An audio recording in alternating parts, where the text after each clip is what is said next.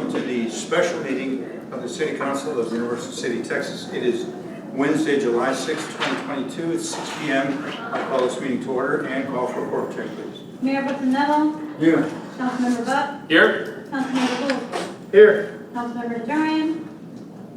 I believe he's en route. Councilmember Shelby. Here. Councilmember Vaughn. Here. Quorum is present, we shall proceed. Obviously, the purpose of the meeting this evening is to do the workshop, and I'm glad that many of you are here this evening to witness what's happening. This is what it's all about, and this starts the process for us. Staff has been working on it for a long time, so let's understand that. And this is for discussion only this evening. There are no actions taken this evening. We're getting a presentation from council, to council from city staff. We've all received the material beforehand, so it's not brand new to us. But we'll be proceeding as normal. We do have citizens to be heard, and there's one individual that has signed up this evening, and that's Mr. Bernie Rubal.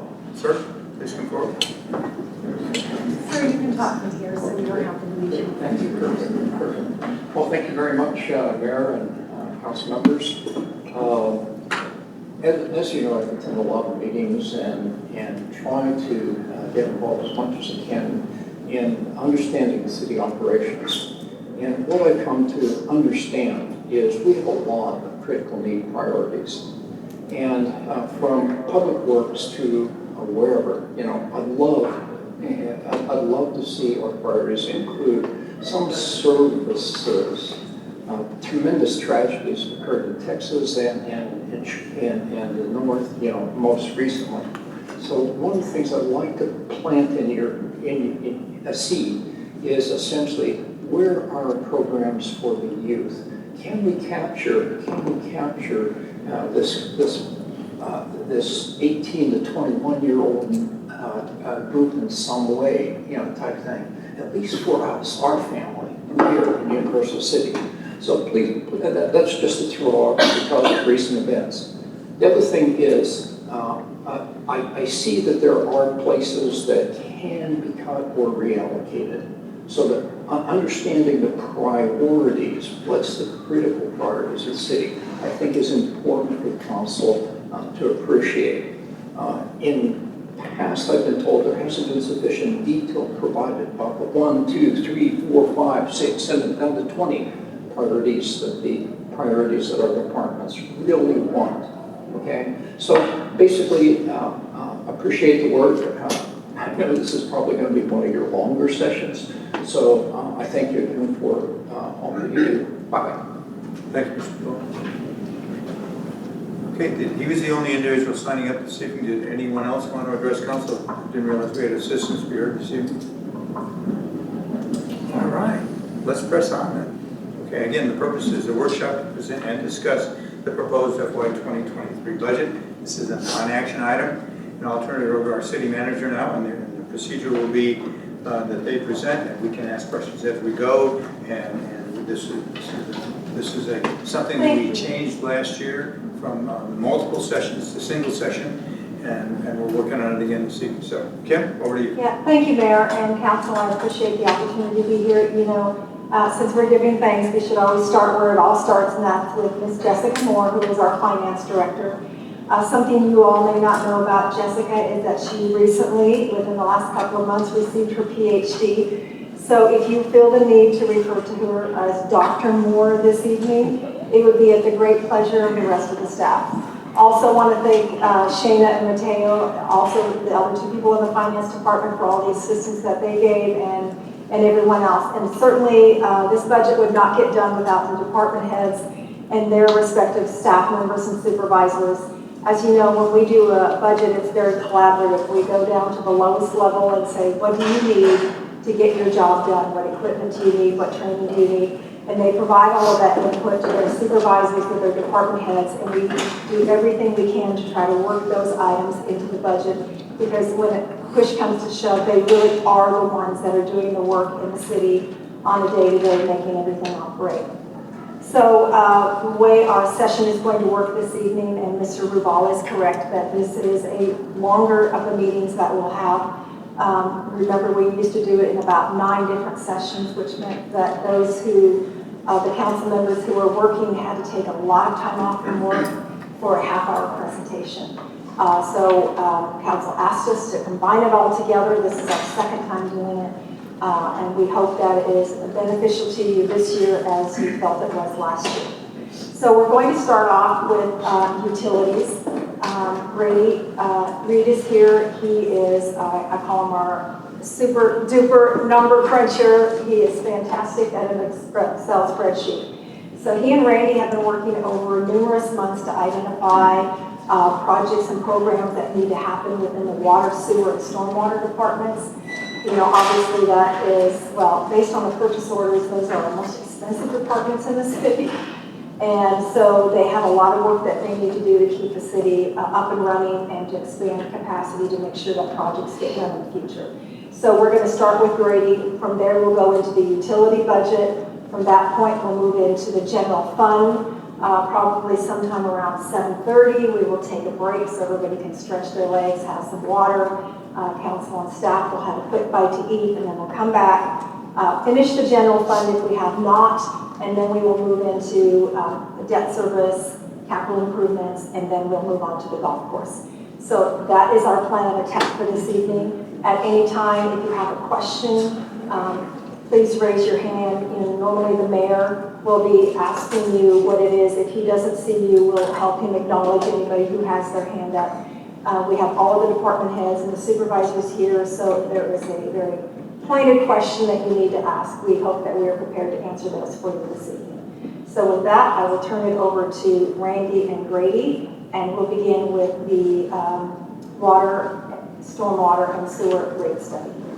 Sir, just FYI, there's less audio in this room than there is out in the corridor. I wonder, for me anyhow, I wonder if others have a We'll do some problem. adjustment. But it seems like it needs tweaked in this room a little bit. I don't know.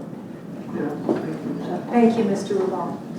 And that is a good thing. Maybe if we can use a hand signal, if somebody in the audience can't hear or the council can't hear, we'll just do this thing, and then that way we'll know for the speakers and the presenters and for the audience that everyone needs to speak up. Because sometimes we can't hear you speak either. Thank you, sir. All right, Grady, speak up. All right. I'm normally told that I'm talking pretty loud, so hopefully everyone will not have a problem hearing me. First, Mayor and Council, I want to thank y'all for inviting me back this year to go through your utility rates. And as Kim said, we're going to go through water, wastewater, and stormwater utility rates. Just to give you a little bit of background on our utility rate model before I get into this presentation for those that don't know. Every year what we do is we've been working with the city for several years now, and we go through, and it's a Microsoft Excel based utility rate model, and we go through and we update that rate model with the latest information that we have concerning the number of connections by rate class with water and wastewater. This model does have the city's proposed fiscal year 23 utility budget. We also have your proposed 2023 CIP program. We go back and we look at historical water trends, again by customer class, your historical wastewater usage, and all of that gets put into this rate model. And we do this every year so that we have the best available data that we can to try to make rate decisions. We don't want the rates to be too high, but at the same time we want to make sure that we're setting rates that we're adequately supporting the water and wastewater and stormwater utilities so that you can continue to provide a high level of customer service to your clients, to your customers. Before I do start, I want to just extend a word of thanks to not only Randy, but to Athena as well. We've had many meetings in the morning that have lasted multiple hours. And Athena especially has just been great in tracking down data and getting obscure numbers that I'm trying to ask for. And many times she's probably wondering why I really wanted that and wanted to tell me to go away, but she never has. And so they've just both been really great to work with this year. So kind of jumping right in, we'll go through each utility individually. We're going to start out with the wastewater utility. And I kind of say this, a lot of the same things every year that I'm here and with a few variations. But the theme on the wastewater utility for many years now is just continuing to be the San Antonio River Authority and what they're doing for their treatment services that they provide for the city. And their rates are continuing to go up. For the residential customer class, the rates that they charge the city will go up by about 14% in this upcoming fiscal year. And we're going to see continued increases next year of somewhere around 11%. And then after that, the good news is that the rate increases by SARA should slow down to 5% or so in 2025, and they'll probably hang out in that area moving forward. Most of the San Antonio River Authority, their rate increases, they are due to continued expansions at the wastewater treatment plant that serves Universal City. They're not only expanding that plant, but they're doing some other improvements as well, as doing some capacity management improvements on their system. So what that really means for the city is that the treatment expenses from SARA are expected to increase by about $405,000 or so between where they're at this year and fiscal year 2027, which is kind of where our model ends. So that's about a 35% increase. Not all of that is due to rate increases by SARA. Some of that is due to increases in your customer growth as well. Because as you add wastewater customers that are flowing into the San Antonio River Authority treatment facilities, their billings to you are going to go up for that reason as well. If we look at CCMA, their wholesale treatment expenses are expected to increase by about 9% in fiscal year 23, which is a little bit higher than normal for them. But then after that increase, just at about a normal rate of inflation, about 3.5% thereafter. And so again, that increase, that 9% increase, it's not just solely due to their rates going up. It's also due in part to rate increases in growth and customers. Lately, the city of Universal City has been growing a little bit more on the CCMA side. So we may see their overall bill to the city going up a little bit quicker than it has in the past, just depending on where growth is occurring within Universal City. On the wastewater side, we have also included money for wastewater rehab projects.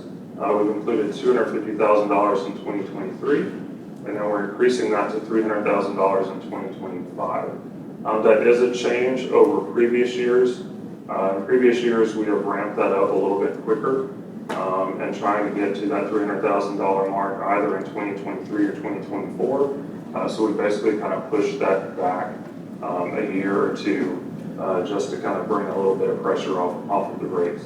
We are also including funds for the Public Works Yard capital improvements.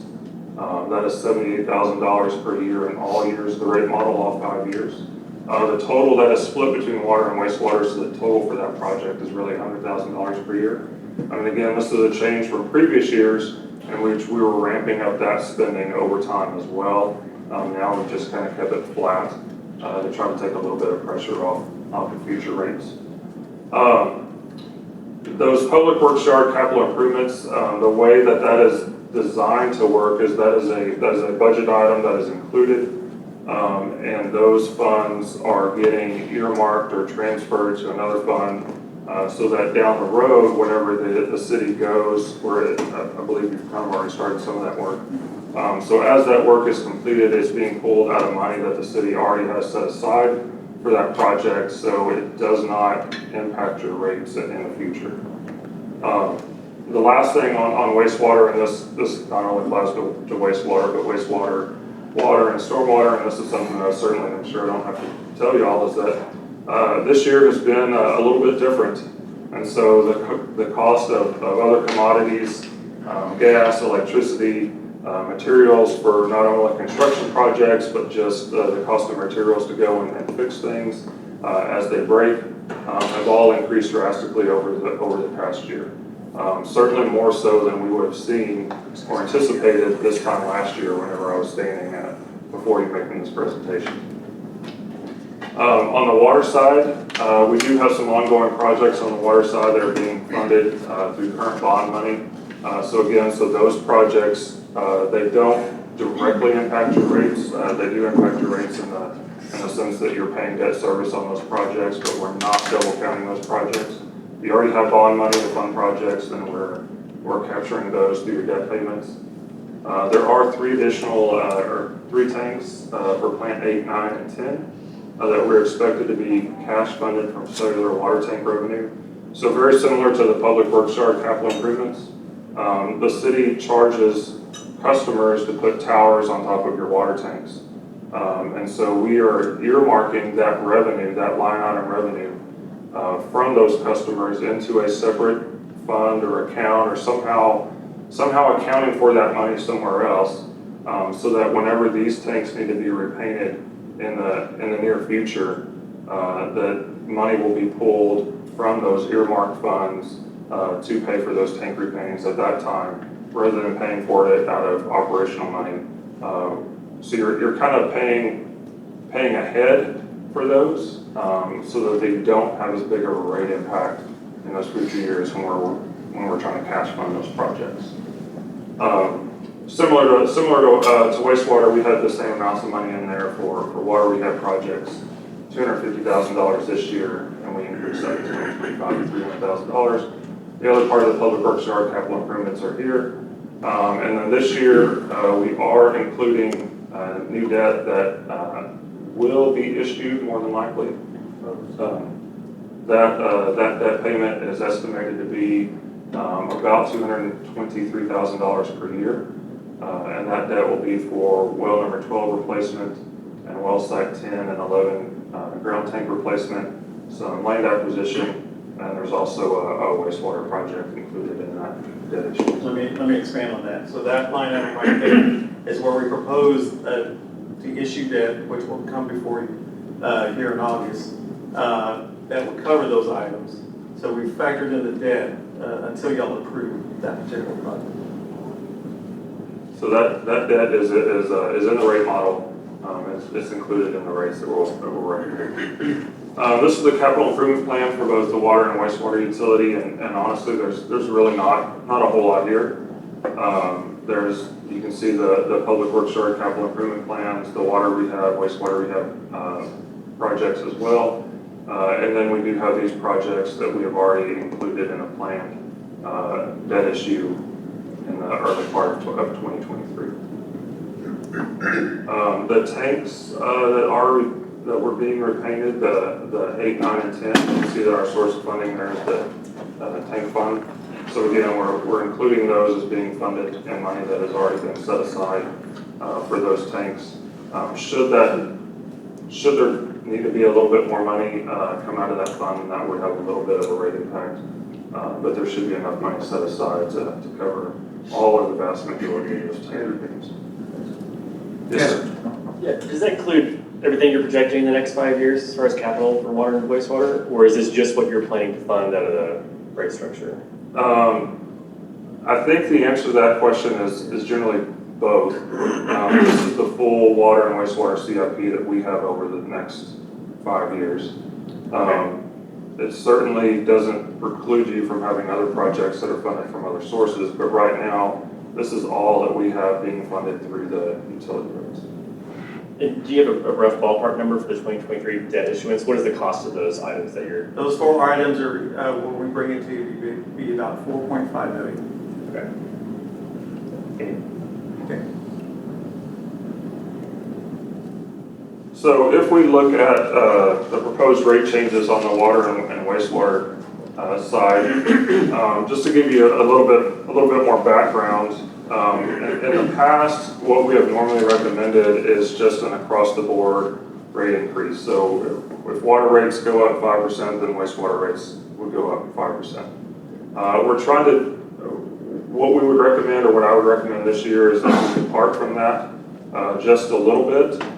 Even though your water and wastewater utility is generally all housed and considered to be kind of one utility within the Public Works Department, we do track costs separately between what is a water function and what is a wastewater function. And the reason that we do that is because in a perfect world, your water revenue would cover all of your water-related expenses, and your wastewater revenue would cover all of your wastewater expenses. Doing an across-the-board rate increase just year after year, eventually you're going to that's going to start falling apart a little bit. You're going to have one utility that's subsidizing the other utility, even though they are housed within one big umbrella. So by splitting up the rate increases a little bit, it'll just kind of help realign that with those utilities that may be costing the city a little bit more, or we have projected higher expenses. So what we would recommend as far as a rate increase on the wastewater side is a 15% increase in the demand charge and a 6% increase in the volume rate. On the water side, we would recommend a 10% increase in the demand charge and that same 6% increase in the volume rate. Both your water and wastewater bills for your customers are made up of two parts. There's the demand charge part that they get charged regardless of how much they use. That's a fixed charge that they pay every month. And then there's the volume part that is, of course, determined by how much volume, either water or wastewater, that they use in that month. The thought process between trying to increase the demand charge a little bit more than the volume rate is that demand charge is guaranteed revenue to the city. So month in, month out, those customers are going to pay that. Year in, year out, they're going to pay that. So the more revenue that you can put into your demand charges, the less year-to-year swings you're going to see in revenue. And this really impacts probably the water side more than the wastewater side, because your water revenue is so dependent on weather. And that's just something that we cannot predict. If you have a wet summer, your water revenue is going to be way low. If you have a dry summer, at least where people have a hope of keeping their yards alive, you're going to have a really good revenue year. But if you have a dry summer where people just give up on watering their yards or can't water their yards because of water use restrictions, you'll see some similar decreases in water revenue. So this is kind of the trend in utilities. I could go into a whole long spiel about many years ago when conservation was a thing, and so everyone wanted more of their revenue in the volume rates because that was thought to encourage conservation. And now what a lot of utilities are seeing is that by doing that, they've given up a lot of revenue stability, and it's kind of, we're starting to see utilities move the other direction to try to become as stable from a revenue standpoint as they can. So that would be our recommended. As an alternative, if we just wanted to do what we've always done in the past, then you would probably need somewhere in the ballpark of a 10% rate increase just across the board for both water and wastewater, both the demand and the volume. So what this really means, the bars are basically just your future expenses, both water and wastewater, and the dash line is your future revenue. Again, so we're just trying to have our revenue track our expenses as best we can. But if we were to do the recommended rate increase for an average customer that's using 10,000 gallons of water use and 6,000 gallons of wastewater use in a month, their bill would go up about $7.49 per month. And that's just water and wastewater. Yes, Mr. Brooks. Excuse me, from what? $7.49. That's kind of taken out of context. I'd like to, what did you base your original water bill on? So, let me skip a few slides and then we'll come back. I'm glad you asked that question, actually. This is kind of small. I don't know if y'all have a copy of this in the presentation. No. So. I'm trying to blow it up a little bit. Okay, there you go. So this shows what a combined water and sewer bill is. So the 2022 column is what they currently pay. So if I don't have the same 10,000 gallons of water and 6,000 gallons of wastewater, but if we take a customer that's using 5,000 gallons of both water and wastewater, their current bill is $78.74. And with those proposed rate increases, their bill would go up to $85.95, which is about a 9.2% increase. Depending upon the customer's usage, the percentage increases would be somewhere between 10% and 6.5%. Whenever you do anything other than an across-the-board rate increase, and specifically here what we're recommending where the demand charge goes up higher at a higher percentage increase than the volume rate, it is going to increase bills a little bit higher percentage-wise for customers that use less water and wastewater, and those customers that use more water and wastewater as a percentage increase, their bills will not go up quite as high from a percentage standpoint. Just because we're trying to push more of that revenue into that demand charge to create some revenue stability for the utility. Did that answer your question? It did, thank you. Okay.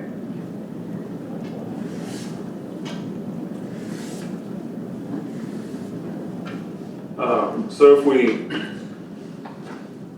we just look at kind of where you are financially, we've been trying to work with the city to maintain about 6 months worth of cash on hand within the water and wastewater fund. You're probably, based on the best available data that we have, you're probably just a little bit below that right now, but not all that far below that.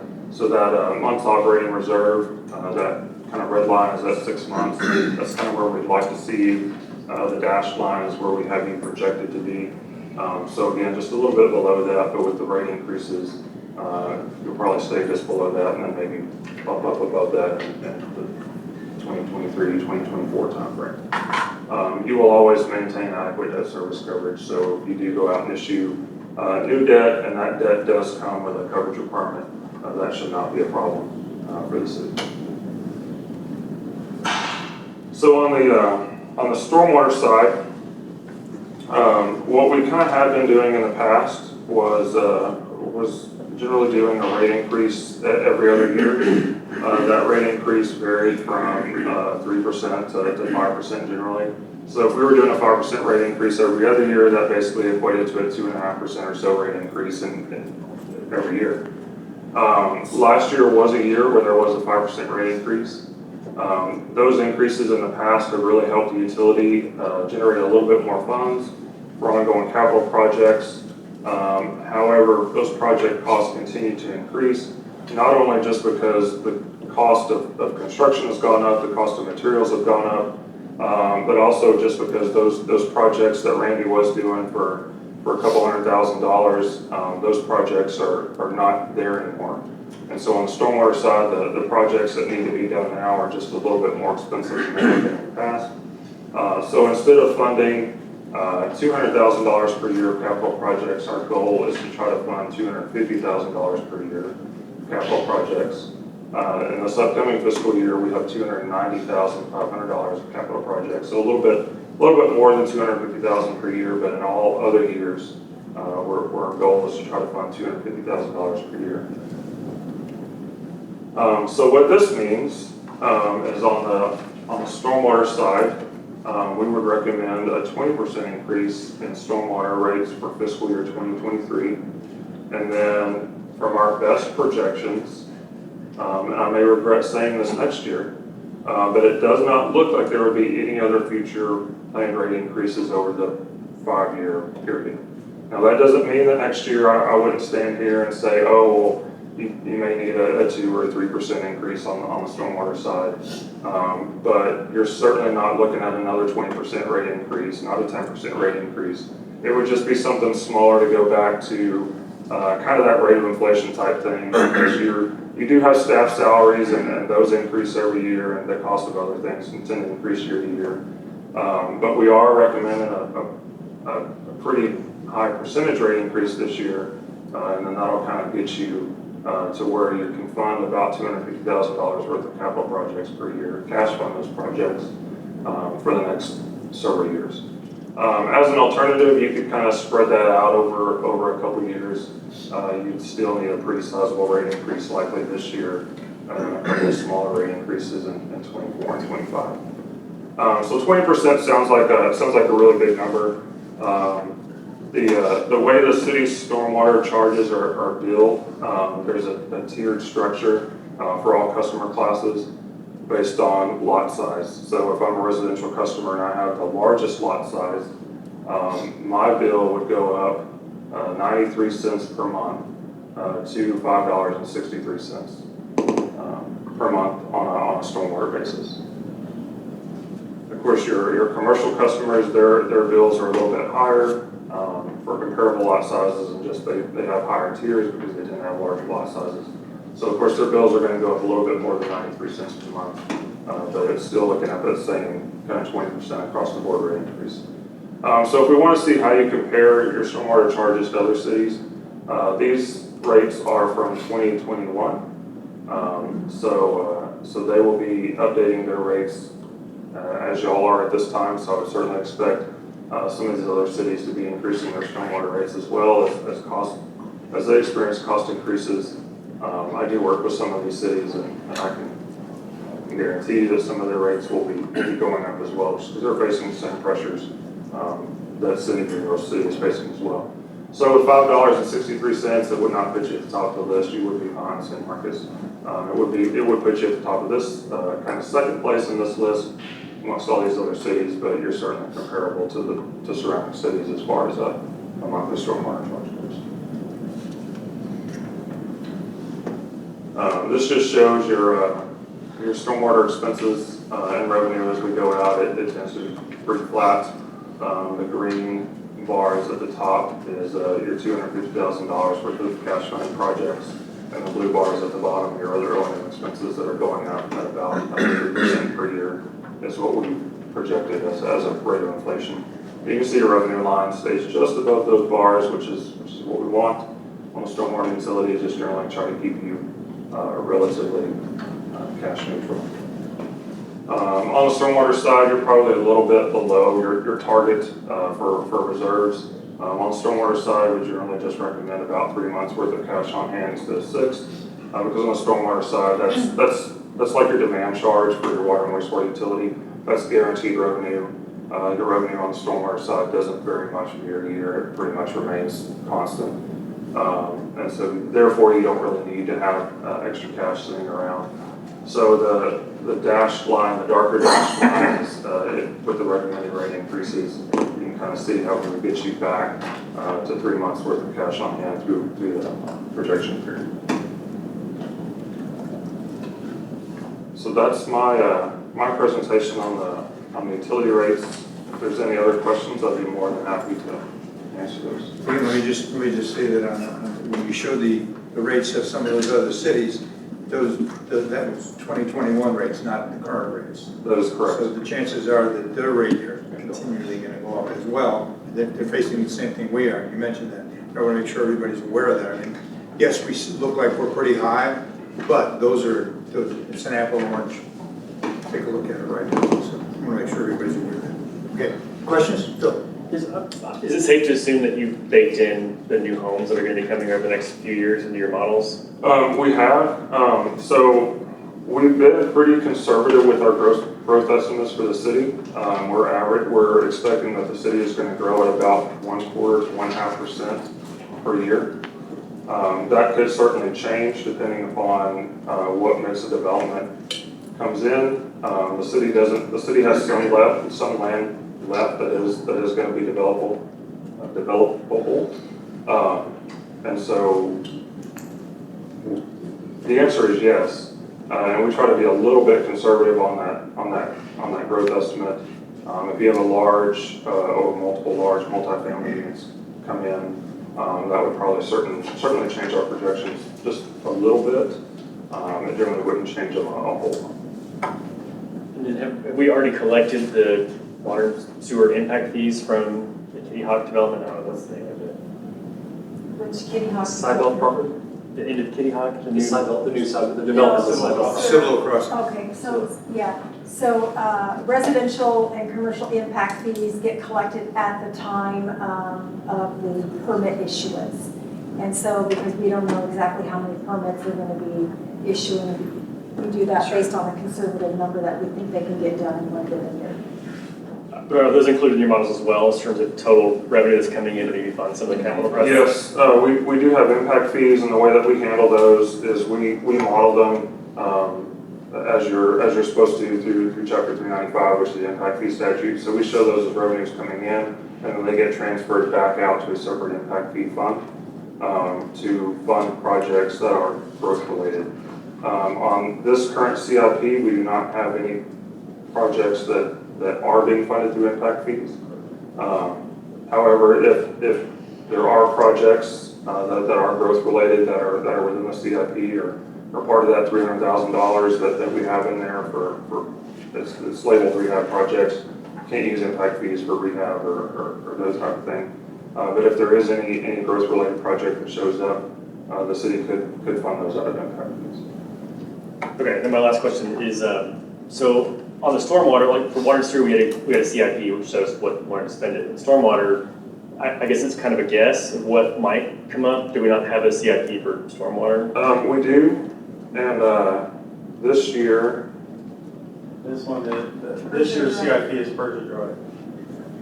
And then what I'm gonna do in the next 2 years is this is 2023 budget, 24 budget, we're gonna put the cash in there. We're gonna carry that cash over to 2024, and then I'll be doing the Oak Meadows drainage improvement over there. So do you have a list of the ones that need to be touched in the near term, 5-6 years? Yes. That's Persia and Oak Meadows, the next two projects. Basically, we're trying to do Persia next year, and so those are the top, that'll be a first one, 23, and then the next one's gonna take 2 years to do the next one. If, in the CIP, like Grady said, we put 200,000 aside. My 200,000 a year was always our CDBG grant. So all of the Part B project that we used to do with CDBG, which that total was over $20 million in that drainage project. But that 200,000 was always a match. So we leveraged our 200,000 towards whatever the county gave us. So we ranged from 500 to 800,000 every project that we had. Now that project has finished, now we start into a CIP to where now we're fully cash funding that project. I don't have any more supplement from the county no more. So this is where it's going to put a burden on our stormwater utility. So I got to manage it to where we can do 290, but the next one's going to be over 300,000. And so I have to split it over a couple of years to start getting enough revenue for us to even do that project. Just a follow-up on that, what happened to that grant plan? Did they just end it and they're not going to start another one? So that project was over a 20-year, we'd say normally don't do 20-year projects. And being that we finally finished and everything went towards storm drainage. So that project finished. So now my grant this year is actually Ivy Lane. And that's now we turned it into a street improvement project. So now that grant that I'm going after, it affects the general fund now. So I'm leveraging, when you see the 400,000 for Ivy, we're leveraging that money with the county to participate. So the community development block grant is based on the socioeconomics of the area where the money can be spent, which is why we were able to do so many years in the Northview area.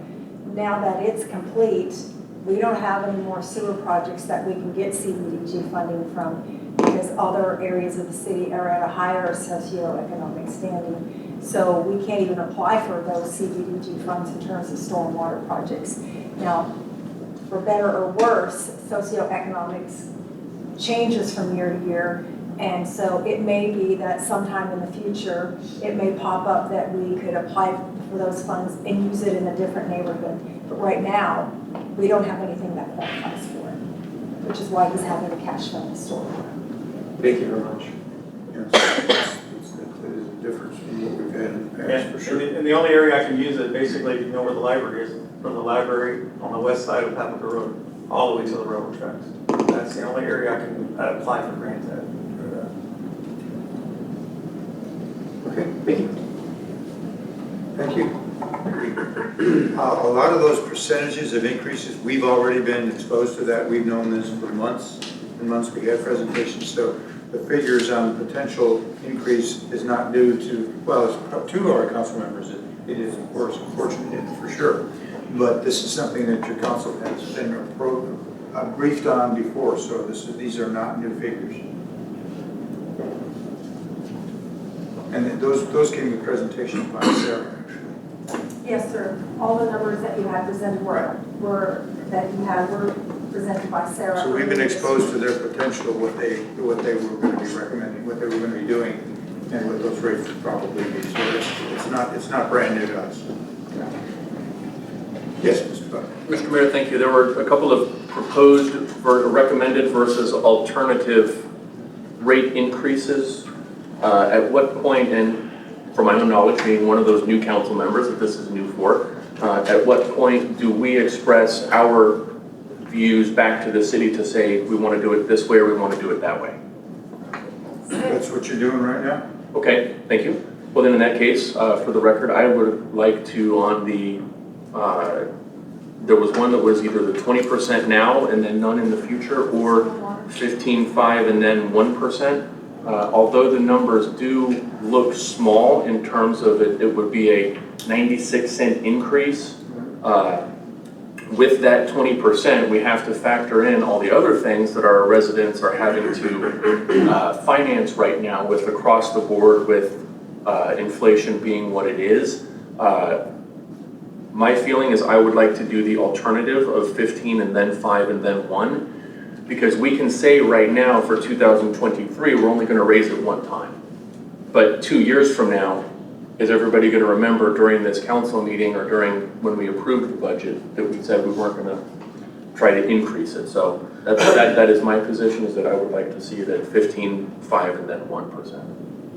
And thank you, I appreciate the feedback, that's very helpful. And so you understand that when we're coming to the point where we're going to vote on the budget, we're only going to be factoring in either the 20% or the 15% in hopes, like Brady said, where he went, that the out years will be a much smaller number. But then again, until we get to his CIP projects and whatever catastrophes, disasters, or emergencies happen to pop up in terms of stormwater, we don't know. So the difference in would be from We the, tell you from year to year. the difference would then be the recommendation of 20% to 15%. It's recommending 15%.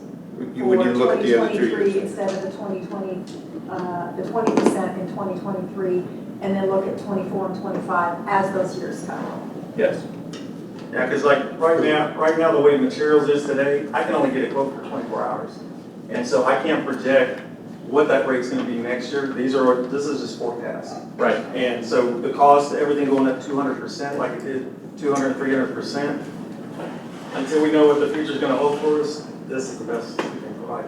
Right. So what I'd like to avoid is we say we're going to increase now by 20%, and then and then we don't anticipate, but then we end up having to raise it another 10%, and then another 10%, and it looks like we're being deceptive in making promises that turn out we're not able to keep later on. So I think increasing by only 15% this time gives us that additional flexibility for the future years without making a 100% commitment, or even a we hope that we won't have to increase the prices next year. Okay, let's keep the discussion on this, Mr. Miller. Well, this actually, according with that, is actually 21% increase if you do it the alternative way. And the 15% is that, then the 5% adds to that, is more, much more money than the people are going to do, than the 1% add on to that. Seems to me inflates what we're trying to do instead of having just the 20%. You are correct. There's an extrapolating effect that happens when you do a 15% or 5% and then the 1% on that. That is actually a greater increase than just the 20% at one time. You are correct. Yeah, and that's why you really look at your rates, and your point is well taken. That's why we look at your rates every year. Because, and I will admit, I certainly can't guarantee that there would not be any future rate increases if you did a 20% rate increase this year, because we just don't know what those materials are going to do, and that's really what's driving your stormwater budget. So doing a 15% now is perfectly fine, and then we go through this process every year, and we look at what that's going to be. We think it's going to be 5%. Maybe it's 3%, maybe it's 6%, maybe it's 7%. But we just kind of have to see how this year goes, and then what the budget would look like for the fiscal year 2024. Okay, sure. Thank you, Mr. Mayor. I think it's safe to say that we can't guarantee that the rate will never go up again, ever. Like, I would never say we're going to raise it 15% and next year is going to be 5%. Like, ever. I've been up here too long. Each year is different. So my only question that leads into is we have the Stormwater Fund month's operating reserves. What where we've got actual, actual versus, recommended versus alternative on the actual operating reserve. So both of those increases, if we follow the increase rate of 5 and 1, or we do 20, we will achieve our 3-month operating reserves in somewhere around 2026. Versus doing the 20%, we would at least get a boost, get closer to that operating reserve quite quickly in 2024. But then it just kind of slows down, right? I want to make sure I'm reading that correctly. That is correct. Okay, Randy, I mean, I want to make sure I understand, as far, we're almost a month and a half behind on our operating reserves right now. What's the risk difference of taking us, I mean, I realize we get there at the same time, but we get there a little bit quicker, we get a little bit closer to 3 quicker at 20%. So I'm interested in what the risk is to the stormwater fund being behind already.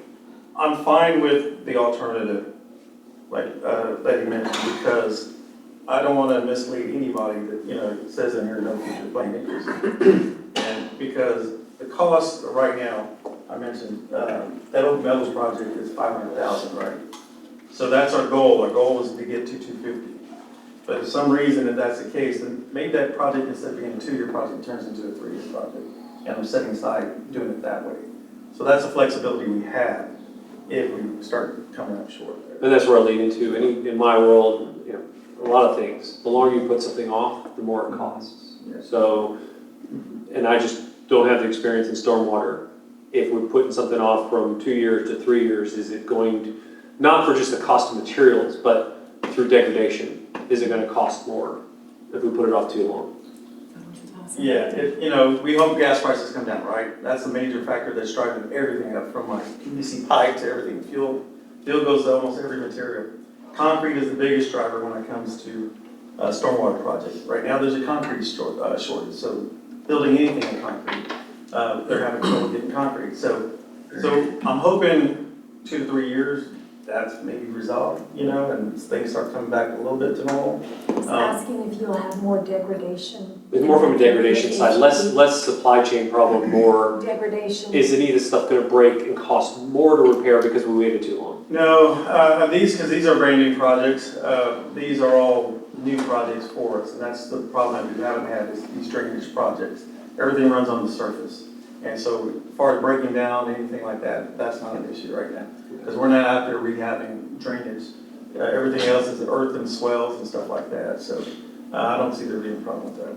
What is the change in the increase to the consumer? I think Mr. Buck was alluding to this. At the 15% versus the 20%, how you calculated what that rate increase is going to be to the average consumer? About a quarter. I'm guessing. So with the 20% rate increase, the highest tier for single family residential, I believe would go up to $5.93. Yeah, that With a 15% rate increase, it goes up to $5.40. 50 cents. 53 cents a month. I can support the 15%.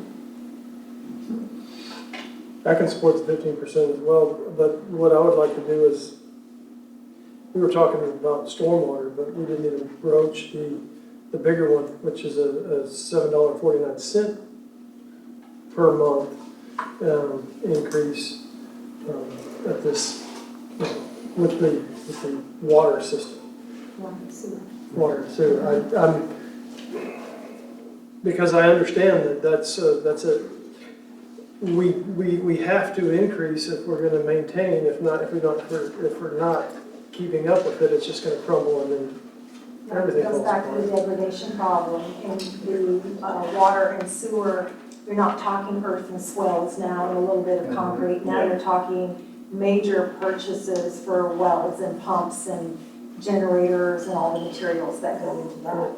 Part of me is one of those guys that says, well, if I'm not the guy watering my yard all the time, then I shouldn't have to help fund that. I mean, I understand that the revenue stability side, for the utility fund, but I'm also, we're tasked with making sure that it's stability on every side. So I'm looking for somebody that's smarter than me to kind of make something that rings true with me. Okay, let's look at the stormwater then.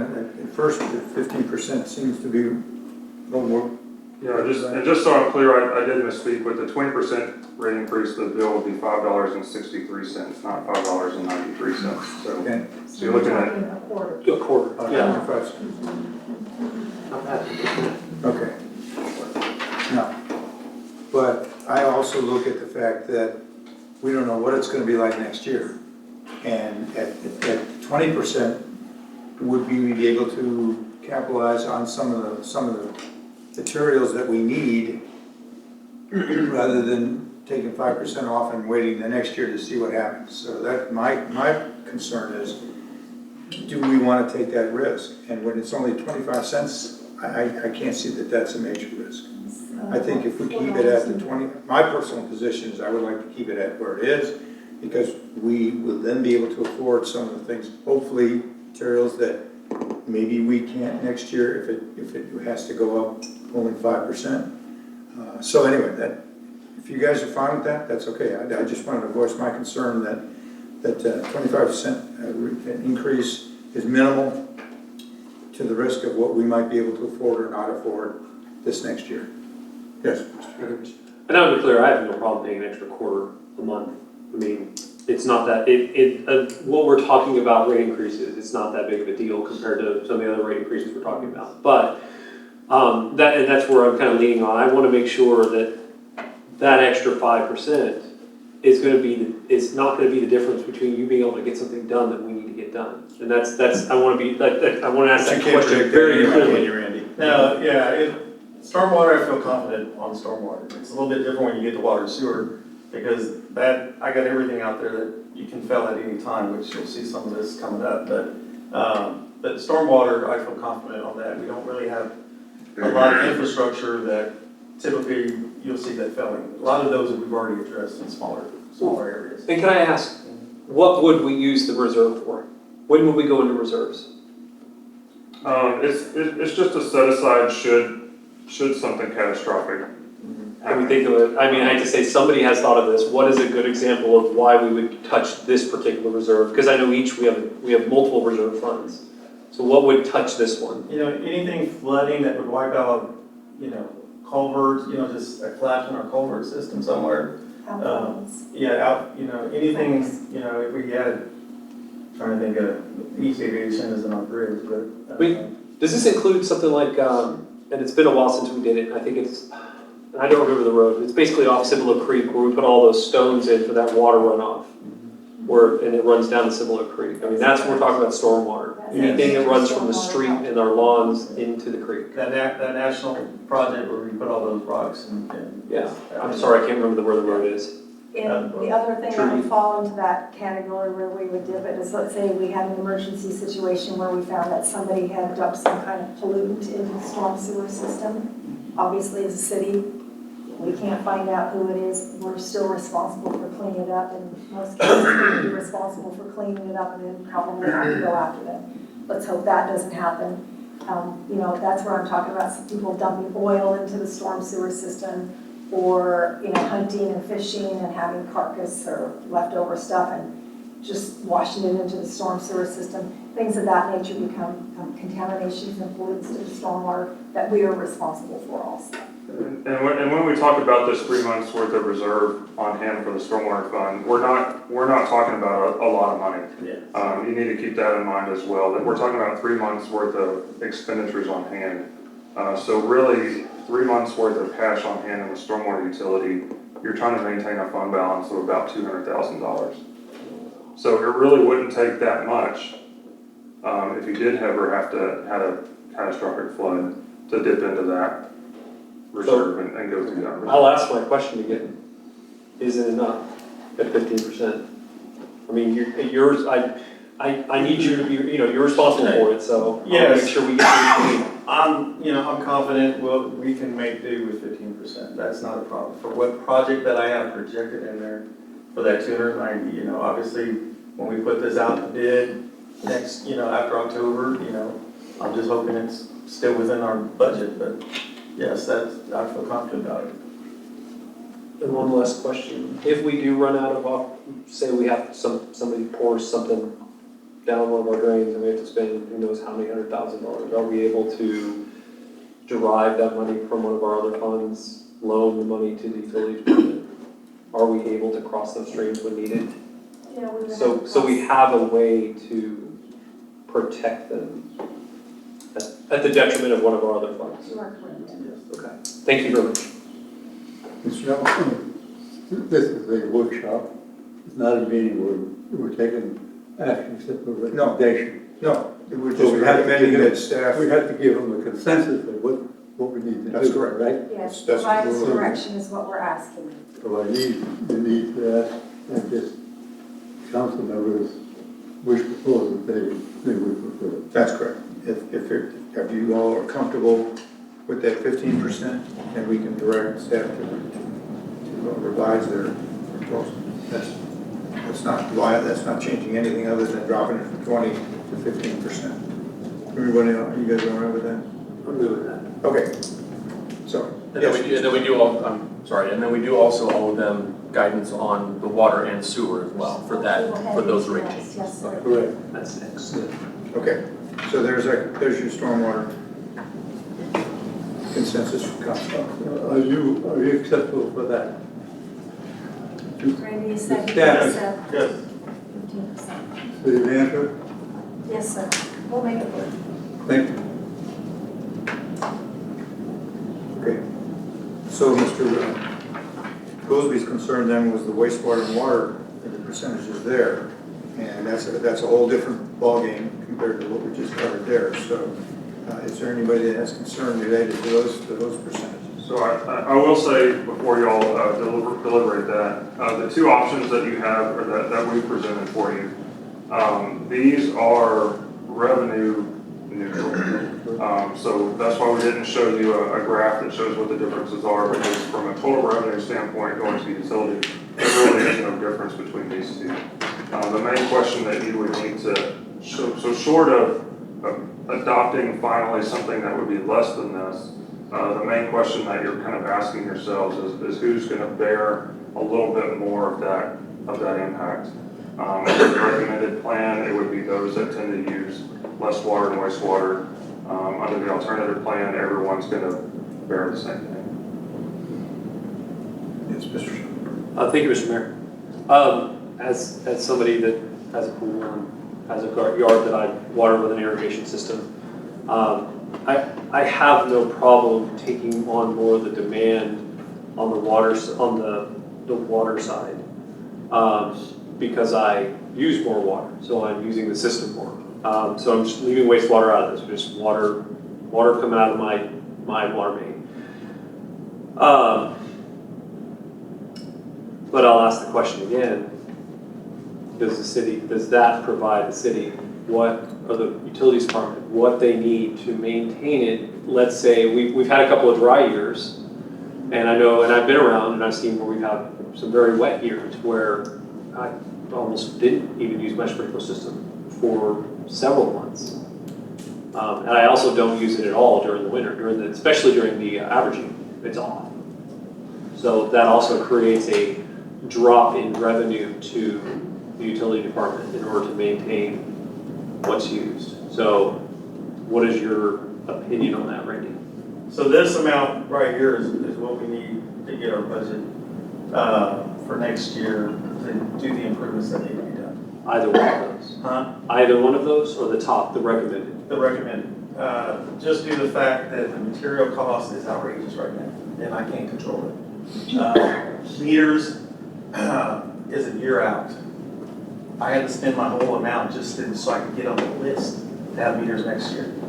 And if that situation continues, I got to do the same thing again because we still got improvements coming in. Fuel prices, blown, our budgets are blown on that. But just piping, just to do some of these water projects that we got forecast to do, it's almost double what these cost. I used to put in $200,000. I can't put in $200,000 anymore. That's what's driving these things up. So I guess let me ask this way. These are things that affect all water users, no matter how much water we use. Correct. And, the 5,000 gallon, that's our average, right? So they're gonna hit, your ones that don't water, they're gonna hit that line right there. So the biggest thing on demand versus volume, the demand is my hard cost. CPS, electricity on that, Sarah and CCMA charging us more. Those are my hard costs. I got to cover those costs. And that's where you got to pick that up in the demand. And then you hope on the revenue side, on the volume side, that right now we're in a drought, right? So you anticipate everybody water. Right now, I'm not seeing them water. So normally in these, that's where really our utility makes the money. Starting in May, June, July, August, that's when I have my most pumpage. That's when we start seeing that revenue coming in. And the projection that we were seeing, as of May and stuff, we're almost at 50%. April is our 50% mark, right? So we're almost there. So I'm counting on we'll meet our revenue goal that we set for this coming year. And those are typically when we start seeing that in these dry months of the summer when everybody starts watering. And that's where I pick it up in the volume side, right? We start catching up on that end. Is it safe to say when we have a lot of rain all at once and when we're very dry, we have more problems with main breaking? Yes, right now we've been averaging 2 main breaks a day. And what's a general idea of the cost of a main break for you guys? It varies, depends on. You have to dig the street up or whatever. Well, we can use Mr. Neville as an example. I was working on Sunday, where my guy came in. I came in before noon on Sunday to work to catch up on some things. One of my guys came in, asked him where he's going. Rifle gap. Next guy comes in. I'm there still at 7 o'clock at night. They got to call another guy in. So noon, and I told him, y'all don't get it. If y'all can't get to it by 9 o'clock, that's it. We call it. We go home. So that's a long time from noon to 9 o'clock at night. Typically, an average main break, 3 to 4 feet, they can have done about 4 hours tops. That's your average. But something like that, that's long. If it's an asphalt, then you're doing the repair of the road, getting it ready for. It's easier in the yard where you can plywood, right? You probably plywood in your yard, right? So that gets them out there faster, and we cut down on overtime. But it's very expensive, and it all depends. Sometimes it's a collar leak. Cut off the collar, put it on there. Sometimes they have to cut the pipe out, which is more expensive because you're putting on dressers and putting on pipes. So just every break is totally different. Can I make a point that Mr. Neville did not have the leak at his house? It was the main in front of his house. Yes. So he was the one who happened to notice it and call it in. It was so deep, they had to go below the sewer line to find the leak and then repair it. Yeah. And so the point here is, We don't know. no. I mean, the general direction I'm heading in this conversation is, the people who are using the most water are not the causes for an increased demand on our water system. They are just a cause for an increased demand on our pumping costs, so leaning more towards the increase on the demand charge while it increases everybody's bill a substantial amount more, we are supporting the entire water system based upon whether or not we use a lot of water or not. Correct, because it costs the same to chlorinate it for everybody, costs the same for electricity for that pump every time it comes on, all that. You factor in the cost of maintaining these things. It's the same. The employees going in every day, 7 days a week, they're rigging the wells. Everybody has to share in that cost, everybody. Thank you very much. Great question, great answer, that's all. Thank you. Okay. Yes, Bill. I guess before we can make a decision on this, I'm struggling with some of the numbers. Maybe you can help me. So you have some reserves for the water and sewer, and you're saying we're a little bit short than 6 months. I'm just curious where those projections come from, or where the data, are you estimating the end of the year? Did you take, because the only numbers I have are from 2020 audit reports, all I have, and we were much higher than that. So I'm just curious if stuff's happened since then, or if we're looking at different calculation methods, or. Yeah, so that's a fun number to try to determine what your ending or projected beginning fund balance is. We try to get that from various sources, one of those being your most recently completed audit. This year, your audit for last year has not been completed yet, or it's almost completed. So we really couldn't use that. We did go back and look at the previous audit, as well as just working with the finance director to try to get the best available fund balance that we can. That's not, I'm not going to tell you that it's a perfect number, because we are trying to look a little bit forward and figure out where we think you're going to end this year as far as the fund balance. And you also have to keep in mind that what we're talking about when we talk about a fund balance is an unrestricted fund balance. So your audit may show that you have more money in the water and wastewater fund than what we show, but some of that money is earmarked for bond reserves or other type of reserves that is not spendable, at least easily. So what we're trying to work with when we talk about 6 months worth of cash on hand, we're trying to keep 6 months worth of spendable, which I know is not an accounting or finance term, but that's what we're looking at.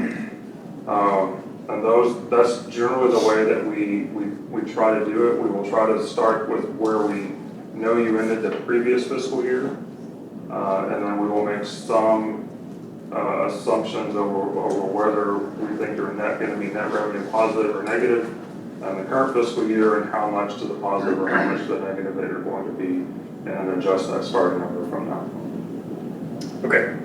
So it's kind of a guess right now that we're hoping it's somewhere close. Where we're going Yes. to be in Yeah, and it will always be a guess. We do hope that we're close. Okay. I guess the other concern that I have are the impact fees. So, again, go back to 2020 audit report, that's all we have. But it shows 1.7 million that we've saved up in impact fees, and I don't know if we've touched those in the last 2 years. But we're also expecting to get a lot more from Civil Crossing.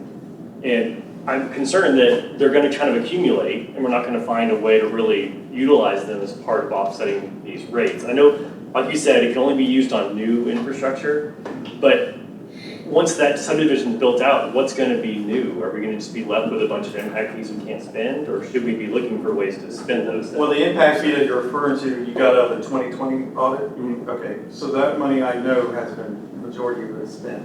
Okay. And that was spent from us taking 2 water lines across the Civil Creek to our ETJ. So that was a new infrastructure, new growth that we spent the impact fees on. What our current balance is currently today, I don't have that number, but we spent a good chunk of money on that project. I know it was over $1 million for that particular project. So that's where the majority of it. So what today's number impact fees, I'm not sure, but we need to build that back up because. Well, for what? Huh? For what? For new, okay, so we got some development coming in. All of Loop 16. All 1604, that's where it can be applied towards. But they're going to pay impact fees too, right? So, yeah, and it would be applied to the balance that we already have. And then, we are participating in any infrastructure projects for any development out in that area. Then that's what we would apply that money towards. Do you have like a rough estimate how much Civil Crossing is going to generate impact fees over the next few years, if you have kind of like Are they in CC? if they do what they say they're going to do? And then while you're looking at that, Ray, are any of these eligible for impact fees in your mind that are on the CIP? Especially for the ones that we're issuing bonds for, because we could use the impact fees to pay the bond payments, right? You can use impact fees. You can either upfront that money to pay for projects, or you can use impact fees to pay debt service on projects that you funded through debt that were related to growth. So generally, a lot of your projects, the rehab projects, are not eligible. If you are, and some of this is maybe a Randy question, but I have, you're replacing well number 12. So my understanding there is you're taking one well offline and replacing it with another well. So as long as you're replacing one piece of infrastructure with basically the same infrastructure, that's not considered to be a project needing growth, so it's impact fee ineligible. Just likewise, if you're taking a storage tank out of service and then building another storage tank, tank the same size. of the same size, that is impact fee ineligible. If you take a storage tank out of service and you build a larger storage tank, the delta in cost for that storage tank between what it would have cost you to replace it with the same capacity versus what you're actually building it at, you can use impact fees for that difference. So one of the projects in that bond is the sewer line rehabilitation. It's going from an 8-inch, which is already at capacity, to a 12-inch. Impact fees can be applied, the cost difference between that 8 and the 12, and that's it. But it could not fund the whole project at all. So do you have a project that you think needs to be done in the next 10 years? That's new, that would be impact, that's a big ticket? I think the meeting that we all sat in, executive session on and stuff, I think that's where a lot of this money can be used towards when we get to that negotiating point. Okay. But no way to really help our current ratepayers? Now, because I'd rather use the bulk of it for what is projected to come. And versus this, I can use a little bit for this, but I just know what's coming could be significant cost to us. And to answer your question, no, I didn't see CCMA, what's the city's impact fee for water? So what's that rate now, combined rate? 3/4 inch maybe.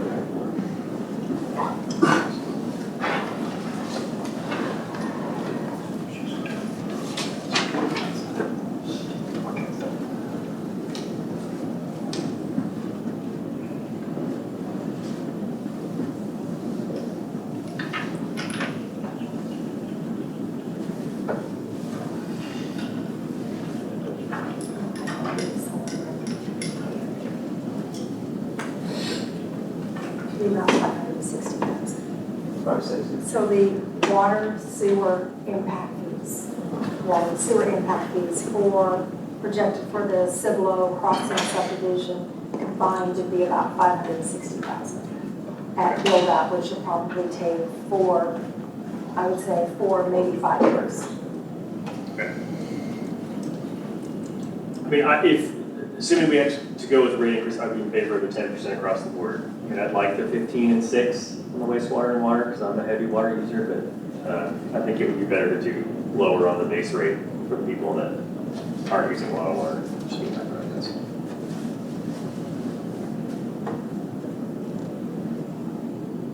I think we're at the situation with wastewater and water where that's a set cost that everybody absorbs. And we're all paying the burden on that. And so everyone, regardless of what we use, is going to have that same level. Where the increase is based on personal uses by others above and beyond. I'm very confident that level is doable, and it's not going to be an undue burden to our taxpayer at all. So I understand. He's saying, Mr. Vaughn is saying alternative rates, and I think the mayor even said recommended rate. We could use Correct. those terms. I think it'd be easy for everybody to follow what we're talking about. I think the recommended rate is the way we should go. Mr. Vaughn thinks he would suggest we go the alternate rate on wastewater and water. Yes. Okay. Let's go there. Sorry. So the, Randy, what Councilmember Shelby asked and that you answered was basically that 15% increase is basically covering what everybody is being affected by. Right. If I don't use 5,000 gallons a month, am I charged, is that like my base, I'm charged at Yes. 5,000 gallons? Yes. Which is factored as part of your demand charge.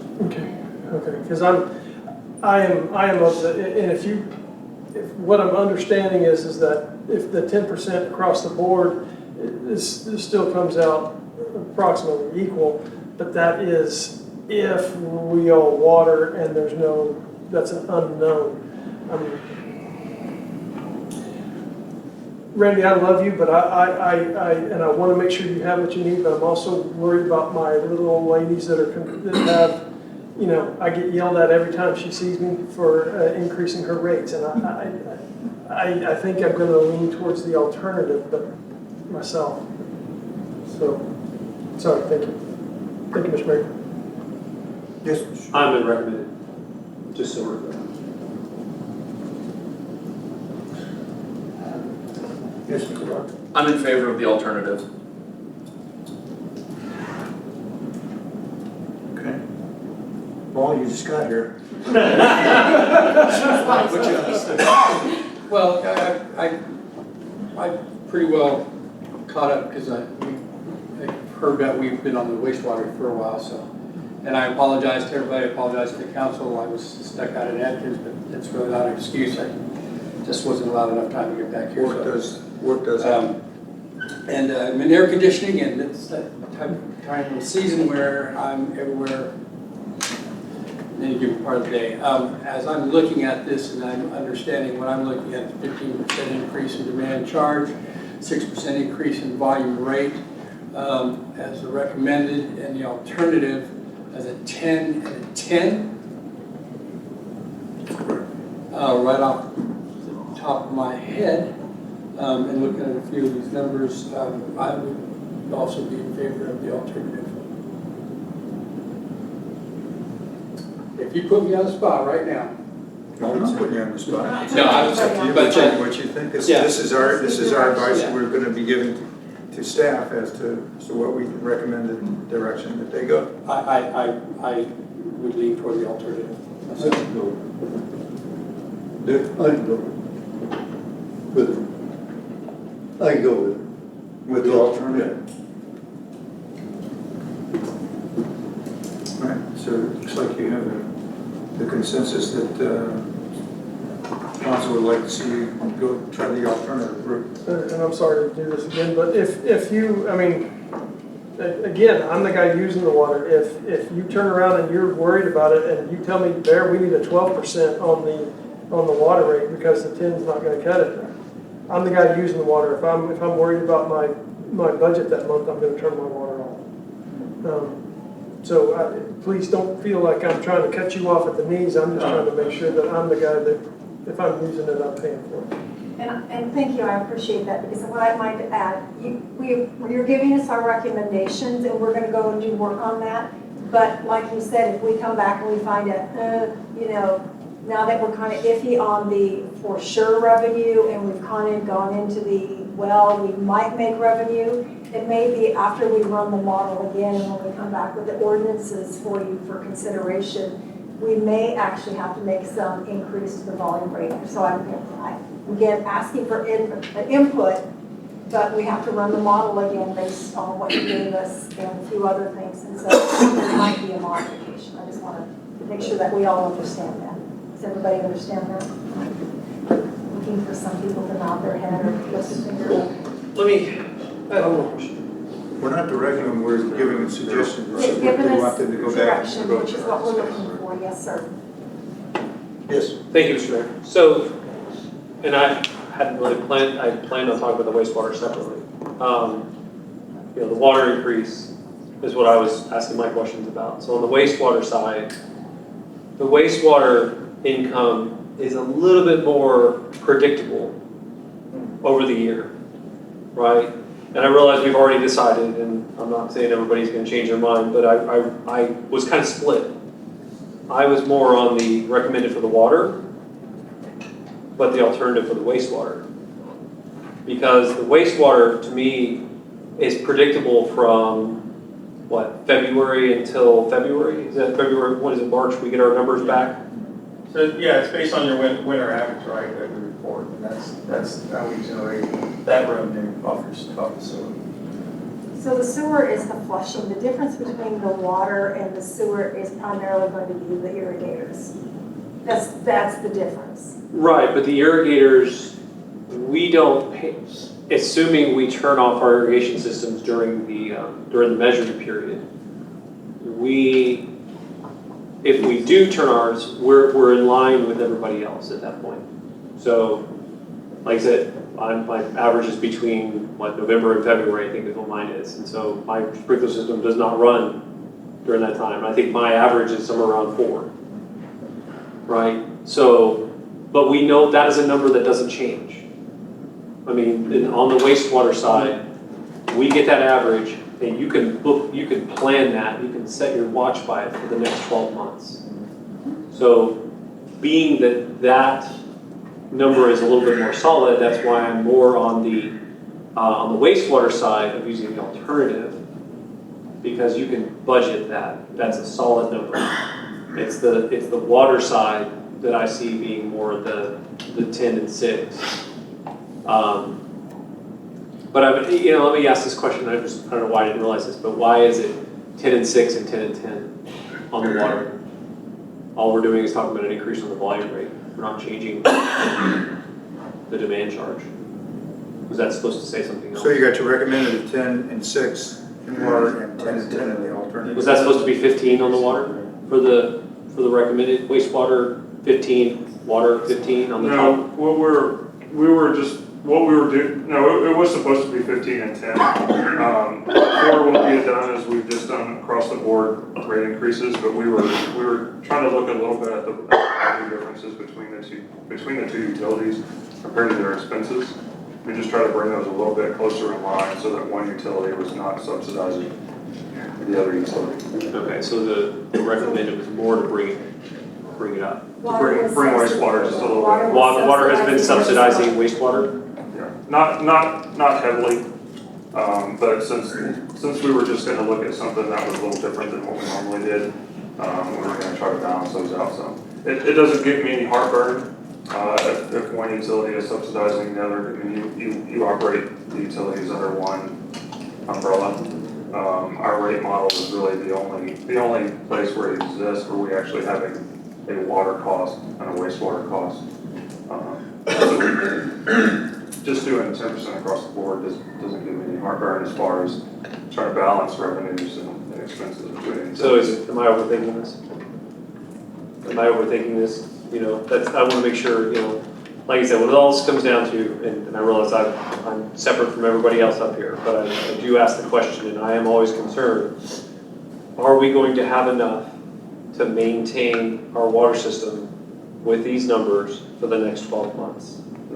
The council member needs to fill this pool a few times during the winter water. It's about 500 gallons a week, so it's not that much, sorry. And I have a small one. It's like a wave pool. But that's what I'm concerned about. I don't, what I don't want, what we want to avoid is you're halfway through the year, you're coming to us and saying, I need more money.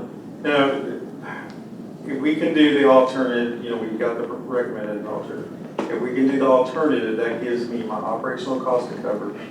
The biggest thing I need to cover if council approves the new debt, we got to cover that new debt, and that's why you got to have that 10% in there.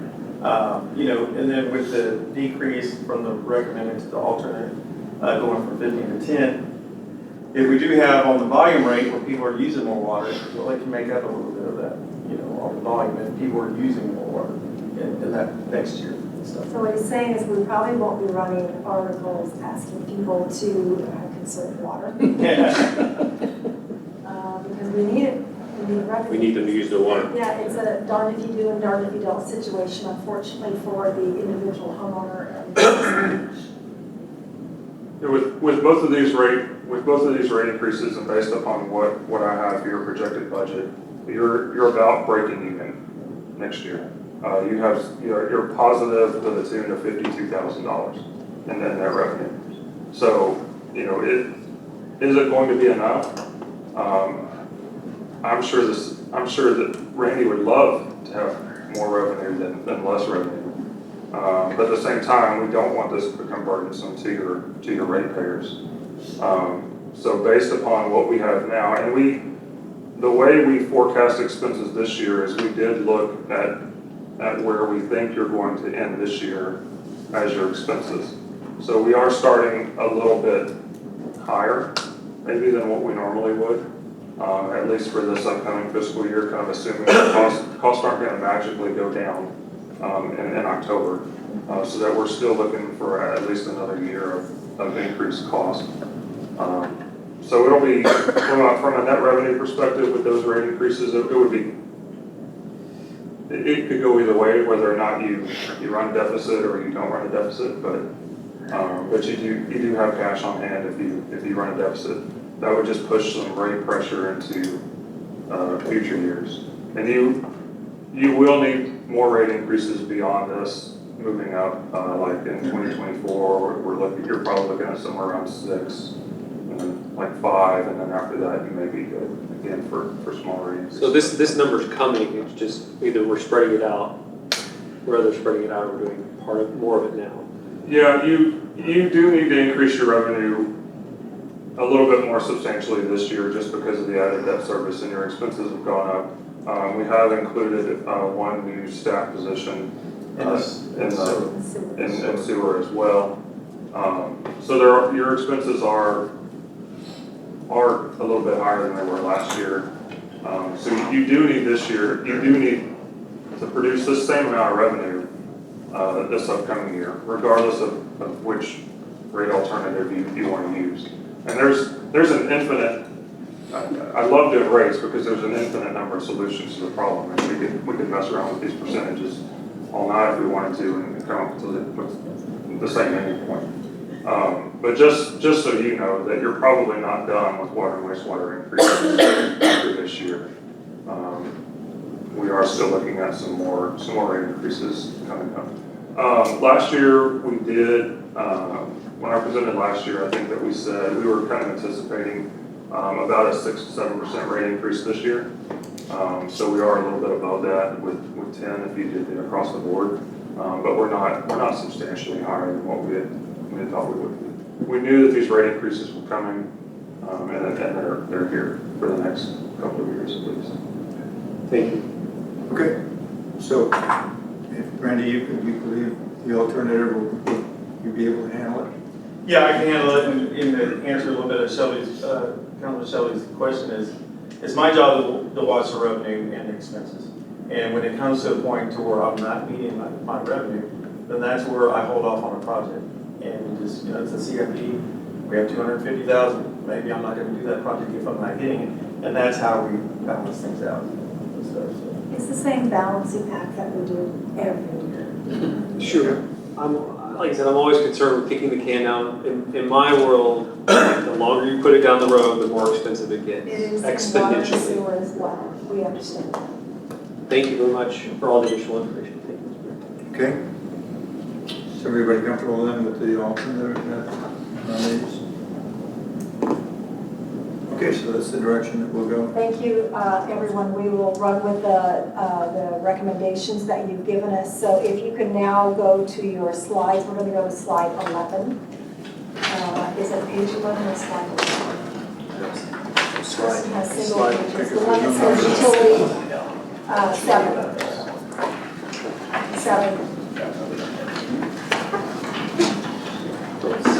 The one that says, we're color coded right, it's beige, and then it say utility revenue summary and expenditures. That's 23. Slide 23. Slide 23. That's the start. All right. So we had our rate study presentation and again, great recommendation. So what we'll do now is allow me and Athena and Jessica to go through their budgets for those areas, and then Randy will give some more information on project specifics. You want to go first, or? Go ahead and go first, and I'll grab each department. Okay. All right, so for the utility fund revenue forecast, we have a total of about 10.8 million expected. Of that, 4.3 million in water, 4.5 million in sewer revenue, 811,000 in utility fees and rents, and then 1.1 million in interest and other revenue. Other revenue is, that's where basically we have our cell companies that provide rent, we charge rent on our water tower. That's some of that's in there of over 100,000. And a lot of it is interest, especially interest that we accrue from, that we have sent in the bank, obviously, and stuff, so. Majority of it is the interest. I'm sorry? That other revenue also includes $1 million of prior year funds. So I assume that means we're spending reserves. Is that what you're implying? So that's where we're paying, we still have bond money that we're paying for some of these projects. So I still have a little bit of bond money that is gonna carry over, that's gonna offset the proposed bond that we have coming. That's gonna be applied for those projects. Okay, so that's The all answer to your bonds. question is yes. What, did we do a 2021 bond for water and sewer or? 2021, no. No, it's a, I don't have it listed on what year that was. I think it's 20. I think the last one we did was in 2019. We did 2017 and 2019.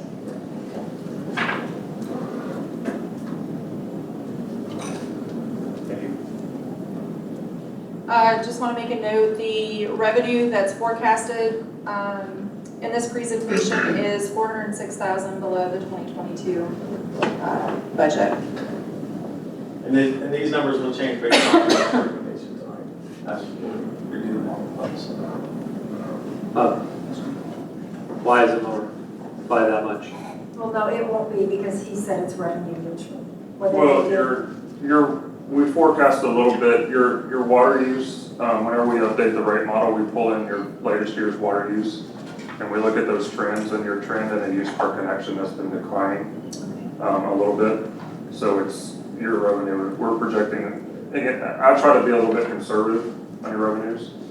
So just looking at that trend, we would expect that even with the rate increases you made this year, your revenue was a little bit below what it has been in the years past. I'm just saying, like, it's a 5-digit number versus a 6-digit number. I mean, we're talking about quite a bit more money, less money, excuse me.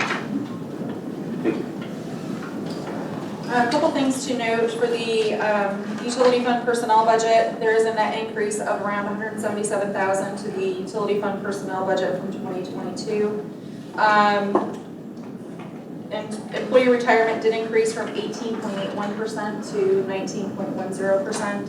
And this also does include one additional employee added to the utility fund. Okay, the next slides. This just shows a breakdown of the utility fund revenues by department. By service, so sewer revenue is about 42%, water revenue 40%, interest and other revenue is around 11%, and utility rents and fees is 7%. Next slide is utility fund expenditures by department. You can see that water development is 27% of the revenue, sewer development is 28%, debt service is 12%, capital projects 16%, public works 14%, and administration 3%. Okay, this is our public works department, which basically is my department with my staff administratively. The proposed, you'll see this in all the salaries moving forward, is there is a proposed 5% COLA for the employees, so that is built into there for the 356 overtime with the holiday pay, and then the retirement that she mentioned about that one. Payroll is at 481. Cable expense $2,585. Engineering services and planning, 151,500. Planning is the 150. Insurance and bond at 156. Rounds out that particular budget. Any questions on any of that? Yes, sir. As the new guy again, what are cable expenses? I assume that's not Spectrum for the televisions. And that was under, let's see, what was that one under? The cable expense. Because as I was reviewing, I saw that, and I'm just asking, what is a cable expense? Because I saw it for every department and every, across the city, that everybody, most departments have a cable Yeah, basically expense. that's time order. I think that was buried into some other line item in which we're calling it out specifically. So it is for television services? Utilities, yes. Okay, Yeah, so in the break room, they have two. okay. I just want to make sure it wasn't something else, some other type of cable that I didn't know about. Thank you. And then moving on to utility, I'm going to introduce Athena Ford. She's our public utility coordinator, and she helped me out the first time I've had help on our budget this year. So she was a tremendous help to me, helping me put this together. So she's going to start doing some presentations, which tonight she'll start with the utility administration. Okay, thank you. So the utility administration, like Randy had mentioned, a proposed 5% increase in salary that you'll see pretty much throughout the entirety of the presentation. Some of the increases that we're seeing this year for the utility admin, bank fee is $83,000, and that basically entitles to the card processing fees for when your utility funds are collected from residents. And then technology services, $50,000, and that is mostly the systems and software that the utility admin ladies do to process billing and to do BarCom support, basically everything, Encode, website support for your customer portal. That's basically it. Sure. Thank you, Mr. Mayor. Bank fees. You mentioned card transaction fees. Is that what that number is? Didn't we do this exercise with the golf course? Are we not doing, weren't we doing, Yes, we covered some of so this with? Thank you for bringing that up. You see, we still have to calculate it as a fee because we're going to get charged of it. It's actually already included in the revenue portion as well. So what the, council did a couple of years ago is you passed an ordinance allowing us to charge the customer their bank transaction fee back. When they swipe their card or use their credit card, they are notified that they're going to be charged a convenience fee of 3%. So that was our average convenience fee. What we have found recently, and it's most noticeable in the utility, the court, and at the golf course, is that all of the credit card companies have raised their convenience fees. So we're proposing to come back to you in August with an ordinance to increase the convenience fee from 3% to 4%, so we can essentially be revenue neutral and expense neutral when it comes to bank fees. Now, we'll still have to pay for the bank reconciliation reports and those other services that we provide to Techstar Bank and some of the municipal online. I think they charge $1.25 if you're one of their customers. Those fees will still be incurred, but the credit card use, we just want to try to wipe that out. Most people don't realize that when you go to H-E-B or CVS Pharmacy, they're a retail environment. And so they are able to take their convenience fees and roll it into the cost of the good or the service that you're providing. Governmental entities cannot. We are required, unless it's the golf course, which is a retail, we are required to notify them that they are going to be charged this percentage and advise them that they can either go to a debit card, cash, or a check and avoid this fee. This is we live in a world of convenience, and people don't care if they're paying their 3 or 4%. Most of them just hit that button, yes, and they move on. So we'll be coming back with you to correct some of those fees. Okay, to be clear, because I thought there was still a transaction fee with debit card. Is it just smaller? 3%. It is. The regulations change depending on whether you're online or in person, and there's lots of ins and outs. All of those regulations are built into our credit card machines that we lease from the banking system. Okay, so we are collecting these as much as we can to offset those fees? Yes, sir. Okay. Remember, in the past, we didn't collect a convenience fee at all, and our banking fees were crazy. Astronomical. Yes, they're astronomical. And one follow-up question on technology services. So that's $50,000 a year just for the utility department. Does that include hardware purchases, or is that just straight support? Support. That is, we can pick up the phone and call them, so we're roughly spending about $5,000, a little bit less a month. So our Encode system has multiple modules and layers. What she's talking about right now is only the Encode system, where the water usage and their base rates are in it, and that's used to calculate their billing and to credit their account when they're made their payment. So that is just for the utilities module. Finance has a module, service has a module, court has a module, so that's just for their portion of the software. Okay, sorry, I thought I heard Barcom, so that's why I was. And there's Yeah, probably some there- Barcom specific items in there. There's 5,000 in there for support for Barcom. A year. Remember, Yeah, they for also that handle department. the, Okay, that, I wanted to make sure how much we're paying. they also handle the connections that we have, you know, to our meter reading systems out on the towers. So sometimes we need them for those things as well. Great, thank you very much. Okay, so water development. Currently, on salaries, basically, they have in here as well is the COLA that's built in, and then the employee retirement increase for the salary in that particular department for $722,000. Uniform labs, there was an increase for the uniforms this year, so we had to increase that for the guys in that department. Electricity expense, this was hard for me. This one really hit hard.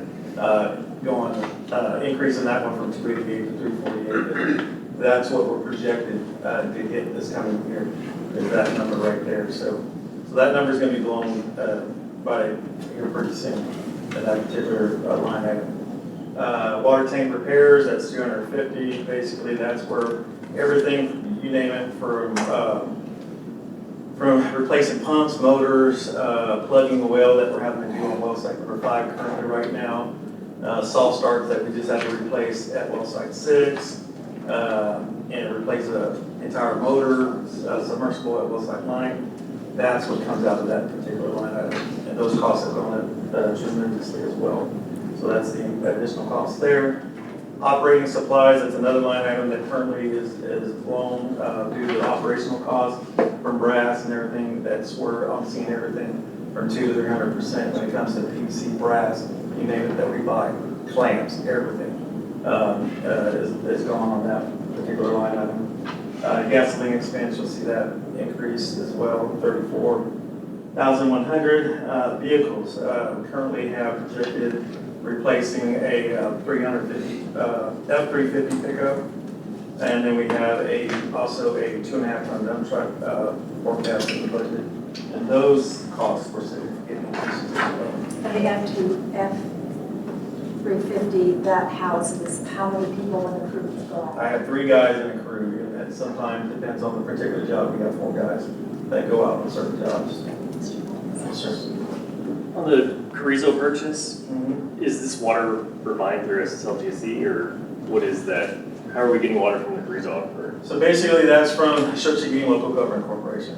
That is water that if we need it, it's there for me to go after. So that's an emergency. Yes. If we need extra water, you're pulling that in. And we tap into that at the Public Works Center, and they mix it, blend it with the existing Edwards aquifer water we needed in critical times. So they got a restriction on it. That's why we don't go after a whole lot of Carrizo water, because it does us no good.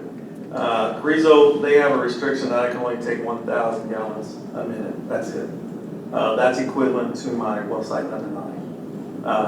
But even when I bring in the Carrizo, it has to be blended. And so we 50-50 mix it with our Edwards water, and then we introduce it into the system that way.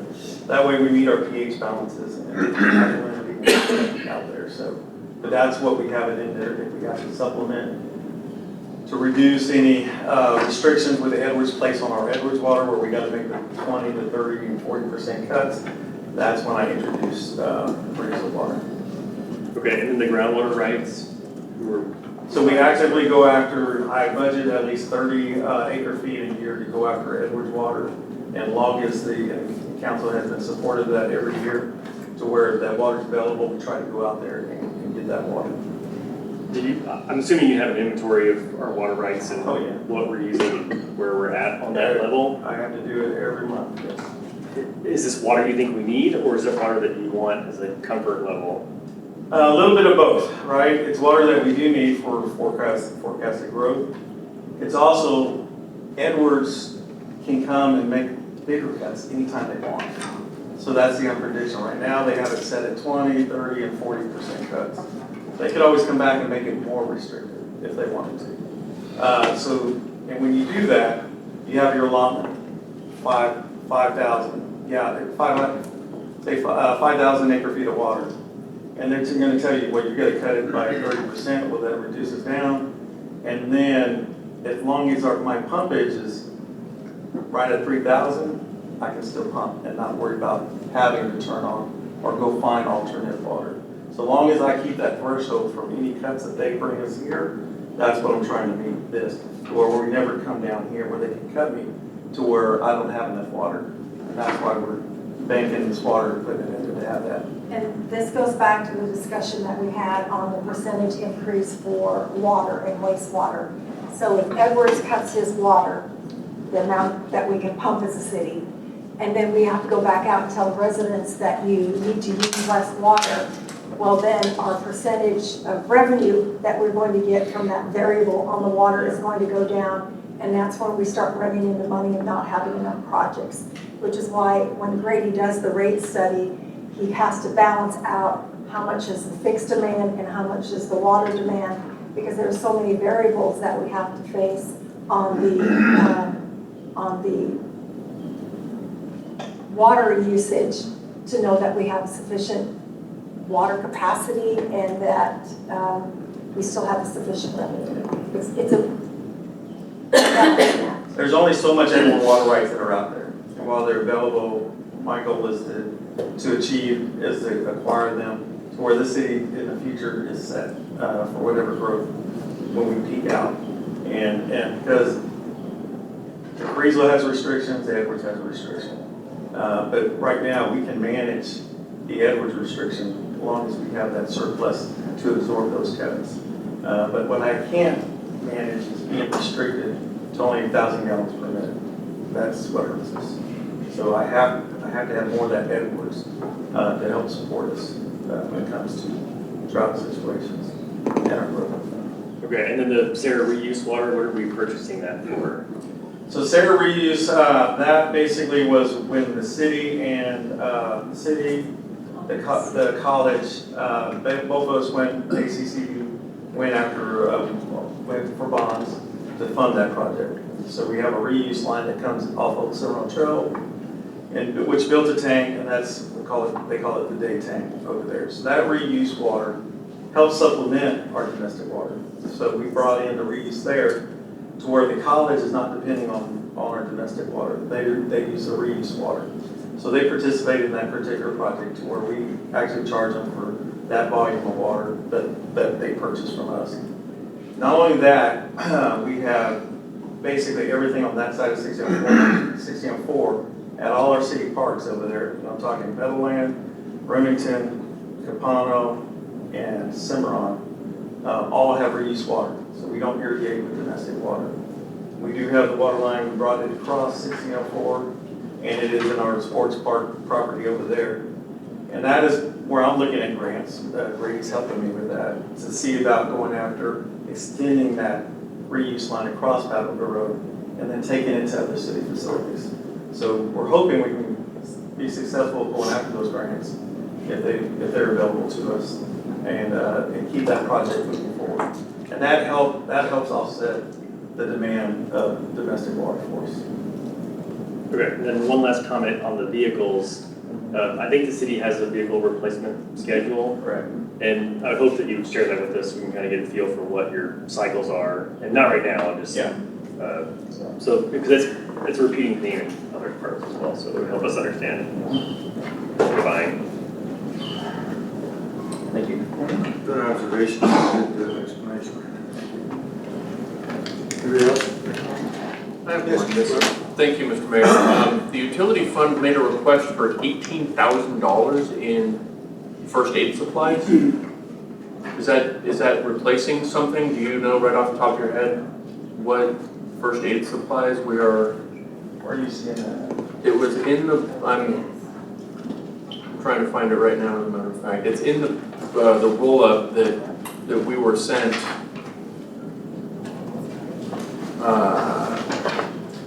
So while they're looking, I'm guessing it covers the fire extinguishers in all of the vehicles that we're required to have. There's a first aid kit in all of the vehicles that we There, have. okay, sorry, I have it. As First well aid. as the first aid station at the Public Works yard. It's the third in the roll-up. this is yellow.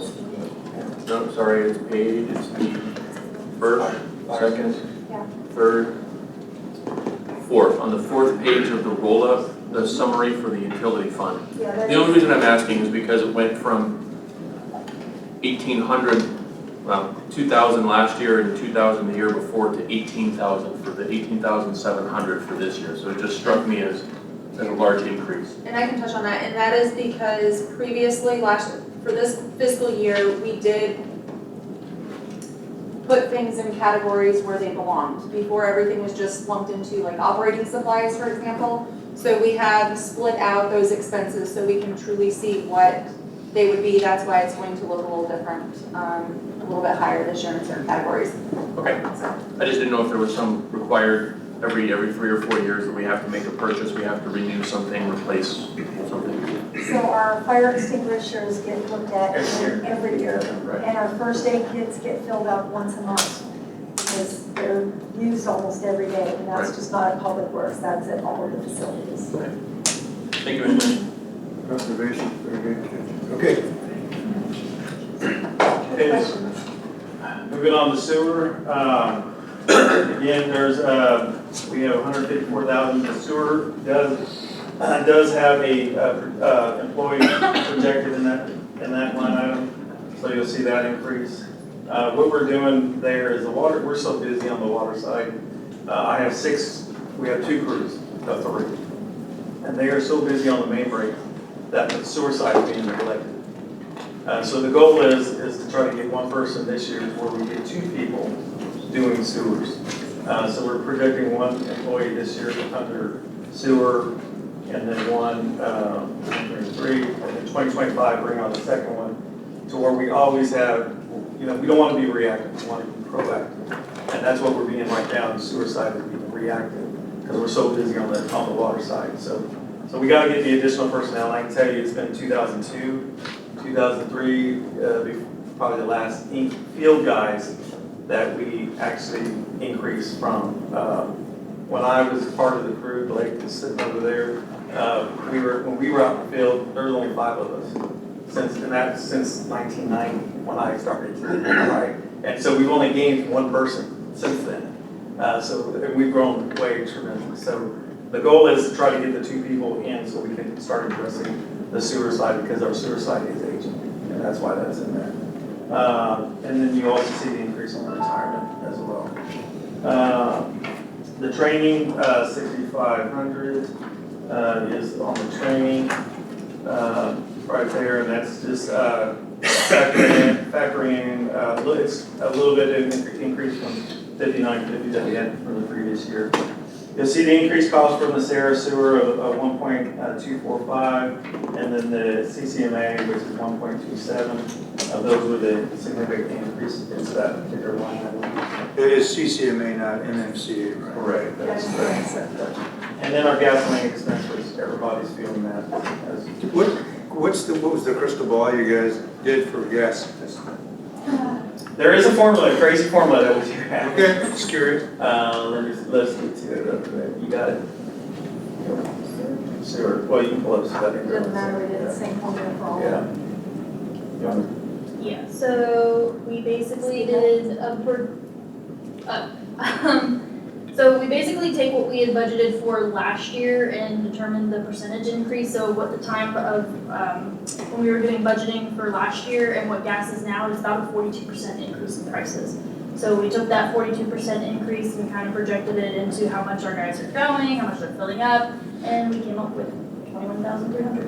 That's a 42% increase from last year.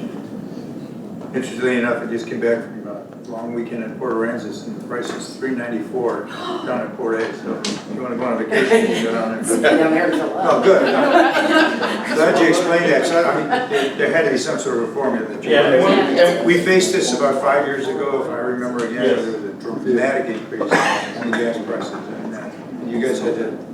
Correct. And what we do is when we're projecting it, we also put at today's price what we're paying today. So, the next time we do it, we know where we're at. Gotcha. Okay, good. Thank you. Debt service. Moving on to debt service. You'll see basically, okay, Debt service, these are all the existing debts. The only new ones that you'll see in here is the 2000, you'll see right below the total, the existing of 1.12 is existing. You'll see the new that is projected 202,500, interest of 20,100, and $400 for the actual fees. And again, that'll be when we come to y'all next month to talk more about that. And I apologize, Mr. Bowman, it was 2017 and 2020. I said 2017 and 2019 yeah. on the debt service. Okay. So that, any questions on the debt service? Anything on debt service? And luckily, those older ones will be coming paid off here pretty soon, in the next couple of years. Yes, Mr. Shelby. Randy, real quick, just leading off of something Councilman Vaughn stated earlier. How many of these debt services, these issuances do we have went towards new development on our systems rather than just repairs? The ones that are currently proposed? No, the ones that we already have outlined, or 2012, 2015, are those repair? I mean, I know I'm asking you a pretty detailed question, Yeah, a lot of these were rehab, a lot of them were rehab. So the earlier ones, what's hard about this is a lot of these were refinanced, right? So a lot of these earlier ones were part of the new infrastructure where we had to build the ground storage tanks. We had to build the pump rooms, and we had to do all that because we were in violation. So those are the ones that got pre-financed, those earlier ones. The later ones that you'll see on there are a lot of rehab. I know one of them, part of it was, I think, the build public works was part of the earlier ones. I'm just trying to think some of the other ones, latter ones. Some of them were rehab. The most recent one was the tank painting that you saw on Papa Road and Centerbrook, those were a couple of million to do those tanks over there. So some of these were a combination of new and rehab. So we do have bonds sitting out there. At some point, if we end up with extra impact fees, that we can apply those funds to. When some of these funds, projects were done, we didn't have impact fees. Yes, not to that magnitude of money. Thank you. Okay. All right, capital improvements, currently, that 511, that is, that 527.11, that is a existing bond that's left over. We do have the next one, the 250,000, that is also leftover bond funds that we will be applying to the new bond fund that's coming up. We have the 400,000, that's the carry forward of several years of 300,000 from the previous year we're carrying forward. What's new in there is 100,000 for this year, or 400,000. The goal is to put in the drainage system at Public Works, build a contention, and pipe it out to Red Horse Park over there. So that's what that's for. And then the annual 250,000 that used to be for the annual water and sewer. Those are projects that used to be at 200,000. We had to increase it to 250. But those will be projects that we're rehabbing throughout the city. I can't earmark it for something because we come across several lines that on the sewer side that have collapsed. I have to reshuffle and go to those projects. So, but a lot of these will be ahead of some of these street improvement projects that we have coming. Where we'll upgrade the sewer line on those streets before we do the street project.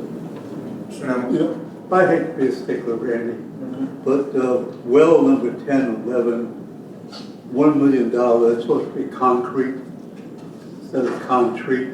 Yeah, and I'm not, it says at one time we were looking at concrete, and I'm gonna back off, and that's probably gonna be a steel tank instead. So it's spelled wrong, but he's moving it to steel. Yeah, so then the misspelling, it will replace it with steel. I saw it another place too. Yeah. I saw it in another place also. Okay. Cut and paste. Thank you. Thank you. okay, any other questions? All right. Okay, that would be all for the utility side. Stormwater. Christina? Electric, yes. Let me get.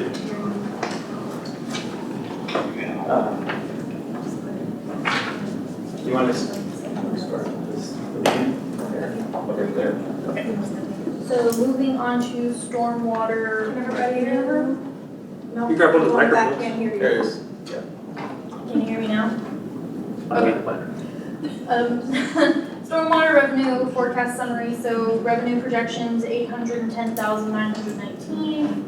For interest and other revenue, 105,735. Donations, contributions, 1,000 for total stormwater revenue for 917,654. Forecast as presented is 130,184 above the 2022 budget. Okay, stormwater revenue broken up into the different divisions. Interest and other revenue is 12%. Donations, contributions, 0%. For the rest is stormwater revenue, 88%, so 917.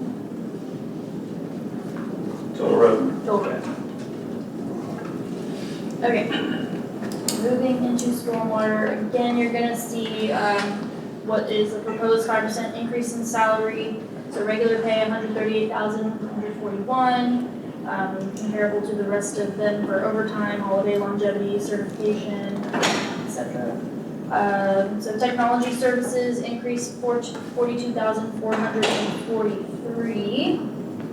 And that is basically for a lot of technology that our stormwater employee West Keller uses. And then engineering services did go up to $175,480 for $217,900. Thank you. On the engineering services, why such a large fluctuation between 2021, 2022, and now 2023? What's causing that? That's a pretty big swing. Correct, so there's a lot of engineering built into that due to we have the project that's gonna happen on Persia.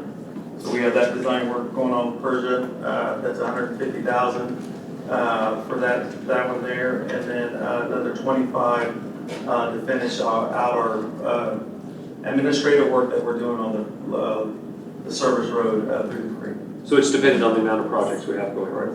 Thank you. And yes, we do have the engineering on, also in this particular thing for a whole design, looking at that drainage as well out there. So if we were to put a CIP project on hold, that we would still have that expense, or? Yeah, this is just a design, it doesn't include any capital costs. But if we design it and we put the project on hold, will it require a revisit, a redesign? I'm hoping not redesign, because once we put the design together, we gotta go to the core to get it approved. And there's only certain things you can do in a channel over there, so once the design's there, it's pretty much set, other than if we gotta meet their design criteria, but yeah, it can be put on hold at any time. Okay, thank you. And then capital projects for stormwater, only two in there. We do have the Persia storm drainage project that Randy's already mentioned for $290,500. And then the golf course hole 8 and 9 storm drainage project for $36,706. And that number is for tri-hydro engineering designs. I'm gonna ask, so, because it says golf course on it, and I'm sure people are thinking it, why is it being funded out of? Because it's a storm drainage project. Okay, Transfer the funds from the golf course, then you tax to stormwater, so we can track the project as a stormwater project. okay, so it's gonna come out of the venue tax. Yes, sir. Thank you very much. Yes, Bill? But there's no venue tax or revenue source in stormwater. We made the transfer this year. This is just the remaining portion that we haven't used. We transferred, I think it was 82,000, and so we've already done some of the engineering and design. This is what we're projecting will be paid out of it in 2023, the remaining portion.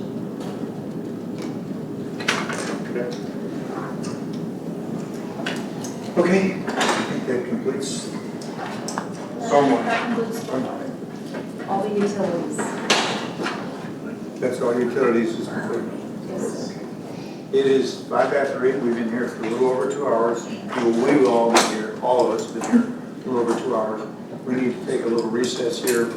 And I'm suggesting we do it as fast as we possibly can. So we'll probably, should we set it at 15 minutes? You think you can gobble it?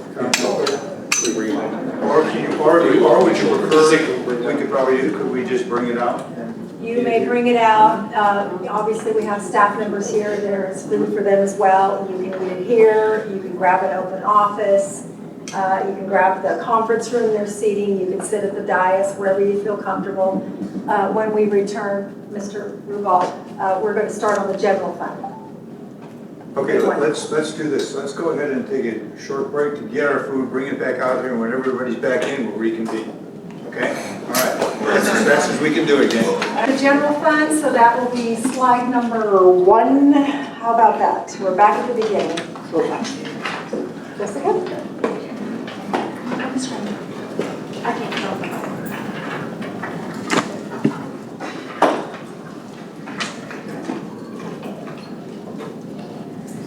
Next slide, Kristen. There you go. All right, so the general fund revenue forecast shows estimated revenue of 16.1 million in tax revenue, license permits and fees of 1.8 million, fines of 1.2 million, interest and other revenue of 339,000, donations and contributions of 647,000, and grants of 2,000, with a total revenue projected of 20.1 million. As presented, the forecasted budget is 1.8 million above the 22 fiscal year budget. Excuse me. Next slide shows the revenue split out by percentage. Tax revenue, of course, is about 80% of our revenue. License permits and fees at 9%. Interest and other at 2%, fines at 6%, and donations contributions around 3%. In the general fund personnel budget, there is a net increase of 747,000 personnel costs from 22 budget. This does include an employee retirement increase from 18.81% to 19.10%. It also does include a 5% COLA, which is something that you've heard already across the board for salary increases. And then health insurance did increase 15% from the 22 original budget.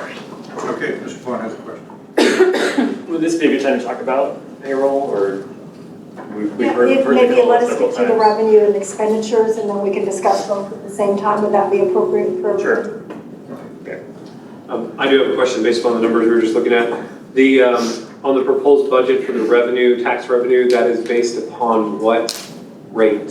So that is calculated based on our preliminaries that we received from Bear County at a 0.569682%. Which is based, and I'm going to use old terms because I've been up here forever, but that's basically the effective rate, which are what they call the no new revenue. Net. I'm sorry? No new revenue. Thank you. That's all. Everybody understand what the new revenue rate means? No? Okay, next. I just want to piggyback on that since we're talking about property taxes now. It does have a 17% increase built in, which means it's not no new revenue. Unless that 17% is new property. And so back in the napkin, I know I've discussed this with the city. I know they're confident in their number. My preference would be to not increase it on existing homeowners and only live off the new properties being added, which means that the revenue is about $1 million over what we could get based on that. So I think it's something we need to be considering when we're looking at the rest of the budget. If we come back and the number's a lot lower, that we can get property tax, we may have to adjust some other items in the budget. Sure. And to be clear, this does not include all of the protests that are out there. So this number will go down. Yeah, I mean, these are only preliminary numbers at this point. So just so everybody understands, when the county is going through and people are protesting or at the appraisal review board, we get 2 sheets of paper. One is with valuations for those who have already gone through the review process or have chosen not to go through the review process. And another one is those who are under review and what they think the high and the low are going to be based on how they're doing their projections. And so we use those numbers. When we get to July 25th, everything that is under review or is an open request should be completed. And when we get to the July 25th, that's our shot clock. We have 60 days from then to complete our budget and approve our tax rate. And so when we come back to you in August, we will be using the true actual numbers minus the open protest. But right now, it includes protest and non-protest, which there might be some variation, but it won't be a lot. But basically, that rate gets calculated off of us not having any net new revenue. And so if the valuations get lowered, that will increase that percentage tax rate. Is that correct? Basically, if there's less value, then the percentage, the net new rate will actually tick up. Correct. Okay, thank you. But just to clarify, we can only raise the revenue 3.5% without an election. And I would not like to raise it at all, and I would assume nobody would like to have an election to raise property taxes. So there's a cap on how much we can go up without an election. And right now we're going up much over that cap in terms of how much the revenue is growing from last year to this year.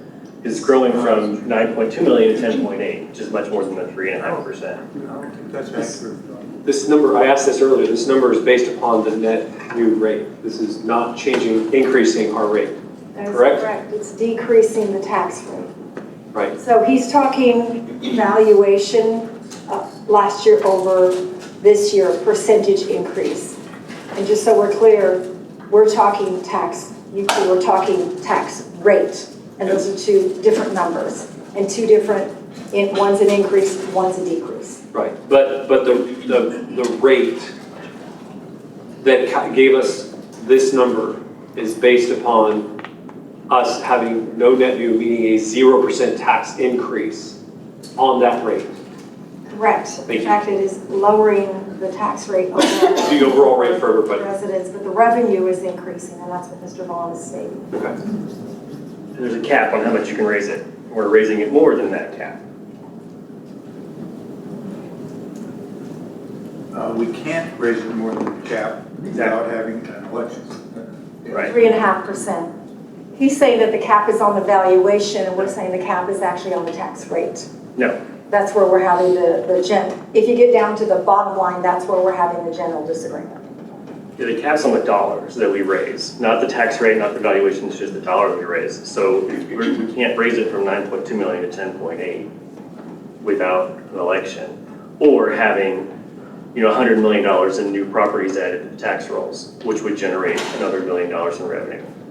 So the other way to put it is that if most people's rate valuations are going up roughly 20%, and then we're decreasing the rate 2 cents, which is about a little less than 5% drop in the rate, so the rate's going down 5%, but the valuations are going up 20, you're going to have a net tax increase on existing homeowners.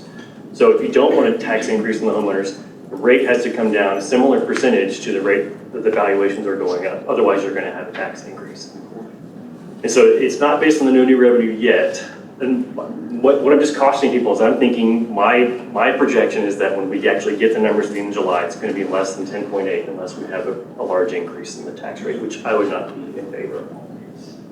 I would rather see us come back closer to last year's tax revenue with the new properties and budget off of that. That's my feedback for the city when we get closer to a new budget. Noted. Thank you, sir. Okay. Okay. Breakdown of expenditures. This is just a breakdown of all the expenditures based on the department. Police is at 23% of the expenditure budget, administration 14%, development services 6%, finance 3%, municipal court 2%, general services 9%, parks and rec 6%, sorry? Fire department 17, vehicle equipment maintenance at 1%, animal shelter 3%, library 2%, transfer out to debt service is at 8%, and then other sources and uses is at 2%.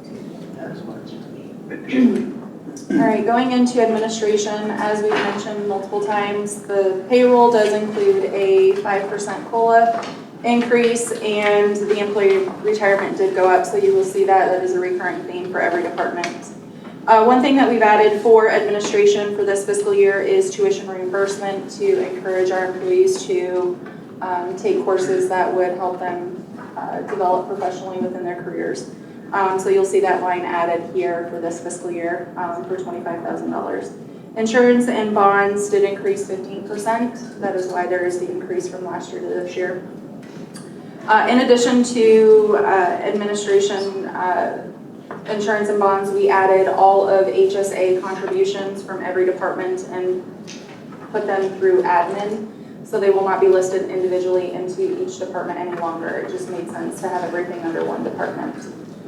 So that is why the HSA contributions is $7,500.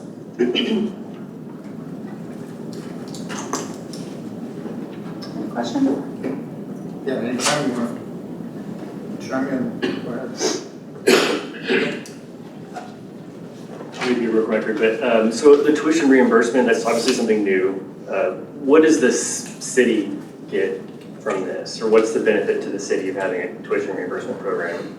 So, there is a worker availability war sort of going on. So what we're trying to do is identify people who can, at some point in their career, be ready to take over other key positions when they become vacant or should they need backfilling. So maybe we're talking, I'll use Athena for example. She has a degree in finance. One day wants to move into the city upper administration level. So she is currently going through the CPM program, Certified Public Manager.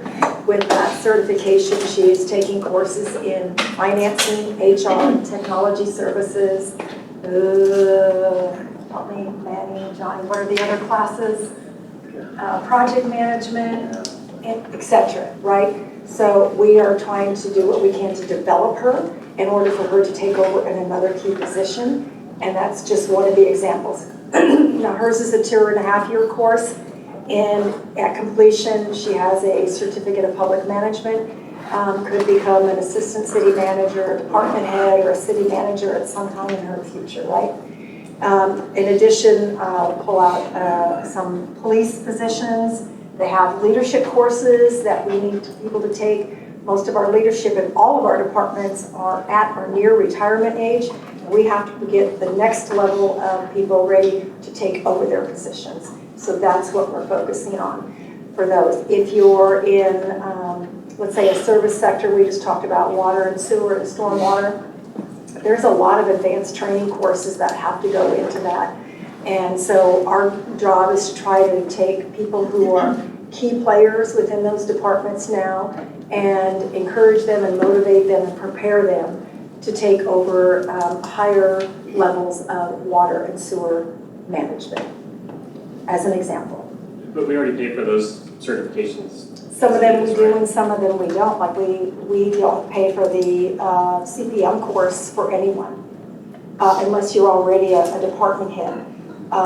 But sometimes, let's say, for instance, we have a benefit now that Athena works for us and she was able to help Randy with his finances.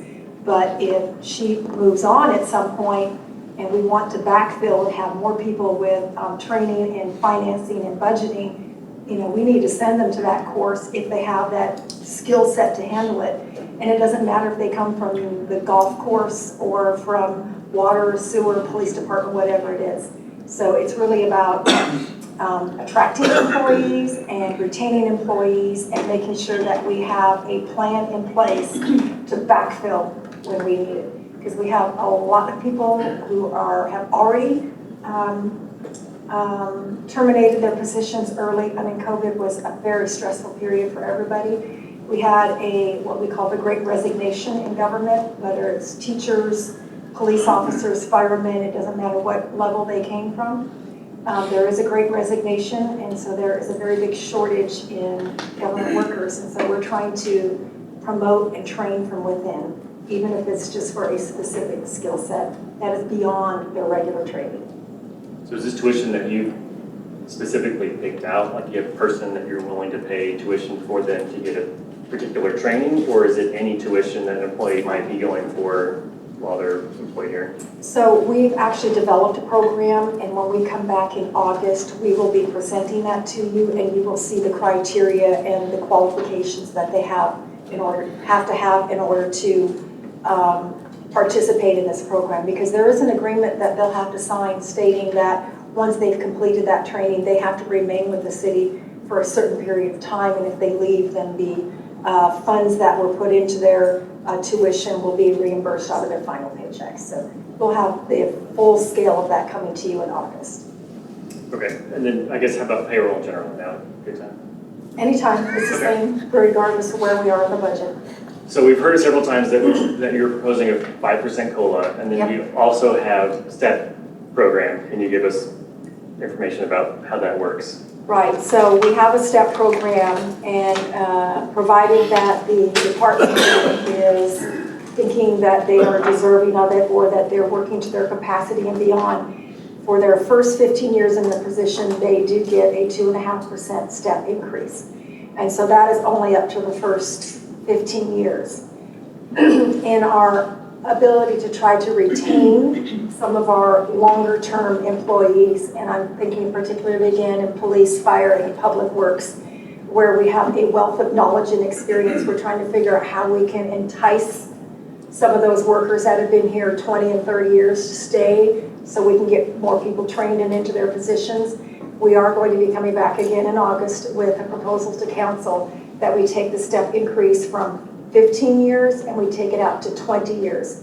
And the reason for 20 years, this was the recommendation on a project that Athena facilitated, where we brought in different employees from different age groups and areas and asked them what would make them stay in their position. And one of them is why is the step increase only for 15 years?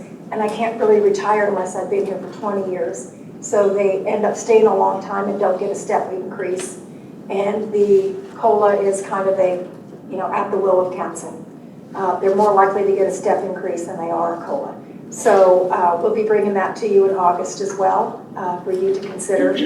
And on the 5% increase, what we did is we went out and looked first at what other cities were doing, because they are our biggest competition. The second thing that we did is we looked at, in particular with public works, we went out to construction sites. Randy did, and started asking everybody what they got paid, because that's who we need in public works. A lot of them are just construction workers, hard labor. And so we figured out what they're getting paid. And then we also went out and looked at the consumer price index.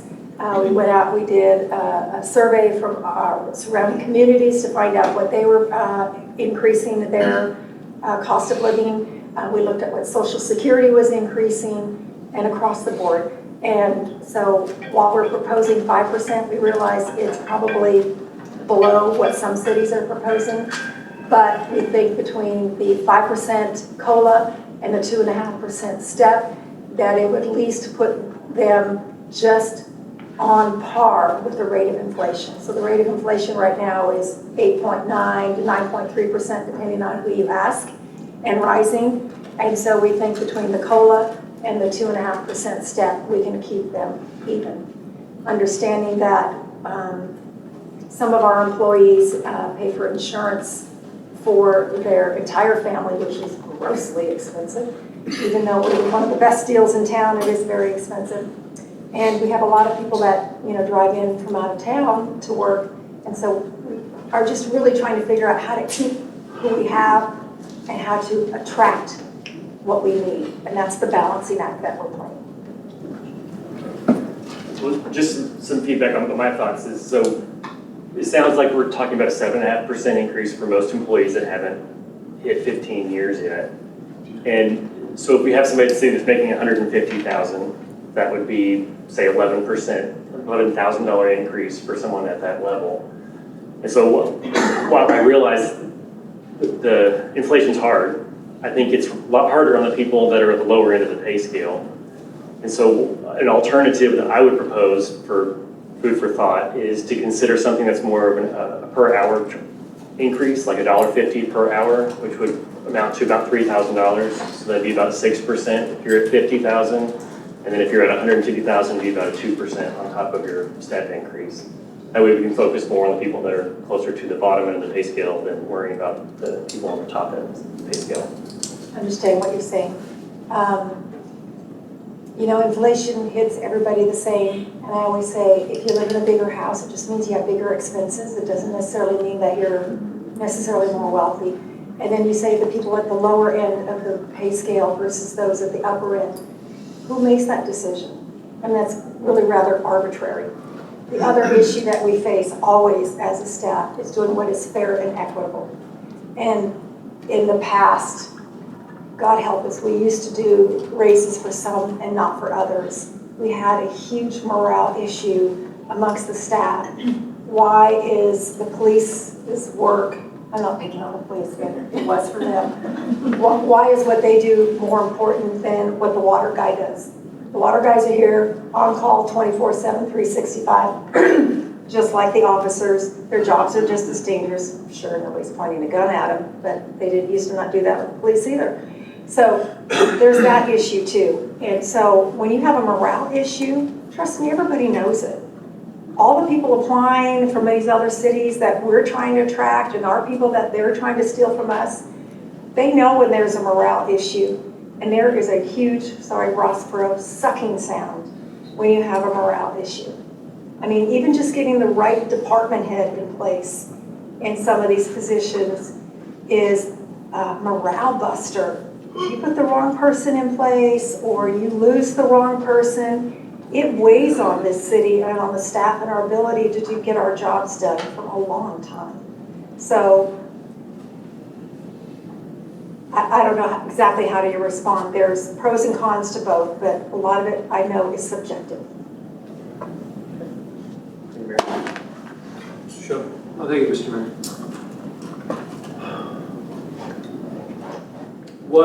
How does these increases line up with the cost of turnover, especially at the manager level? I mean, Randy, I'm gonna pick on you. Randy is a treasure trove of knowledge in how this city functions, and I'm a former firefighter, so I'm all about the fire department, but we got to get our water from somewhere, and so we heavily depend on Randy and his knowledge. You know, let's say Randy gets offered to go work for San Antonio. I mean, you know, he's gonna. I'm assuming that there's gonna be a balancing act there. Like, how well is Universal City taking care of me, right? Have they been there for me? You know, in my business, we've got people that turn over all the time. The ones that stay are the ones that see the value, that see where their employer has rewarded the value of continuing to be here. And as you said, one of the things I'm concerned about that you mentioned that is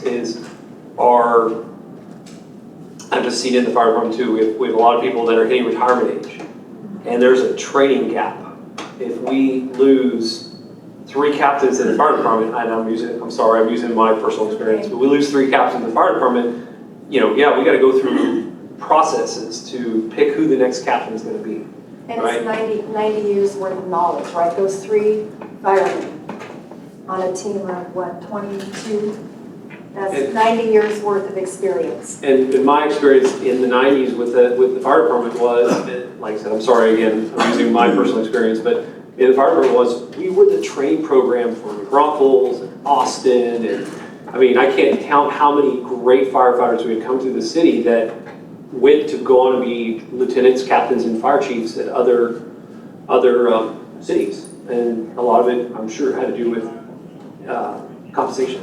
You know, there was probably some other issues, but you know, that I'm concerned that we're getting tight on numbers. I mean, everything's getting more expensive. You know, everybody's got a cost increase. Everybody's living based upon their current salary. They've probably budgeted based upon the money they're making right now. Hopefully, they're able to. But I want to make sure that we aren't having a higher expenditure on turnover than we would just providing a cost of living increase and or a And I apologize, I forgot the term, stepping, thank you. Because we want people to stick around, because it's good for us, it's good for the people that work for us. I mean, it's just good all around. So I'll call them longer-term employees, and, you know, most of them are sitting just right here. They're the ones that are here this evening. You know, they've been here 20 or 30 years. We need them to stay not only to do the job, but to train all these people that we're trying to attract. And again, I don't mean to be picking on Randy, but, you know, he has vacancies that we absolutely cannot fill. I mean, we get an applicant, we interview them right away, we hire them, and they, you know, they can pass the drug test, and then they go the next day to pee in a cup, and guess what? They can't pass the drug test. Well, we're not gonna hire them. And then we get somebody who's qualified, and we hire them right away, and they start in a week, and then they don't show up, and we find out, oh, well, they got paid $3 or more, you know, somewhere else, so they went there, but they didn't bother to tell us. So it's just kind of this little vicious cycle that we have. And it's not just in the Public Works Department, it's in police and fire, it for sure is in the golf course department, and we just have an issue with getting qualified candidates. And so we, you know, it's an employee's market. You know, when you're selling a house, sometimes it's the buyer's market, and sometimes it's the seller's market. Right now, it's the employee's market. In government jobs alone, last week, there were 1 million openings. And that's, you know, federal, state, and local. In the overall work environment in the U.S. Last week, there were 10.9 million job openings. Well, one of the issues that we face is that the Targets, the Walmarts, the Chick-fil-A's, the retails, in order to attract talent, they have taken their wage to what a starting worker is at Public Works, or pretty close to what a brand new police or fireman would make. And I know I'm a girly girl, but I'm sorry, I'd rather go work at Walmart than go to Public Works and dig ditches, because you get sweaty, it's hot, and you're outside. When I can work a nice retail job inside. So that's what we face. I mean, and we see that, and I'm seeing that in the private sector. So we have people that use us to go get more money out of their current employer. And I would imagine you're seeing that here as well. Of course we have. Thank you, Mr. Mayor. Yes. Yeah, I just want to reiterate what Councilman Shelby said too. I mean, I've seen it for years here, and I always used the police department as a guide. We've been so much turnover, and it's affected this city very badly for years. We end up getting a good crop of people in here, and we end up training them, and all of a sudden, once they're trained up, and it's like we have a fantastic officer, it's like, hey, let's give you, come on over here, we'll give you a few extra bucks. So the rotating, you know, the rotating in and out is killing morale, and that type of turnover is a killer in the city. And it's the same thing you said in the private sector. I mean, I do air conditioning, trying to find people that are going to stick around, especially in this environment, that are qualified, that all of a sudden you rely on them, and you get a certain level of expertise going, and that drops off. Filling that expertise is just extremely hard to do, and you lose a lot of experience. And I've said for years, we need to find ways of being able to keep good qualified people. And I mean, the benefits to the city far outweigh. I mean, what kind of increase did we get, did the employees get on our last budget session? 0. Last year? I mean, you know, to see that, and where you're talking about 5 or you know, the 2%, 7%, you look around other cities, we're still not keeping up with them there. So I realize we're crunching numbers here, but people are a valuable commodity, and I don't think that's very much out of line. But to Mr. Vaughn's point, it's not all about money, because there are a lot of practices that we've had to change in terms of our hiring and where we advertise and what I would call no-cost and low-cost items for employees, whether it's a hat or we get them, you know, a cornhole thing for when they're on their lunch break. You know, there are other things that we were trying to do to create the sense of morale and community and loyalty and commitment. So, and I agree, it's not all about money. There's a lot more things that we can do above and beyond that. But, you know, let's face it, when push comes to shove in this market, for the employee, a lot of times it is about the money. Did you want to add something? Yeah, I would say, you know, focusing on the steps, when you have an increase that we're seeing on our insurance, that 2.5% that they get is wiped out. It's gone. So they're not really feeling that in their paycheck at all. The biggest problem, and I'll speak for Public Works, especially on my general fund side, parks and streets. The average guy that I have in that department is basically in their 50s, 60s. I hardly have any, I'd say 90% at that age. And I had nobody applying young at all. We were paying $15.91, getting zero. I used to get a stat that people that wanted to be working for us too. There's so much anti-government right now that's part of the problem. Other cities are in the same boat as we, especially Public Works, talk to all the directors. And cities right now, they're doing whatever they can to poach qualified employees. And they're trying to poach the next supervisor, they would try coming to get my guys. Nick Mace was one of them from Kirby. And they asked me, can I talk to him? I gave him permission. But he realized, hey, it wasn't a good situation for him. But he was going to make more money there, but he stayed here because of the morale. Yeah, because his future here is, that's what we talked about training him. And that's what he was looking at. He wanted to make sure we were going to train him up to get in a leadership role. And that's part of it. So the biggest thing, and when you do the 5% and you do something smaller for the other ones that are a supervisor or whatever, that gap starts closing. You start closing that gap. And to where these guys that won, it has happened before because our pay scale wasn't perfect, to where you promoted this guy and he's only making 50 cents more being a supervisor than the guy below him. And Well, so they you elect can't- not to promote, Yeah. because the job's easier and they make almost the same Yeah, money. so you got to treat everybody equal because that's when you start closing that gap right there. And we can't allow that. Right, I mean, we particularly see that in Public Works. Again, they're not the only departments, but Public Works, Police, and Fire, the gap between a supervisor and a non-supervisor becomes so marginal that either they won't promote, or if they really want a big increase, they'll go somewhere else and do it. And that's what we're trying to prevent. QT's is promoting $52,000 a year starting salary. We don't have that for police officers after a year of school. We're 10,000 below our comparison cities at starting salaries for law enforcement. And we're expected to recruit in this environment. And we're not losing them more, but we're not really winning it either. So it's. And we don't expect to win it, you know, in a short period of time. I mean, the recruiting efforts that we have right now are on a very high level.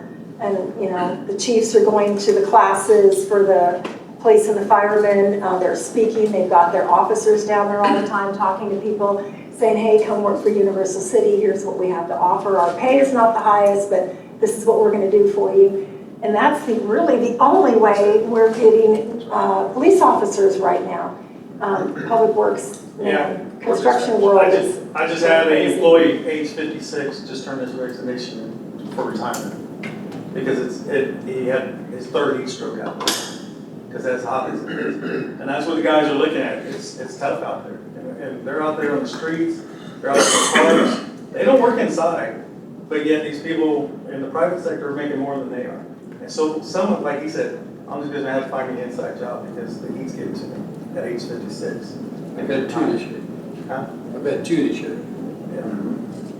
Okay. All right, I'm sorry, go ahead. Just to clarify my point, it sounds like you guys are also saying that you're having trouble hiring at the lower end. You can't get an officer for 52. So my point is I think we should be focusing our dollars to try to make those salary positions a little bit better so we can recruit better. And at some point, I think in a public sector, there's a cap. I mean, I don't think we can pay everybody $200,000. And so I think certain people will start getting more capped out the further they advance in their careers.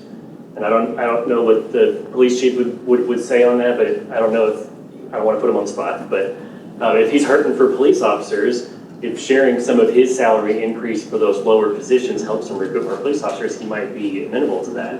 That's kind of my idea, so just throwing that out there for consideration. Okay, that's what the discussion is all about. Mr. Shelby? I like it when I turn my water on and water comes out, and it's clear. I like it when I flush my toilet, the water goes down the sewer and leaves my property. I like when I call 911 and the police and the fire department actually show up. If we keep losing people, we're gonna have problems in all of those areas. I would rather, as a taxpayer, pay more money out of my salary to make sure that we are providing what we need to keep our employees here, to maintain our qualified staff, to provide training, to bring existing staff up in their qualifications to be able to help in the event we do lose somebody who is in a higher qualification. We just can't, I just don't see how we can mess around with this like a private company. Like a private company loses 5 employees, they'll go out and get contractors to in a pinch. We need to have our police properly staffed. We need to have our fire department properly staffed. We need to have our public works properly staffed. And if one of the problems that we're having is salaries, we need to fix the problem. And it costs money. We all agree.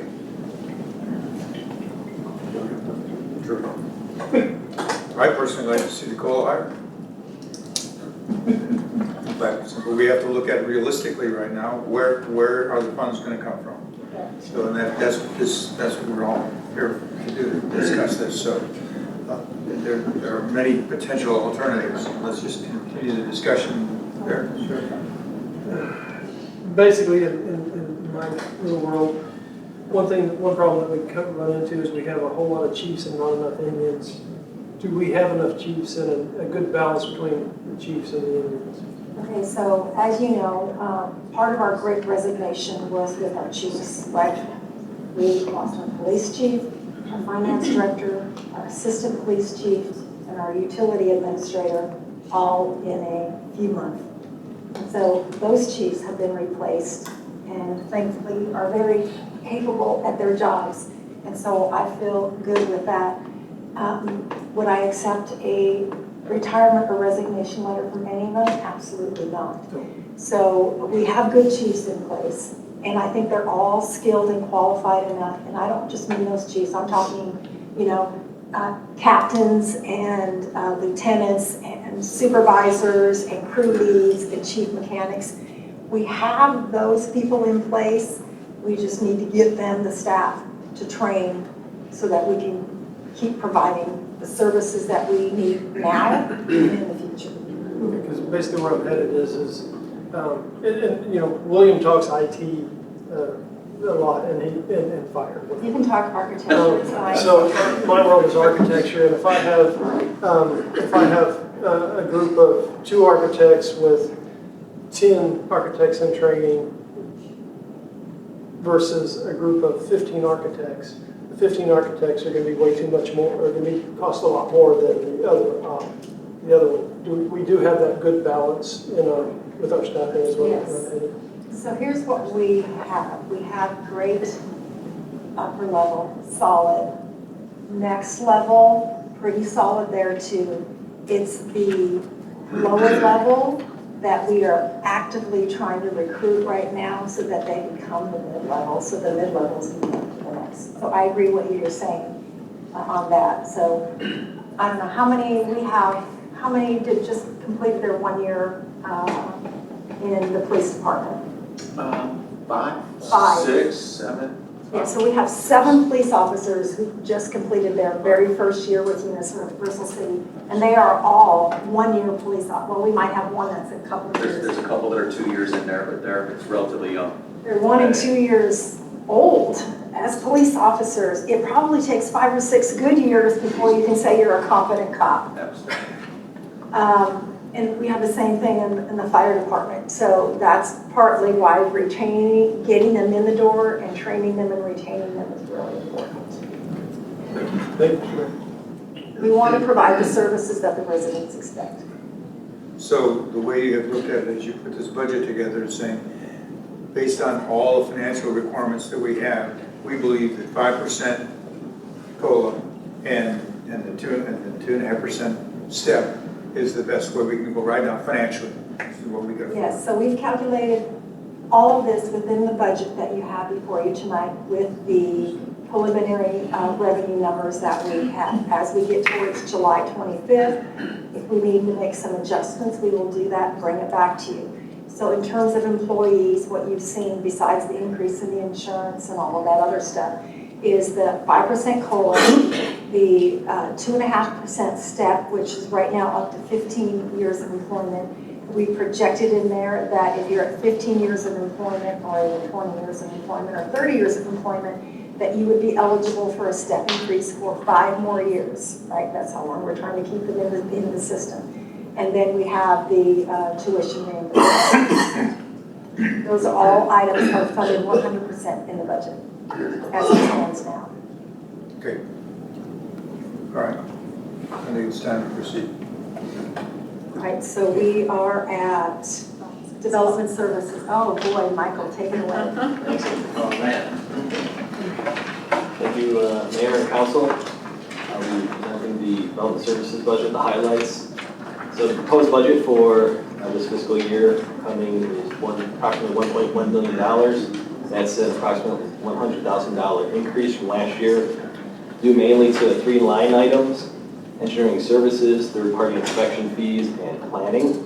To break those down, engineering services has increased because we are projecting approximately 8 projects where we will have to cover our consulting engineers' fees. I can go through the list of those projects. Mainly 1604 has 2 2-acre property off of Kitty Hawk, and there are a few others, but these are development projects that are in the pipeline now, and we see those come to fruition next year.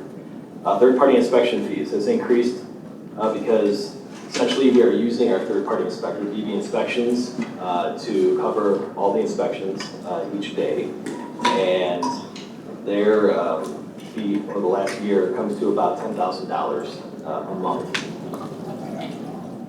Planning, we are currently proposing a comp plan for $150,000. The current comp plan that we have approved is for 2018 to 2022, so it is time that we update our comp plan. This is essential from a practical nuts and bolts stance because we need to remain business friendly, and we had an incident last year with one of our large retail complexes. Essentially, they're unable to attract certain types of tenants to keep the vacancy rates low, and it's a constant question of trying to balance the e-commerce with the bricks and mortar types of businesses. It's an evolving situation. We're all trying to understand it to the best of our ability, but the bottom line is that in the straight retail districts, there is going to be a need to allow for certain commercial service type uses, not your pure retail. By updating our comp plan based on the recommendation and the advice of our council, we're going to include the ability or the justification for us to update our zoning code to allow for those changes, because currently we cannot. So that's one of the main reasons why we need to get the comp plan updated. The other items are much smaller: operating supplies, office supplies. As Jessica mentioned, this is just a rejiggering from previous years where we used to spread things out and kind of trying to put everything in its proper category. That's why we have a slight increase in those 2 areas. The vehicle, we have a 2009 Ford Ranger that has been constantly in the shop, over the last 2 years. So we're trying to hang on and use that as much as we can, but if it does basically drop dead, then we're going to need to buy another vehicle. And this vehicle that you're estimating is a 2023 F-150 Super Cab. That's $42,000. $2,200 for lights, $1,300 for toolbox, and $650 for decals, which brings you to the $46,150. Yes, sir. Question on the vehicle. Sorry, thank you. Looks like we had that in our budget last year, so we didn't use that money. We did not. No, we're trying to, so they're fixing it as often as they can. Okay, how much of that budget did we use fixing the one that we had? I mean, we had it in our budget, so I would. Probably knows off the top of his head. And then That Ranger, probably 6,000, I'm guessing. I was about to say about 5 to 6. Yeah, 5,000 to 6,000. Is there any reason why we wouldn't use the budget this year? I mean, that is the plan to use the extra, because we put it in the budget last year and we didn't spend it, so. Right, so the plan is to continue to use that vehicle for as long as we can. Okay. And maintain it, so, yeah, I'm sorry, what did you say about it? 5,000 to 6,000. 5,000 to 6,000? Yeah, it's been about $2,000 a year. And also, I have to say, maybe it was foolhardy of us, but we had the hopes that the cost of the vehicles would come down. Because, you know, last year when we were planning, we were still in the midst of COVID. We hadn't hit this rate of inflation that we're at right now. And so there were some certain vehicles within the city, you're going to hear it in the Warren office vehicle also, that we just thought, well, you know, let's just limp it along and maybe the cost will come down.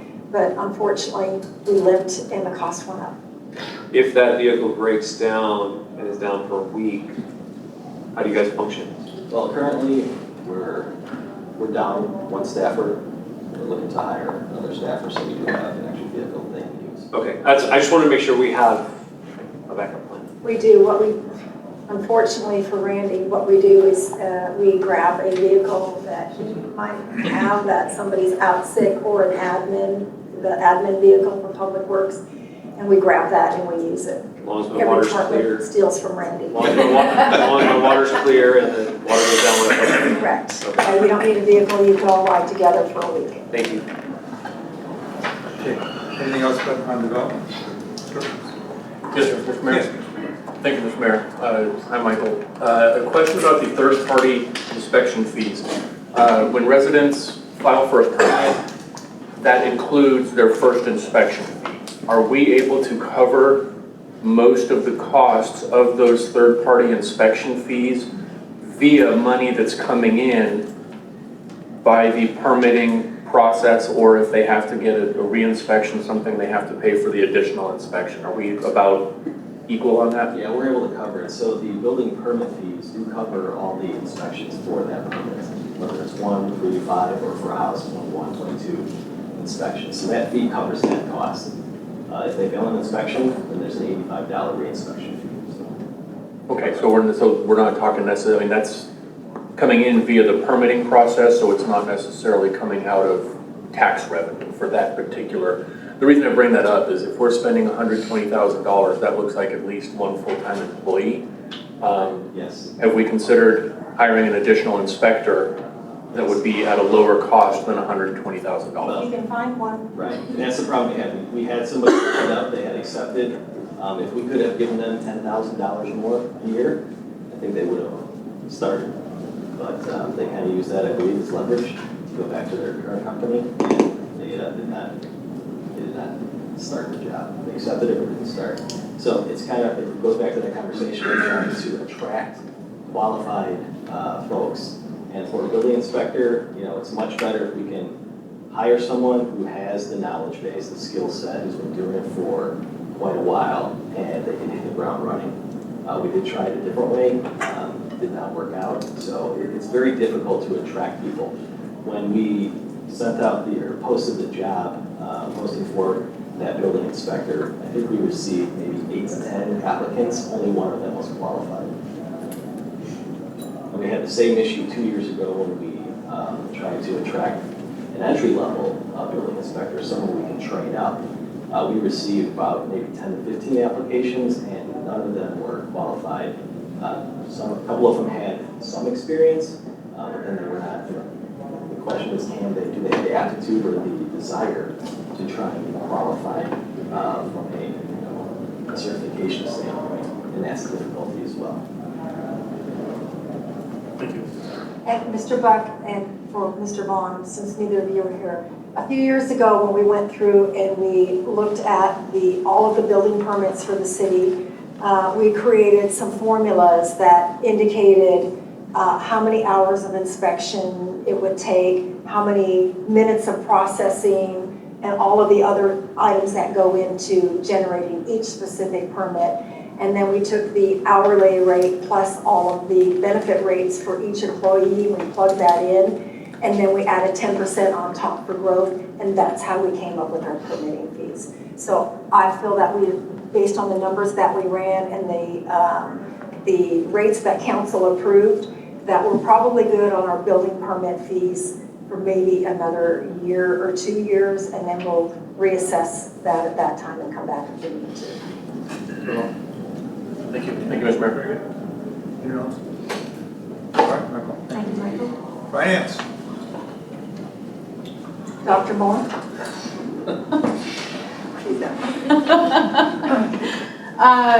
Okay, so on the payroll, we did have an increase, obviously for that 5% COLA is included in employee retirement. One thing I do want to note on the overall regular pay, 30% of my salary is reimbursed by the utility department. That is noted in the general fund summary under the utility department overhead. And then I do have a finance clerk who is back up to the utility department, and 50% of her salary is then reimbursed. So that will offset based on what's listed here with that reimbursement that's listed in the revenue lines. Going down to our allowances, travel and training, those two expenses go hand in hand. With 6 staff that I have, I'm trying to encourage training to obviously enhance their careers and things like that. It does include conferences and various trainings for my team, plus the HR manager as well. I am also going to be working on my CGFO exam, so that's also included here. So that's just various trainings and conferences for the entire department. For other equipment, I have that listed at $50,000. That is to continue some software upgrades to get us a little bit more advanced in how we do recording and things like that. So that would be for in-code upgrades. I do want to note that I do have some funds set aside through ARPA to do some of those upgrades through cybersecurity. So I'm trying to offset some of those expenses. If we need to do some shifting, we have that here to be able to continue upgrades. Okay, any questions of finance? That the other $50,000 for some software upgrades, it just seems like a lot, but I'm not a software person, so break that down. So if we were to upgrade Encode completely, it's closer to $100,000-ish if we were to, kind of upgrade to where we can have access to all of the modules that would help us do our jobs a lot better. Like I said, I have some of those funds set aside for ARPA, but if I'm not able to use all of those for whatever reason, I have this as a backup so we can continue on with those upgrades. We need to be able to streamline our processes so my team can work a little bit more effectively and efficiently. The payroll software is out of this budget, this fiscal year. Just to clarify, how old is the system currently, software? Do you know how old? I don't know how old it is, but we are operating We on. implemented it in 2005. And when's the last time we upgraded it? No, we did, we went through That's not true. I know, it's bad. I'm there joshing, so. I know it doesn't run on Windows 95, so. No. So it's a cloud-based system, so there's updates and patches made to it all the time. It's just that as you advance within the program, there are more modules that are available to you in terms of finance, court, water, etc. We did upgrade from, Athena helped me, it was 9.0 to 9.2 or 1 when we implemented the new water system on Encode. We were at 9 and we went to 9.1. The highest level that there is, the next big step for us would be go to 10. So we're talking a major version of. Correct, and it would be in the cloud, so things would be a little bit more secure. Functionality would be obviously enhanced. Again, I'm looking to streamline, I'm looking to improve how we do things, so we can do things a little bit more effectively, and we have value at a time, so. Thank you. All right, let's move on to municipal court.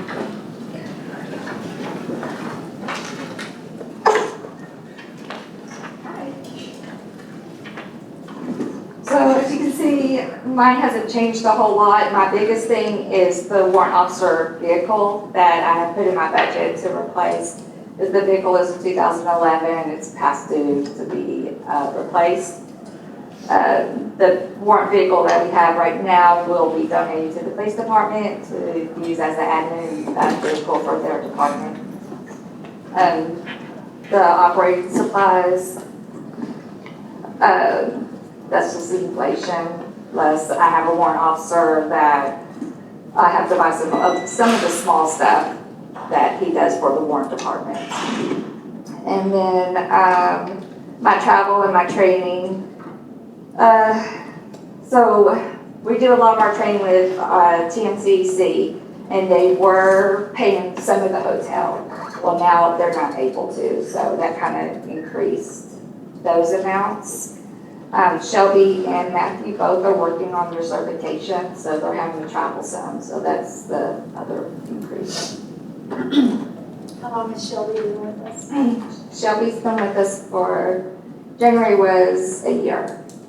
And so she did her basic training within, really, she completed it almost within the first 9 months. We fast-tracked her, and now we're fast-tracking both her for her second level, and then Matthew for his third level of court training. And once he gets to that third level, then he'll be on par with what Brenda does. That's the training program that we have in the court. And I know you've probably heard this before, but it's very unusual to have more than one level 3 in a court, especially the size that we have. Some courts don't even have a level 3 certification. So my goal is to have all 3 of us as level 3s. And Shelby and Matthew both are on board on that. Matthew's halfway through his level 3. Shelby needs to test her level 2, and she'll continue working on her level 3. Okay, Mr. Chairman. This will be a quick question. Just so that I make sure I'm looking at this right. The vehicle's under court security? It is. So court security is a fund that I get from the state. So on every ticket, I get $3 as long as it wasn't dismissed, or a fix-it ticket like an expired registration where they fix it and then they pay a $20 dismissal fee. So I'm able to use the court security for anything for the warrant officer's vehicle, like the vehicle, everything that they need inside the vehicle, the lights, the cage, all that stuff, computers, all that, I can use out of court security. The state allows us to use that fund. So it's not actually coming out of the city, it's coming out of the court security. Okay, so, and to be clear, so there's not a line, is there a line item, a revenue line item that offsets that? And that we would have not seen because we didn't go through it? I think it's included in the police fines, correct? Or is it the total? Should be court. It's the court. Sorry? Court income, should be under court income for court security, for that fee, for that. It's listed in here, it's all kind of combined. So also this fund doesn't go away. So if I bring in, so just as an example, 20,000 this year, and I'd only use 5,000, the 15,000 goes into a reserve account. So it's not money that if I don't use it in a year that I have to give back. So that's why I'm able to buy the vehicle with the court security also, because we have some of it in our reserve. Thank you. Okay. Thank you. Okay. Juvenile case manager. Brenda. I'm sorry? I'm sorry, she covered the juvenile. Oh, you covered it She was already, talking yeah. about that. Yeah, so juvenile is just basically the training and the inflation. Right. All right, general services. Yes, I'm back up, okay. Randy. So again, this includes the 5% in the regular pay as well as the increases in the retirement for $812,000. We have electricity expense that has increased for that department as well. Maintenance of streets, that's $114,000 that is used for street striping. So this year we will be doing Old Summer on Trail. The $88,000 for ground maintenance, that's our mowing services that we have. Other contract services at $23,000. Gasoline expense, as you know, has gone up. And the equipment that we have projected for this department, I'll get to it real quick, is we're replacing unit number 510. That's a backhoe, that's $140,000. And then we're getting a chip spreader for another $32,000. For a total of $172,000 for that line item. Any questions? Questions on general services, Randy? I had a question, Mr. Mayor. I hope you'll bear with me as I try to remember where exactly this was. In the roll-up that you sent, I saw that your real property and equipment 2021 budget was $159,000 about up to date, and then it looked like for either, I couldn't tell if it was currently spent in 2022 or from 2020 or 2021, but it was only at $89,000. And the general services, real property and equipment budget request now is $317,000. And I'm trying to find exactly where I saw it. I'm hoping you can help me understand. So the 317 is the total for that entire real property and equipment category. For all departments. I'm sorry. In 2021, 89,644 was the actual expense. The budget for this fiscal year was 159,700. Okay, I'm sorry, I'm still trying to go back and find it. There it is, I got it. On page 14 of the budget roll-up. So it looks like the increase was due to the lease purchase of mobile equipment for 172 for this fiscal year. And that's up from 25,000 from last year. Correct. Do you know right off the top of your head, Randy, what that mobile equipment is that we're leasing? For the 172? Yes, sir. That is actually where we're purchasing a replacement backhoe and that chip spreader I just mentioned. Okay, good, thank you. Thank you, Mr. Mayor. Okay, anyone else? I think you're solid, Randy. All right, parks, again, have your salary at $314,260. Then we're, maintenance of building is $77,350. We also have the maintenance of grounds, $75,900. Again, the mowing service, special events of $60,000 with the total contract services $213,250. And that is our hard cost on the special events for Snowfest. Janitorial supplies of $10,000. Vehicles for the parks. Let me get to that real quick for you. Here, and that is, that one right there is replacing a truck as well. How many food trucks do you have?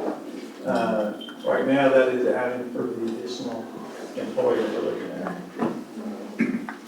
And the park improvements at $419,000, which is going to be the new playscape for Veterans Park.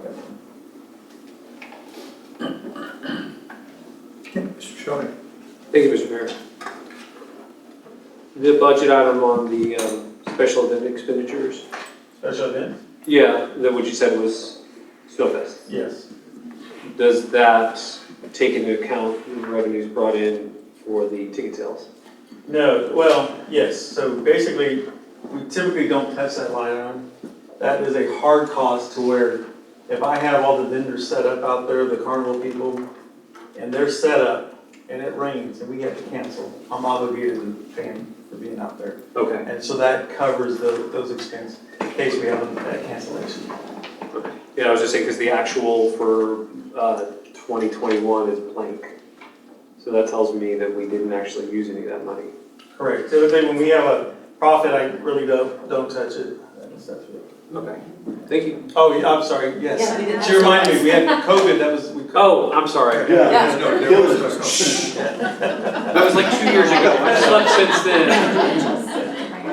No, thank you very much. So, but generally, like I said, it's there's a placeholder in case the event doesn't happen. Correct. Thank you.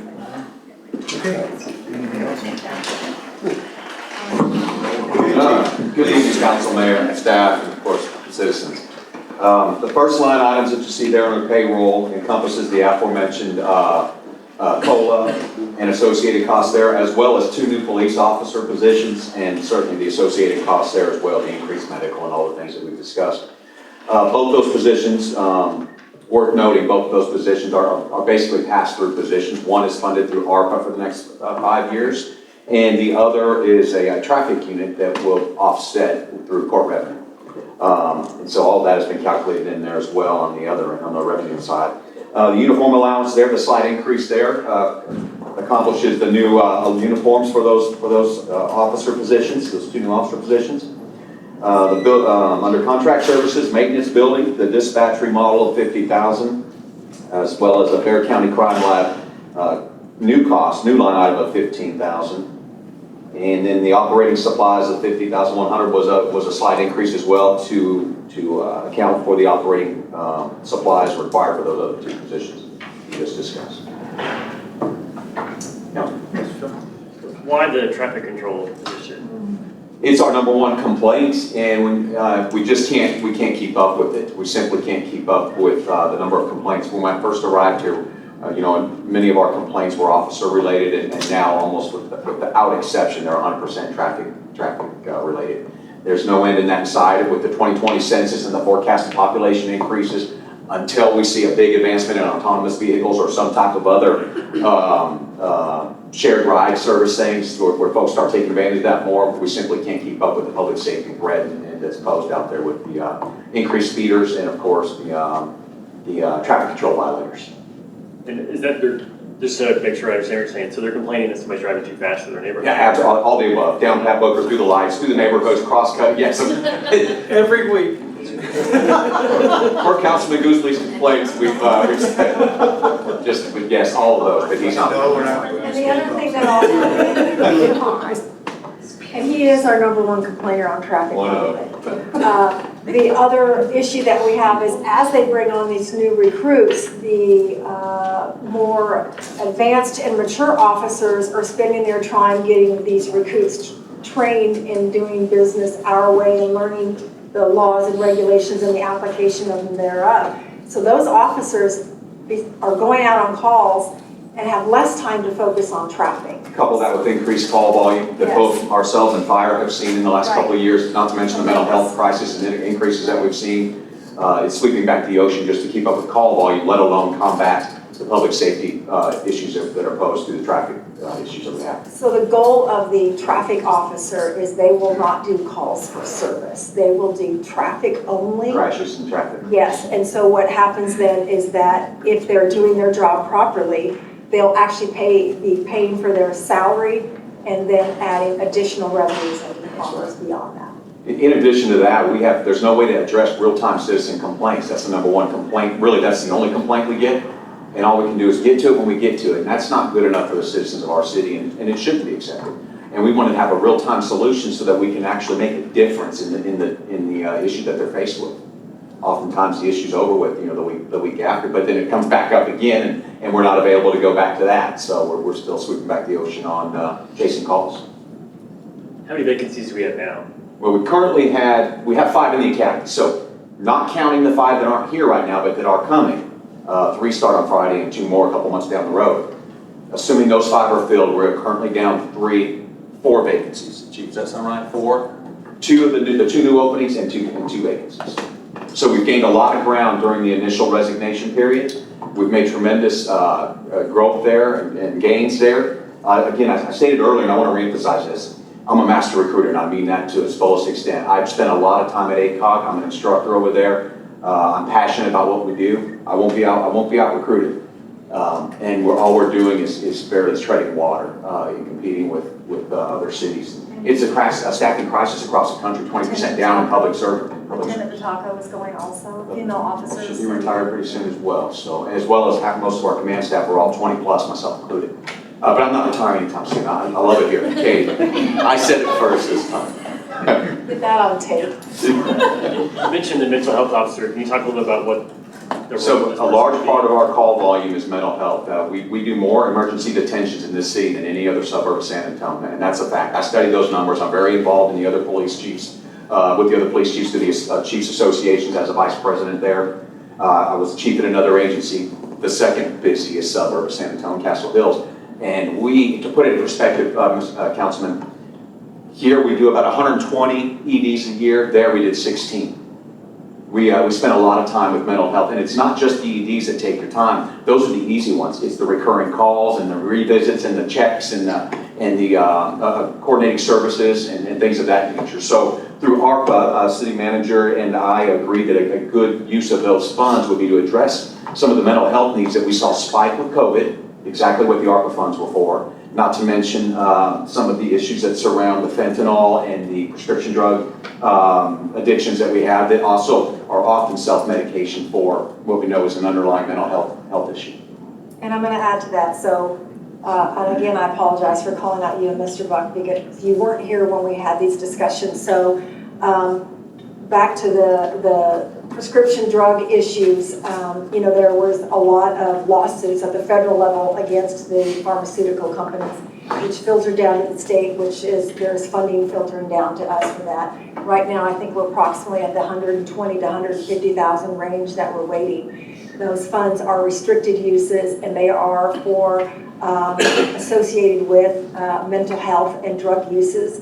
And so we will be using some of those funds to also equip this mental officer and the one we're proposing for the fire department, which has the same issues as the police department, and using some of those funds for their training and the brochures and the public education processes that they have to go through as well. We also, in that same vein, we have a school crossing guard fund that the schools here don't incorporate school crossing guards, nor does the city help participate in that at that specific level. And what the statute says is if you do not have that program, or do not have a person that satisfies that program, you can spend those funds on other programs that lend themselves to traffic or to children safety. So our traffic unit will also be supplemented with that fund to reduce the cost of that initial position. Is it an officer that has mental health training, or is it a mental health professional? Officers.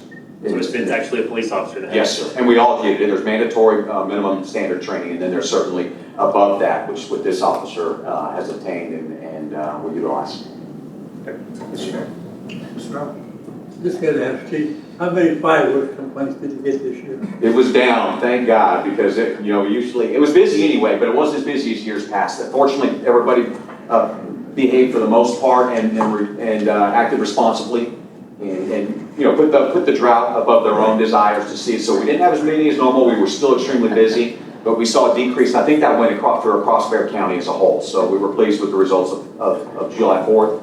For those that did experience it, we were answering calls and going from one to the next, but you come around the corner, they see headlights, they go inside, they quit, they come back out and leave. It's the normal 4th of July, that's how those go.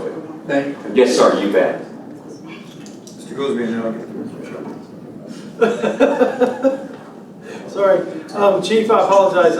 If you said it faster than I could think it. I'm trying to get you all out of here. I'm the one up here taking the time. There's two areas, physical exams and Bear County Crime Lab. I was just curious about those, why such a heavy increase? So physical exams, in an effort to combat our always increasing medical expenses, we are following the coattails of fire that implemented a program a couple of years back that does a pre-active, and Chief, you can speak this better than I can, a pre-active deep screening for employees that choose to do so. Of course, HIPAA in between them. But it's an effort to identify issues earlier and drive down the cost of medical costs found in late discovery. It's been very successful with fire. I know that we'll have the same results. I think this small increase here will pay dividends down the road in savings on our medical line items. Okay. And I think too that we owe that to employees that put themselves in in harm's way, and they're out there every day, and sun, and the stuff that you can be exposed to, they can cause some of these more serious illnesses. And then the other one was, Bear County Crime Lab, excellent question, sir, and I'm glad you brought it up. They used to not charge us a whole lot to use their services. And what most of us chiefs in the industry know and have come to understand that with a liberal DA, and I know Joe Gonzalez very personally and very well, and I'm a fan of the man, not of the politics necessarily, but that's for another conversation. With a liberal DA, some of the efforts to decriminalize without actually violating statute go at increasing costs to get things accomplished by putting the onus on the local agencies. We used to not have to pay much of anything at all. Now we pay a great deal amount to process. That's, by the way, that is for our drug processing, our drug testing for the Fair County lab, or to get a case prosecuted. And so if we want to get a case prosecuted down there, we have to use their lab, or they're not going to take the arrest. So often we find that out when we don't have a line item for it, because nobody ever did. Historically, there was never a need to. And when you've got your prisoner at their door and you want to drop them off for the dope that you found on them out here on the street, and they say, oh, we're not taking unless you use our lab. Well, wait, that's going to cost us a couple thousand every person to go down there, or $500 or $600 a pop anyway, depending on how much drugs they had, variations of drugs. That's what that is for, sir. And we hope that will cover us annually, but it's a new line item because it's a new area that we're not sure what the costs are going to be. When DPS catches up, we'll be able to supplement or augment one with the other, hopefully. But in the meantime, DPS is so backlogged because everybody went to DPS. Well, now they're saying, well, they can't get in here in 6 months, we kick the case out. So we're in this little circle of no prosecution. And it's not fair to the victims out here, or the effort that we're trying to do to make sure our city's safe and our citizens have a high quality of life. excellent, thank you. Yes, sir. I might also add that the advanced physical program that we have at Police and Fire, our intention is to, oh good, Randy left, is to actually start rolling that into the Public Works Department as well. We'll start with some of the smaller ones. And you may think that, well, gee, don't they already have health insurance? Yes, they do. I ran the numbers the other day. We have 144 adults in this city on the insurance plan, and only 43 of them last year went and had a physical. So we're basically mandating that they have a very hefty, I use the word hefty, physical done, a very intense one done, in order for us as a city to keep our insurance costs down in the future. It doesn't go without a lot of kicking and screaming and nail biting.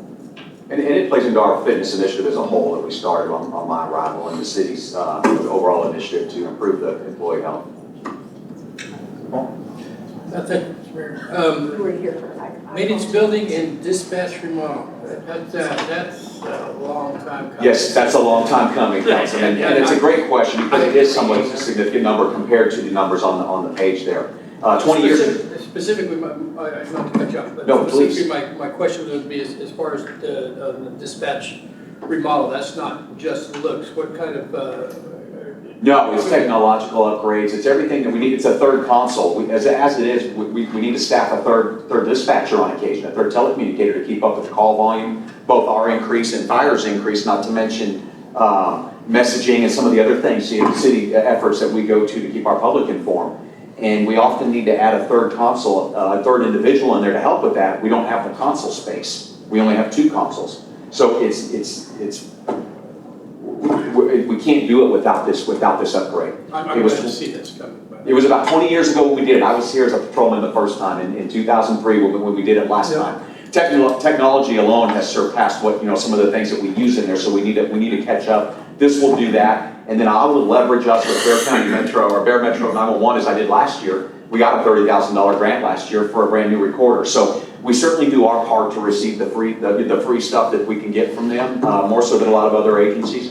And I will do that as we go forward and we can't ask them to pay for the entire rebuild, but we can ask them for pieces along the way that will drive these costs down going forward. Great. Thanks, Chief. Very welcome. Thank you. Now we go to fire. Chief. Hank? Mayor, Council, thank you for having me. Thanks for being here. Really, I mean it. All right, that's it. Any questions? I think we beat the the numbers, right? horse to death. But I guess one of the things that's different in payroll this year is we did a little tweaking to the certification pay category.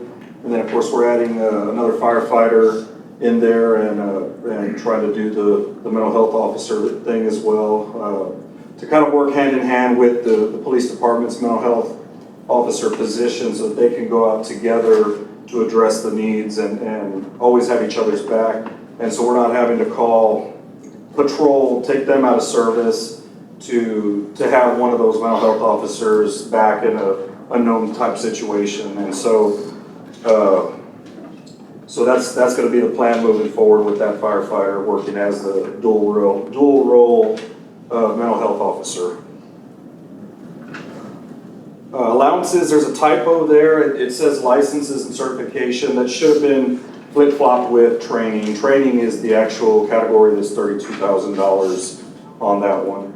Licenses and certifications do go up a little bit, just accounting for the extra firefighter and just anticipating that with certification pay increases, there's inevitably going to be more people trying to get further educated. And then, of course, with the tuition reimbursement program, if that goes through, then same thing. So we wanted to just kind of have a jump start on licenses and certifications as well. The memberships and subscriptions category. So there was a reshuffling of this category and trying to figure out what should go there.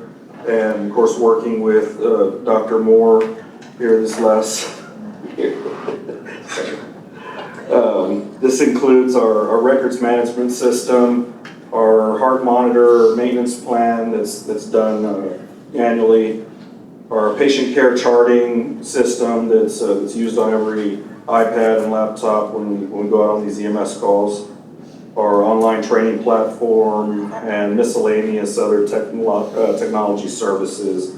So that's kind of in a nutshell what's going into that memberships and subscriptions category. And we're still trying to figure out some of the things that need to go into that category. And it's just kind of is it a revolving cost annually? Is it a one-time cost? And so there's still some unknowns with that category, but I think we've got enough wiggle room to cover some of those discrepancies. Contract services, we got vehicle maintenance. Of course, that category went up again with our fleet aging a little bit older every year. And also the fact that we lost two of our most qualified in-house mechanics in the fire department, one retiring and one leaving to the New Braunfels Fire Department.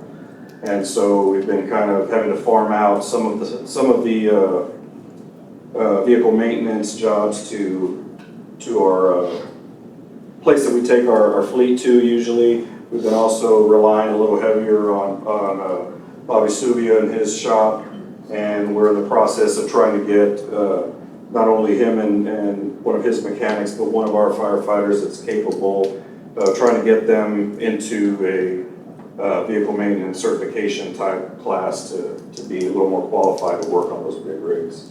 But in the meantime, we've increased that cost a little bit. Just with preventive maintenance alone, we're looking at about $15,000 a year, usually on an annual basis. Building maintenance, the reason that one went up is because it's been a long time coming, but we are finally going to replace the roof on the fire station. And so we did a core sample to see what we're working with and figured out that there's like 5 roofs on there, and got some pretty cool pictures of that core sample. EMS went up a little bit, as it does usually every other year, in accordance with the ILA that's in place and in accordance with medical CPI, of course. Technology services, that's just kind of a BARCOM normal services that we use on an annual basis, and then kind of taking into account that there's so many unknowns that kind of pop up on us, end-of-life issues sometimes trickle into other areas, and there's just so many technology issues that come up throughout the year. So we're hoping that that's enough to cover that portion. Operating supplies is sort of a catch-all for or anything having to do with the fire trucks, the fire station, something breaks, it's got to be replaced, and so that it's, like I said, just the best way to describe it is just kind of a catch-all for everything that revolves around that building in our fleet that doesn't belong in something else in another category. And of course, gasoline expenses, again, we raised that up a little bit just to kind of account for some of the unknown. Community risk reduction is a category that we added a few years ago, and we've been trying to build upon this program. And what it does is kind of addresses what Mr. Rubal brought up.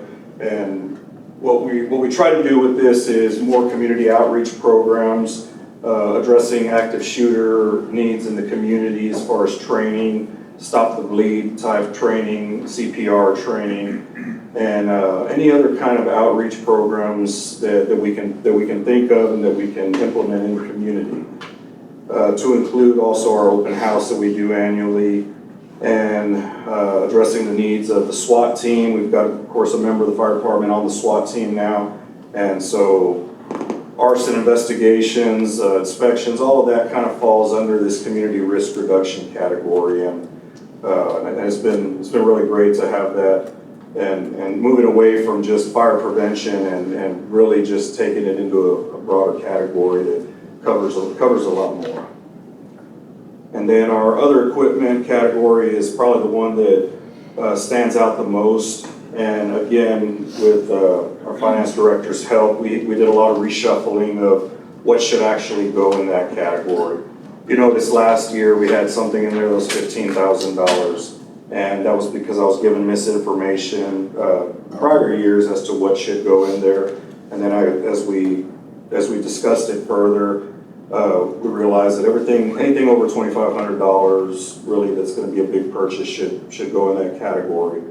And then taking stuff out of categories where it shouldn't have been, and separating that whole membership subscription from what should go in other equipment. So an example of that's going to be coming up to speed with our Meraki camera system. We're kind of one of the last buildings in the city facilities that doesn't have that camera system, so we're in the process of upgrading. So that one-time initial purchase will come out of this category, and we're talking almost $40,000 there. And then next year, the whatever cost that's going to be annually is going to come out of memberships and subscriptions. So we're still playing around with that, but that was just one example of what's coming out of that one. We got rescue tools, forcible entry prop.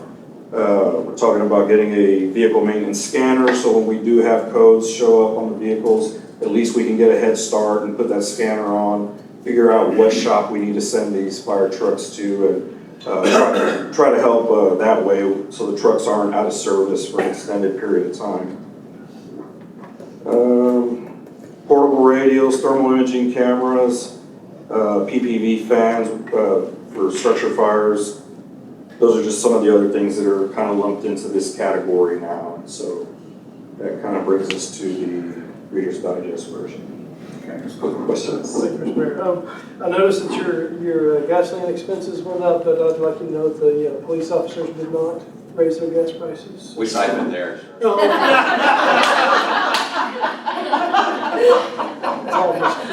you, Mr. Mayor. Yes, Mr. Show. Thank you, Mr. Mayor. Chief, did I hear we're hiring another firefighter? So this is, so we'll have, what, 2 shifts with 7? Correct. Well, and with people being out, it basically keep us better into the 6. And then where will the, that addition you mentioned for, and I'm sorry, it's slipping my brain. Mental health officer? Mental health, yes. So where will that be an 8 to 5 position? Yes. Okay. Yeah, so that'll be, yes, so we'll have 6, 7, 7, and then an 8 to 5 position for mental health. And then our goal is hopefully next year is to add on the additional firefighters, so we are at 777. And I know you don't want that. It only took 8 years. What will the qualifications for the mental health officer be on the fire side? I understand on the police side, will they be a certified firefighter, EMT? So on our side, the requirement's going to be that they're EMT and fire certified. but they'll also have to have the peace officer certification to be qualified for that. And then in addition to those basic requirements, then you have the mental health certification class that the peace officers have to go through. And currently we have one person qualified in-house that wants the position. I've talked to the other two people that would be qualified for it, and they have no interest in it. So at this point, we have one person who's qualified for that when it becomes officially open. Excellent. I hope we're able to find the mechanic, somebody be willing to do that. I think that's been filled by staff as long as I can remember. It has. You end up with people that just take the initiative to step up and do it or learn it. And we've got 2 or 3 guys right now that are currently doing that. And so it's good to have that. Fantastic. Thank you very much. So, Yeah, just a general question, something we brought up before when we brought up the idea about the substation, and then we were talking about bringing out more technology for the lights and everything else. Are we going to be seeing any of that in its future budgets? Because I see technology services, because that for fire and police It's more for fire and less for police. So the discussion and the consensus that council gave us was to work that into our next tranche of ARPA, which we are doing. Chief Cosseres has done a great job working with the vendor and their relationship with TxDOT to identify what the cost would be. Additionally, we have expanded the program to bring in shirts and live oak. They have bought into the preemptive system as well. We are currently, JBSA has the DA process, Defense Economic Adjustment, something grant.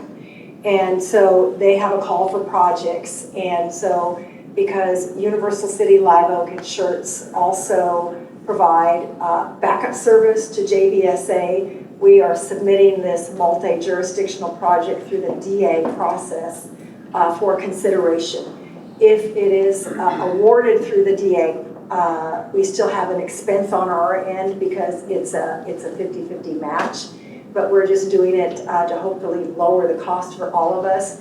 And then we would also include all the traffic signal systems around JBSA so that there is emergency access by JBSA and the 3 cities for getting on and off the base in an emergency situation. So if you don't like the project, you can blame it on Mr. Neville. And if you do like the project, you can thank Mr. Neville. Thank you, Mr. Whatever. Okay. Oh, Mr. Shaw. One follow-up since we brought Yes, sir. the controls up. Can we talk to Selma for the light that we're going to need to go through to get to the ATJ? Well, we will need that light pretty soon. When Randy finishes Kitty Hawk Road and the road through the creek, We won't need it. it's still available to us, but we have a shorter route to get there with less traffic. Okay, I just hadn't heard how far out that is. So. How far out is that project? Takes to come up under CIP. Okay, in about 2 months. Hopefully in about 10 minutes. Awesome. Thank you. Okay, Thank you, any Chief. other questions of the chief? Comments? Thank you. Appreciate it very much. All right, council. We're moving on now to, Okay, vehicle. Yeah. Real quick, membership subscriptions, 8,900. Technology services is 5,000. Operating supplies is $23,040. Pretty simple budget for vehicle maintenance. Any questions? any comments? Okay. So I know a lot of you don't know all of the employees, but Bobby Suvia, who is our chief mechanic, raise your hand. He is here this evening. Does a tremendous job keeping everybody, every department's vehicles and equipment and high dollar backhoes, etc., working and operating. He has himself as a full-time staff. He has one other full-time and one other part-time. And as we add staff on and equipment on, we're hoping at some point to get him another employee down there so we can handle more of the things that we send out. We can keep it in-house. They also do all the city generators. So the current generators we have in place now, they maintain, but all the new ones that we got coming through ARPA, they also will maintain those. Thanks very much. Okay. Thank you. Shelter. Animal shelter, this one here, we have a payroll of $435,628. Electricity expenses going up, $34,200. Operating supplies of $19,710. And then building and structures of $70,000. And that is a ongoing replacement of our AC system down there. That they are currently going out one by one. 5 units, in case you didn't know. 5 air conditioning units at the animal shelter. Okay. Yes, correct. So have you already ordered those AC units, or is that just what you're anticipating paying for? No, currently we've already had it engineered design. It's a specific system that we have where we got to have 100% air exchange. And so yes, everyone's been designed and we're slowly going one by one. He's asking if you've already put your purchase order. Yes, for the next. Yes. Okay. So we did that with vehicles and large equipment and these high dollar replacement items in hopes that the budget would get approved. We submitted POs so that we are on the list. And to lock in the price. Well, because we just saw a 2.5 times, not percent, but times increase in the HVAC. So we give them our PO to lock it in. Okay, thank you. Thank you, Mr. Mayor.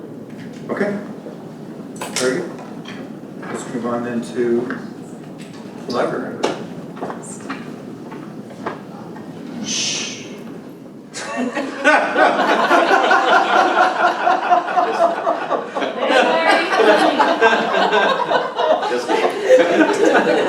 Just so we know, libraries aren't that quiet anymore, okay?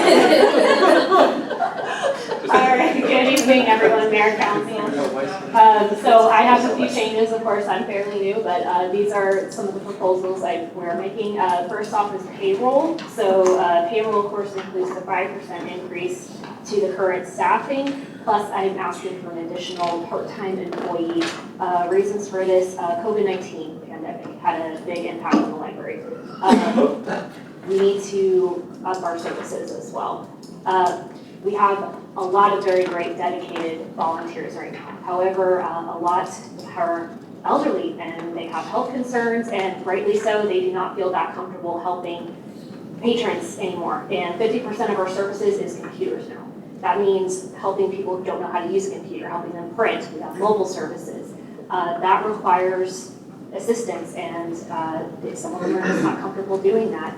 And so we actually need another employee to assist with that. Another reason for an additional employee as well is to continue to expand our customer service and our programming events.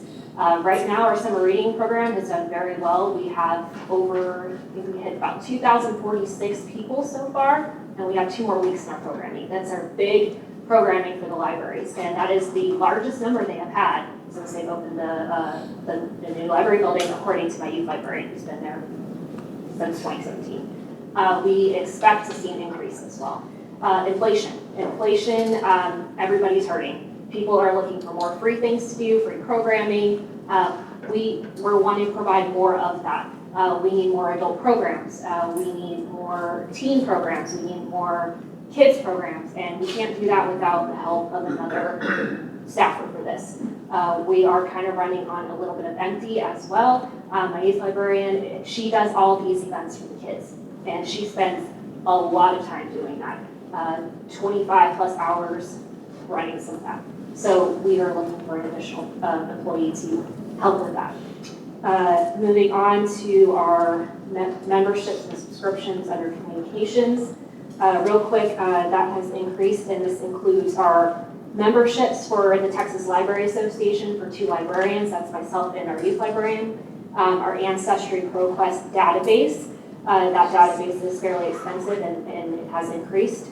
Biblionics Apollo is our circulation system, that's what we use to check out all the books. That has slightly increased. TechShare databases, that is required for us to have for our state accreditation.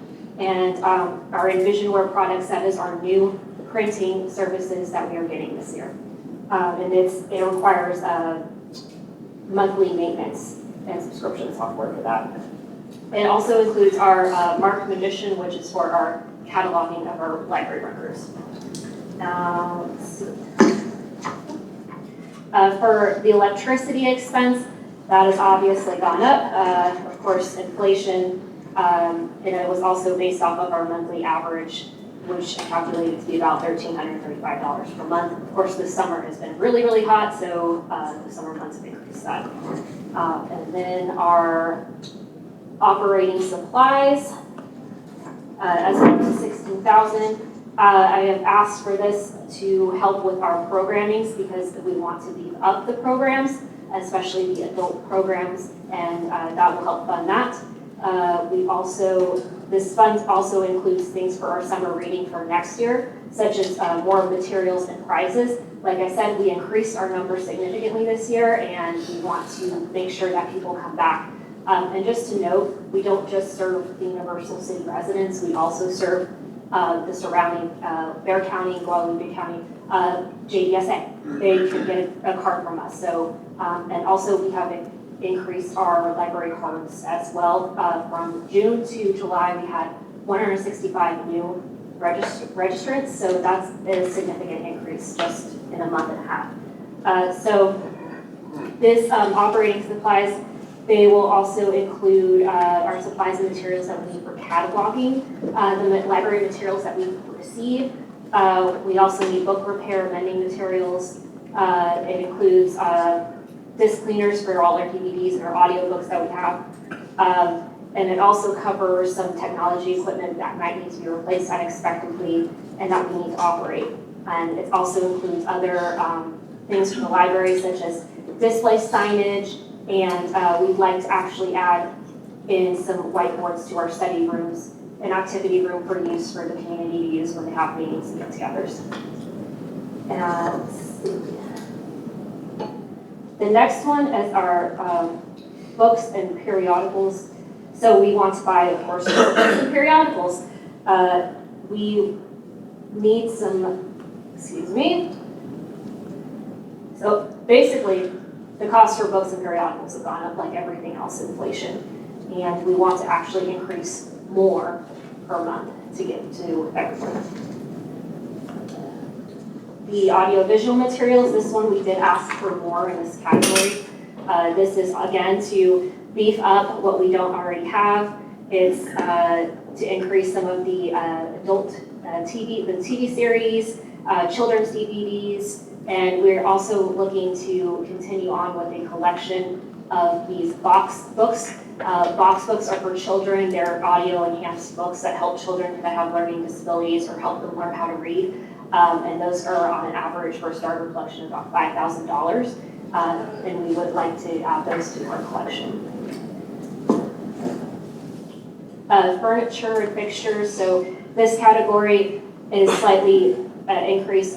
We actually want to use most of this for to get actual book displays that we don't have. We're actually using tables that are meant for meetings right now, and some of them are leaning down and they can't bear the weight of books on them. So they're already going to be out of use for anyone that can use. So we actually want to get real displays. And then it also includes the cost for any unplanned furniture and fixture replacements that might occur throughout the year, because it does and will happen with people coming in. Are there any questions on it?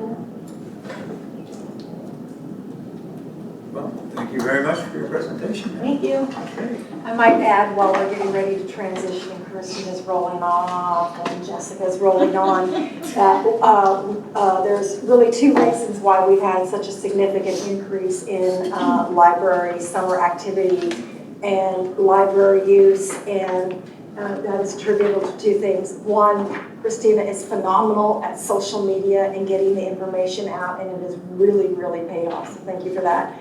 And the second thing is that she and her staff have really figured out how to capitalize on the use of the splash pad in the early morning. And so they do their library events in the early morning, and guess what? When they're done, they can stay and go to the splash pad. So also another great idea.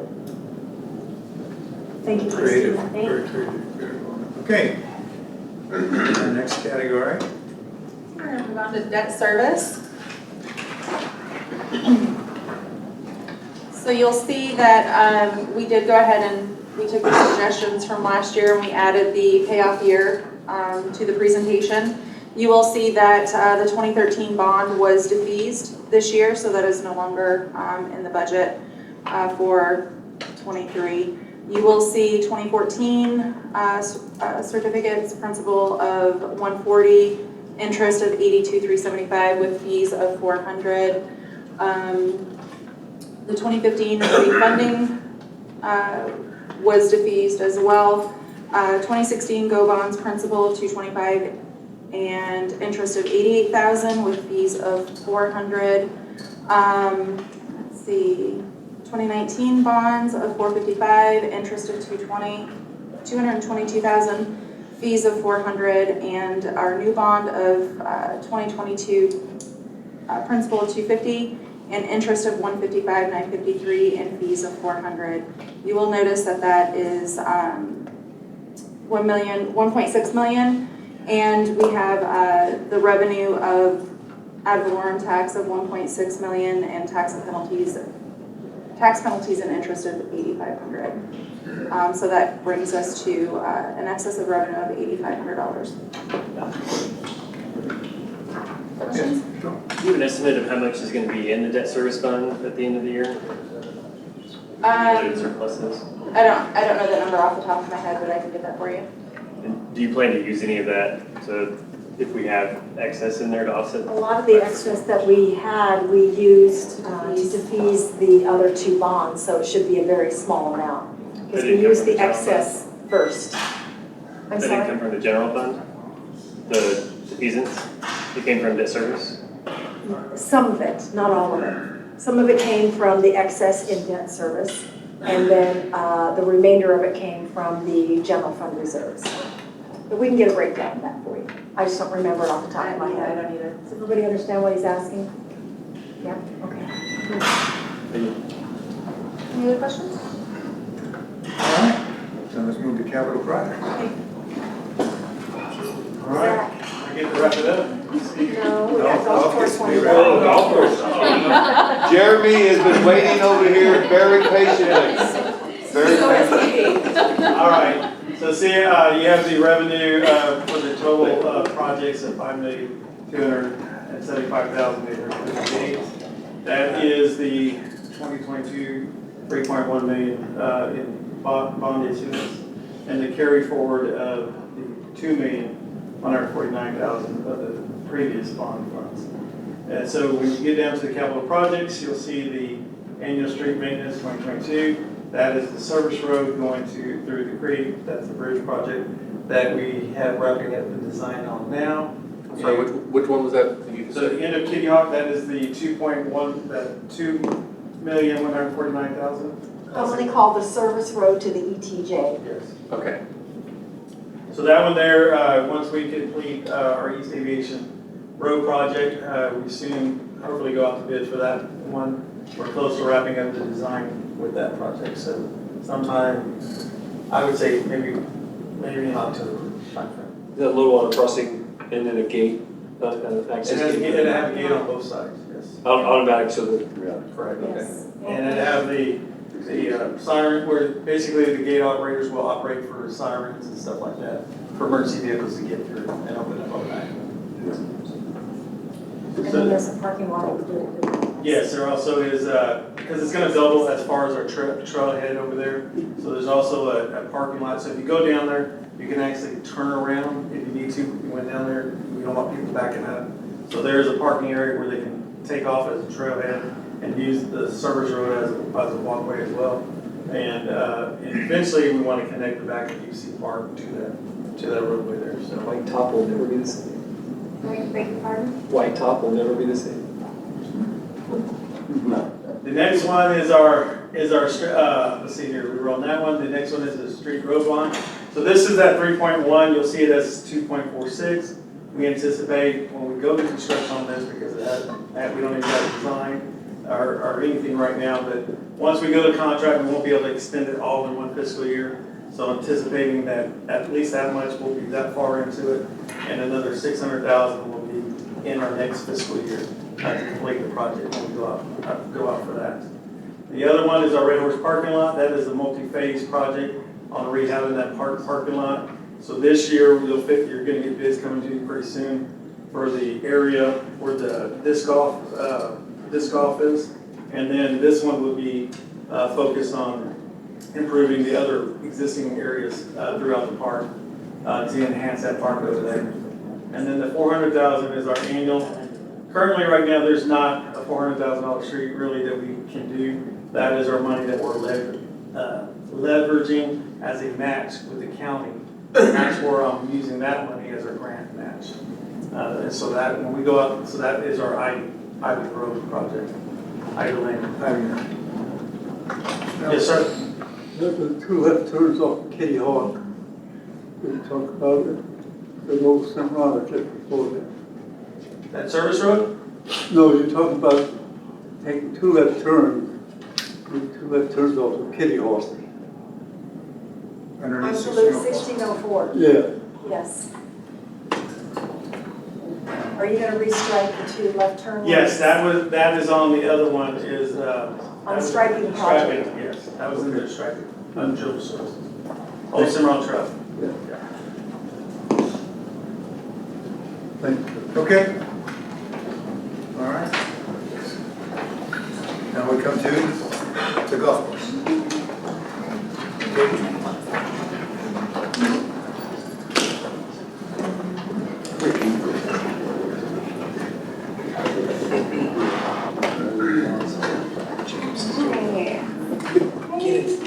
Good evening, Council. For those of you who don't know me, my name is Katie. I am the Director of Food and Beverage at the golf course. We do have two department heads at the golf course, myself and Sal Garcia.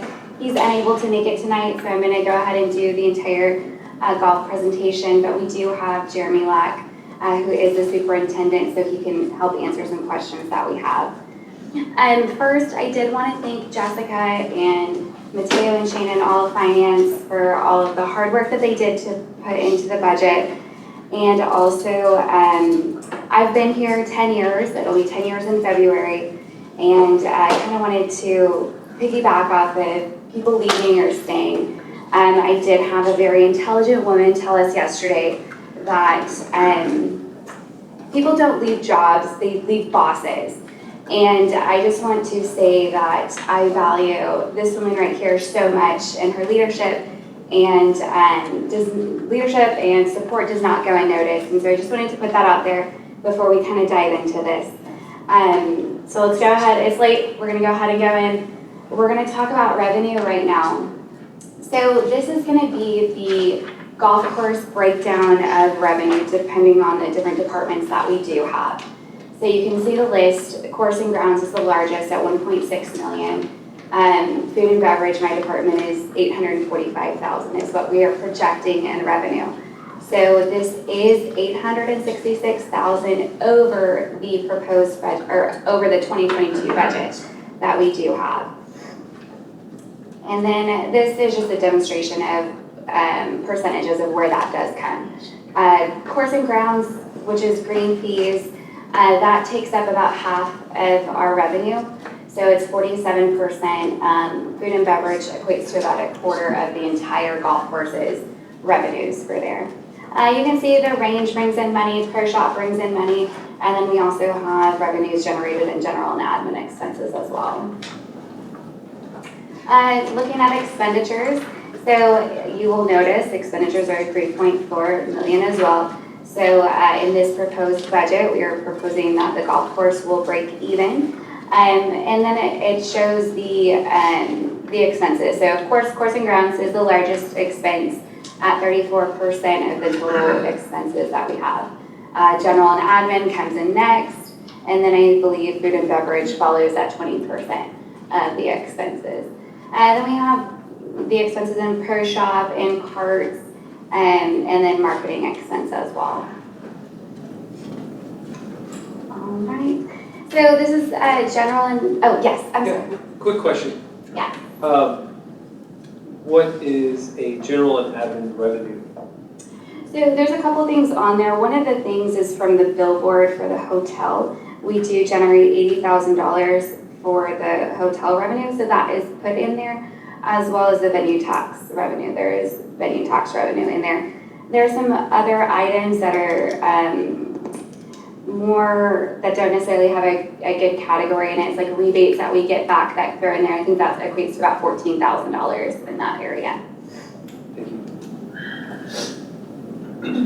Alrighty. So one of the bigger jumps that you'll see is in memberships and subscriptions.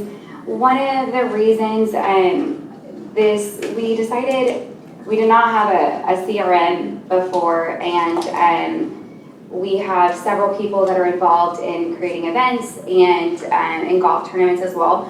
So we decided to subscribe to a CRM that we do have. So it just helps us generate our leads, manage our leads, work in the events, and just to try to be organized across board. So that's one of the larger jumps that we have. I think that's around $4,000 on there. And so there's the other subscriptions that we have is going to be our in our bar area. We have some TVs, so we have a YouTube TV subscription and Spotify for different events that we play music for and certain things like that. So that's one of the line items there. Operating and janitorial supplies, those are pretty much just cause of inflation. The increases on there pretty much doubled in that area. I can give an example. Before COVID, we were paying $50 for a case of gloves. Now that cost is over $300. So it's just very expensive in certain things. So those are reasons why those have jumped up.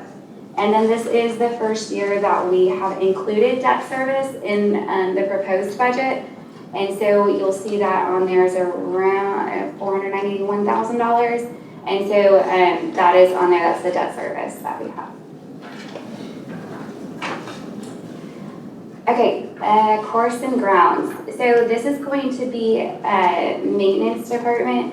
So of course this is with that COLA that was proposed at the 5%. So it has the increase in payroll. Jeremy is proposing to get some new equipment and to lease some new equipment. If you guys have questions, he can answer some of those, what they are. Do you want to go ahead and kind of explain that?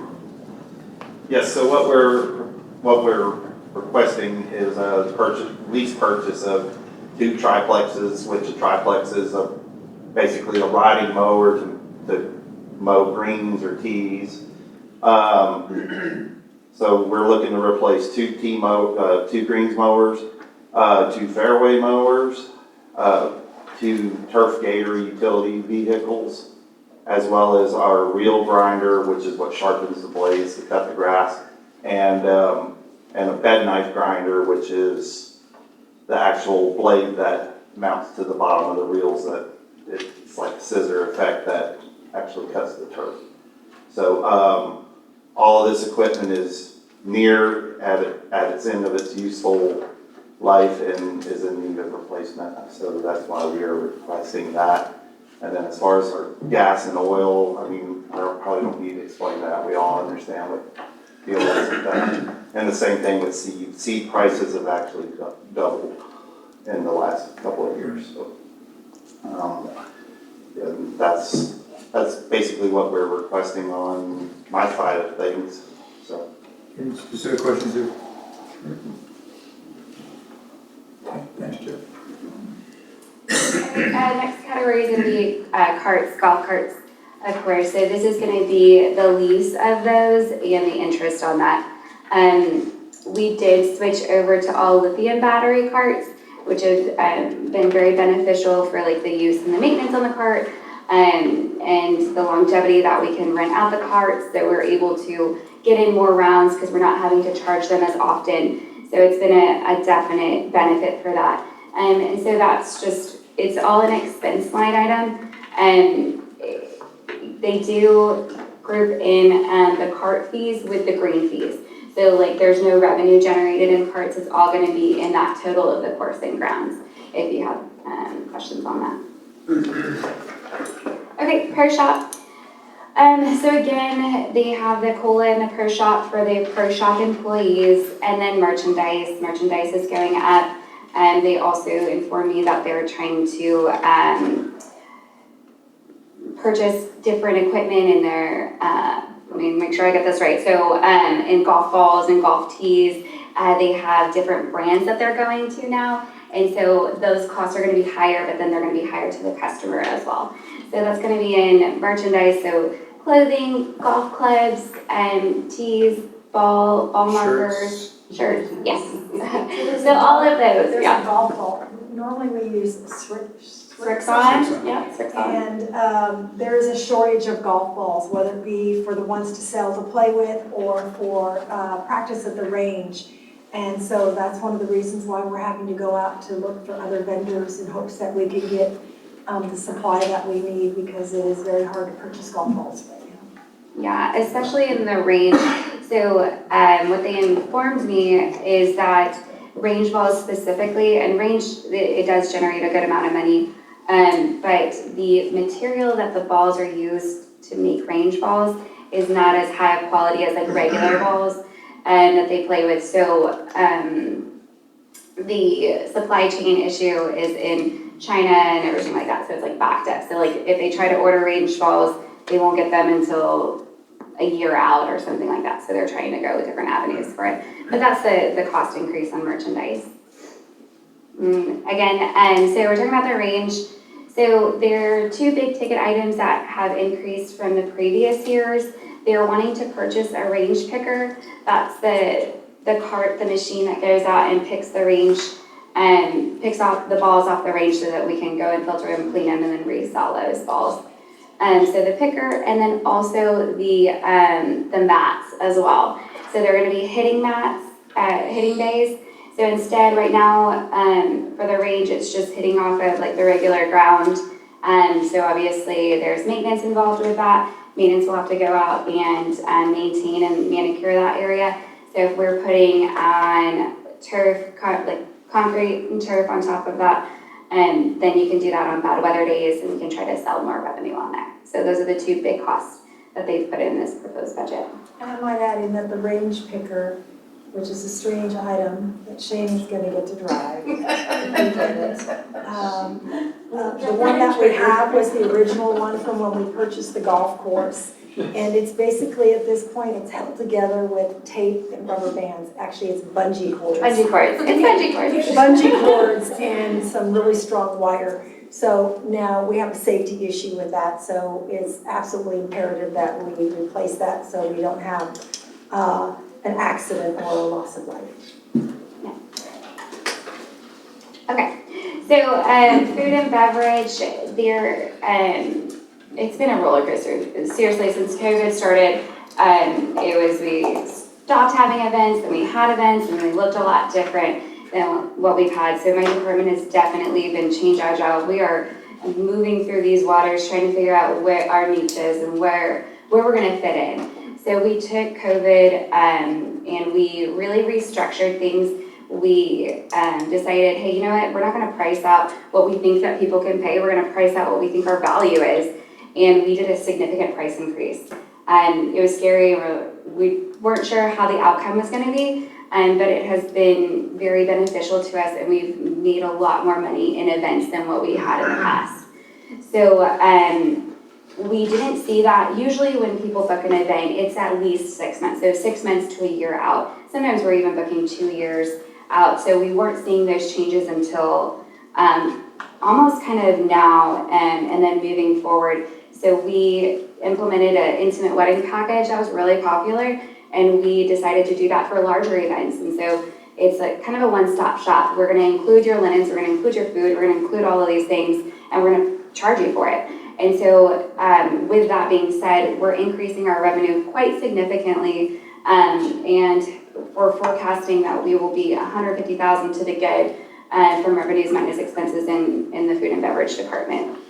I might also add that Katie and Mallory had a visioning session where they brought in photographers and wedding planners and wedding marketing people, and who've all had used the facility or sold the facility to their bride or their, whatever the party happened to be, and said, what are your clients asking for that we're not providing? So we can figure out how to either include those in our package and charge more, or provide them as an upsell oh, well, since you're gonna be here at night, if you'd like to spend $200 more, we can put the uplighting up for you. Okay, we have the uplighting up all the time. They don't know that, but we're gonna charge them $200 for it. And so we've been working on little marketing promos such as that, and typically in the retail business, it's called upsell. And so we've been doing, they've been doing a fantastic job on that, and I think that in the coming years that we will definitely see an increase in not only, well, we should see a decrease in the number of events we have to have, but less events, but more revenue. Right, exactly. That's our goal. Okay, let me give you one quick aside on some of the marketing. On the 7th hole, which is a par 3, halfway between the yellow tee box and the green is a huge tree, which catches a lot of golf balls. But they have put a swing on one of the limbs, and it's about that wide. And it's become a very popular attraction for photography for pre-weddings and things like that. And it's a gorgeous background. And so that's just another little gimmicky thing that they put together, which is really cool. Right, we're trying to create signature moments, right? Like, so they see that and they say, hey, that's Olympia, that's the lake at Olympia, that's the swing at Olympia, and that's what we're trying to create. Also, like on Instagram, we want to see those brides putting those pictures on there. That generates marketing as well. So it's just little things that we've been doing. But one of the biggest things that we feel like we are really trying to hone in on is the people element and giving excellent service, because people they might not remember like the food that you eat or the linens on your table or the flower centerpieces, but I think that in anything that you do, people won't forget that the emotion that you made them feel, the way that they felt, that they attended an event, or if they had a wedding. I mean, most people remember their wedding, could be good, could be bad, but that's what we try to focus on. And if we can sell that element, if we can sell that emotion, then I feel like we can maximize on a lot of different opportunities for that. I know it's late, so training, this portion, what we are trying to do is there's a, let me get this right, CSEP, it's Certified Special Event Professional. It's a high award, or it's not an award, it's an achievement, it's something that you test for, you train, it's about 6 months long. You study for it and you pass an exam for it, and both myself and my assistant Mallory Gonzalez are trying to, we would like to do this certification. It's something great that we can put on our marketing for it and our website, so that's something, and it's about $1,000 each. And then there's also another training that we are doing for the wedding MBA. We are we have the first level. It's like venue certification or something like that. We want to become an elite venue certification. So those are both, those are two things that are on that training portion of it. Taxes and licensing. So this is just an increase for TABC. They did increase the fees. You'll also notice most of the taxes and licenses were in the general and admin expense. So you'll see that on your reflection. It's the general and admin taxes and licenses did reduce, and then we put it into the correct food and beverage line item here. Weddings, that is something that kind of Kim, or linens, excuse me, is something that Kim mentioned. So we did increase, we basically built it into the package to have upgraded linen. Probably don't care so much as floor length versus lap length linen. So it's just an extra upgrade that we have. So we do, we decided to include it in all of our packages. We raised our pricing to come up with that. But you will see that there will be a larger expense for that, and then the revenues will offset that. That's it for my development. I think marketing is the last slide. All right, any specific questions, comments, occasions? I think there's one. There's one more. There's one more, it's for marketing. I can just kind of go over it. Yeah, it just says marketing. Yeah, there's no extra cost that we're asking for the previous year. We did put in $110,000. The big majority of that comes from our advertising agency that we use called Noisy Trumpet. They do our digital creative, our digital advertising, social media creative, social media advertising, public relations. They do a large amount of that for us, which has been fantastic. And so they take a bulk of that, and then we do advertise in the wedding wire and the knot, which is something that's very almost mandatory for in the wedding industry for those. So there we go. And that's pretty much in a nutshell. I mean, we have some like flyers and stuff that we have in advertising as well, but that's the bulk of those items. Right.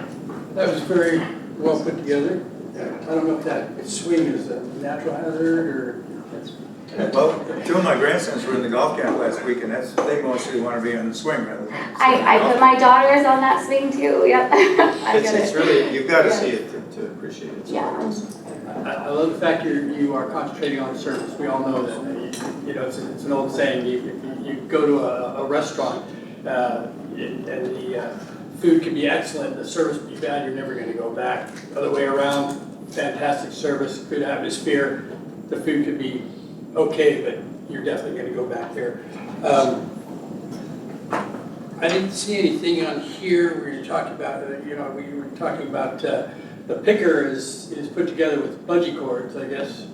That's for the range. I understand that. You know, my point being, a lot of stuff in the kitchen compared.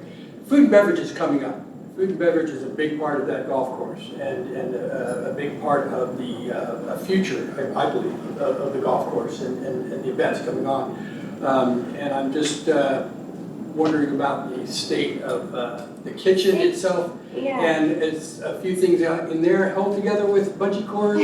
I appreciate that, but no, we're well, knock on wood, but no, I appreciate that concern so much. And hopefully if we are profiting what we think we can profit in food and beverage, then maybe we can utilize some of that money to do some revamp on some of the things that are a little bit older on there.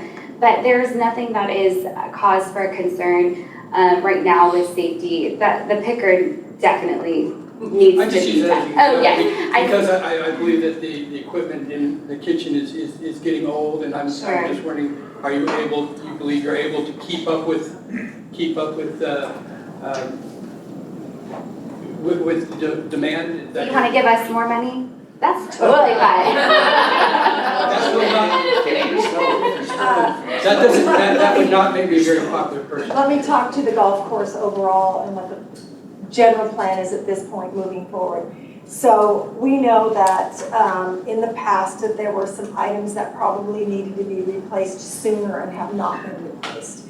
We know that there are some modifications to the building that need to be done that we've been holding off on. A lot of that stuff has been held off on for various reasons, but the biggest one is the debt service that was on the golf course. So what we have done is each staff in all of their departments is putting together a list of equipment or fixtures or furniture or capital improvements that need to happen to the building, and we're getting estimates put together. So like we do on every other facility, we have an improvement plan in place, a CIP plan in place, and so we are currently working on that. And as we go through and we get that in a more robust format, we will bring that in front of council and we'll make a presentation to you to let you know what we're thinking needs to be done in order to maintain the facility at its usable level and to provide equipment and upgrades that can carry it into the next 10 years. And a big reason why I bring the whole thing up too is because, you know, we've talked about it before. We don't want to just think of it as the golf course. We talk about, you know, there's only so many green fees you can have. You're talking about bringing up revenues. That as a unit, being able to attract more people for venues is, I believe, where the dollar's going to come from to bring, you know, the golf course into the profit. So that's why I'm always concerned about making sure that we have the right type of equipment and you know, things that can keep up with the big plans that we have that I believe will be successful with the way you're running things. So I appreciate that. Just a quick, I'm not really good with numbers and everything, but one little concern I have here is it shows on the golf course, on the revenues, golf pro shop, 3%. Expenditures, 7%. It's a huge difference there. Yeah. And, So it's kind of, so a lot of that comes from payroll.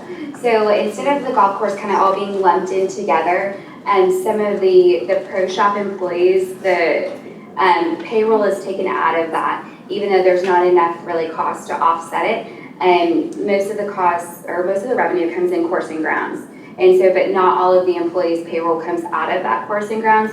So it's, there's cart employees and then there's pro shop employees. So I believe there's supervisors that are on there as well as pro shop employees too. And so that's why it kind of skews it off. They do operate, I think, at a 57% markup on their items. So they're not losing the money in that that area. explains it. Yeah. Appreciate that, thank you. Yeah. Thank you for coming out tonight. You know, I'm a big fan of the golf course. I come out for the happy hours and stuff. I like what you guys are doing out there. Like it or not, the golf course has been a source of contention within the city among the residents. I believe there are 4 camps of people within Universal City.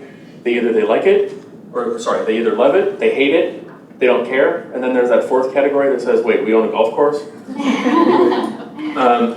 So I've heard, as I've been asking the questions, as I was running for city council, I've asked a lot of questions of a lot of different people about sources of revenue for the golf course. How is the golf course funded? And I think what I got from the people that either don't care or hate the golf course, they go, fine, whatever, but it should be revenue neutral. And whether or not anybody's ad valorem taxes are being used to fund the golf course, many people said, I don't want my taxes going to pay for the golf course. So could you now, while we're here in this venue, we have all the big financial minds of Universal City together, could you please explain for me and for anybody else that cares to listen, how does the golf course receive its funding? And I do see that you appear to be revenue neutral this year, that you're going to spend what you bring in. But if you could explain what are those sources of income for the golf course to dispel any myths that might be out there. Jessica's going to handle that for you. So majority of the revenues are going to come from course and ground operations. What that entails is the rounds of golf. Greens fees, memberships. Greens fees, memberships, advantage programs, tournaments, things like that, events. And then also the range also brings in revenue. And then food and beverage, obviously food, drinks, events, weddings, things like that. There is venue tax that does come from sales tax, not ad valorem tax. And that is brought in and that covers the debt service. So one of the 2% sales tax that Universal City can leverage on all transactions made within the city. I understand that 1% goes to the general fund, 0.5% goes to the Economic Development Corporation, half a percent is for events. How much of that 0.5% goes to the golf course?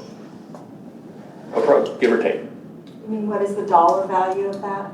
Dollar value, percentage-wise, if we take that 0.5% sales tax and we break it out into a 100, how much of that 100 goes towards? So if we consider that 0.5% sales tax as an entire piece of as an entire pie, is it half the pie, a quarter of the pie? How many of those slices?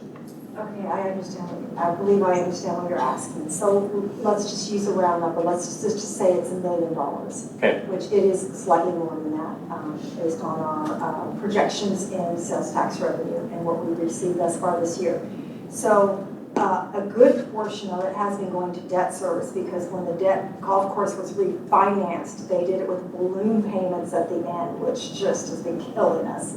And so that has been ranging, I'm going to guess at numbers and somebody can kill me later. That is anywhere between 800,000 and $500,000, right? So that's where the predominant is going. There has been in the past some revenue shortfalls at the golf course, and so the venue tax has made up for the revenue shortfall. And then there is a portion of debt in the general fund that in the past was allowed to stack up. And what Jessica and I have been doing is taking any excess revenue from the venue tax and using it to repay the general fund. And we'll continue to do that until it's repaid in full. So I would say if we're going to talk percentages, I don't know, at least 50% of it, maybe about 50% has been for debt service, thankfully. Knock on wood if I could find some in this place. This is our last year on debt service. And so what we'll have to do as a staff and as a council, moving forward, figure out, do they really need all of that money? Can we get them beefed up to some point where they can, since they don't have debt service, where if we issue debt service, it's a lot smaller and manageable, and then we have a smaller revenue, and we can do, choose to ask the voters to do something else with those funds. That's the big picture that we're going to be looking at in the next couple of years. Okay, so to summarize and make sure that I got this right, from the operation of the golf course, you make money as a golf course via greens fees, the range, food and beverage, events, tournaments, et cetera, et cetera. There is also a portion of the event sales tax, that 0.5%, that goes towards funding operations at the golf course. But there is nothing coming out of the general fund that transfers money from the residents' property taxes into funding the operation of the golf course. Is that an accurate statement? So, yes and no. We have found out in working with our auditors and doing some internal investigation that at some point in the past, somebody made a decision to put money from the general fund into the golf course operations, and then that ceased, but they didn't pay the general fund back. In the last 3 years, we have made sure that there has been no revenue from the general fund that has gone to the golf course. Okay, so the event tax and the golf course operation itself is what's funding the operations of the golf course. Right. Yeah. Okay. I did have a couple of, there were some other course and ground income that was $16,000. I don't exactly remember where it was, but it was in the big roll-up that we were provided. And Other G&A income? Other G&A income or other course I and believe ground? that's what Councilmember Shelby asked about at the beginning, was what was the other G&A income? Okay. That's those are The various things that come in Those- that don't really fit into any specific category for revenue. Any example you could? I believe it's like rebates that we get from There's a page. Keith and. There's a page with the whole breakdown of the G&A on the first white page, right after the group. Yeah, it's 14,069, I think is what it is. But and Shayna, is that about right? Like we get some rebates, and Jeremy might even get rebates on large purchases that he is a part of. So if you purchase so many Coca-Cola or whatever, you get a check from the distributor and stuff. And those are kind of things. I think in the past they had also been billing anytime like an event canceled. So like revenue would go there, but now it goes into the specific category that it's supposed to go to.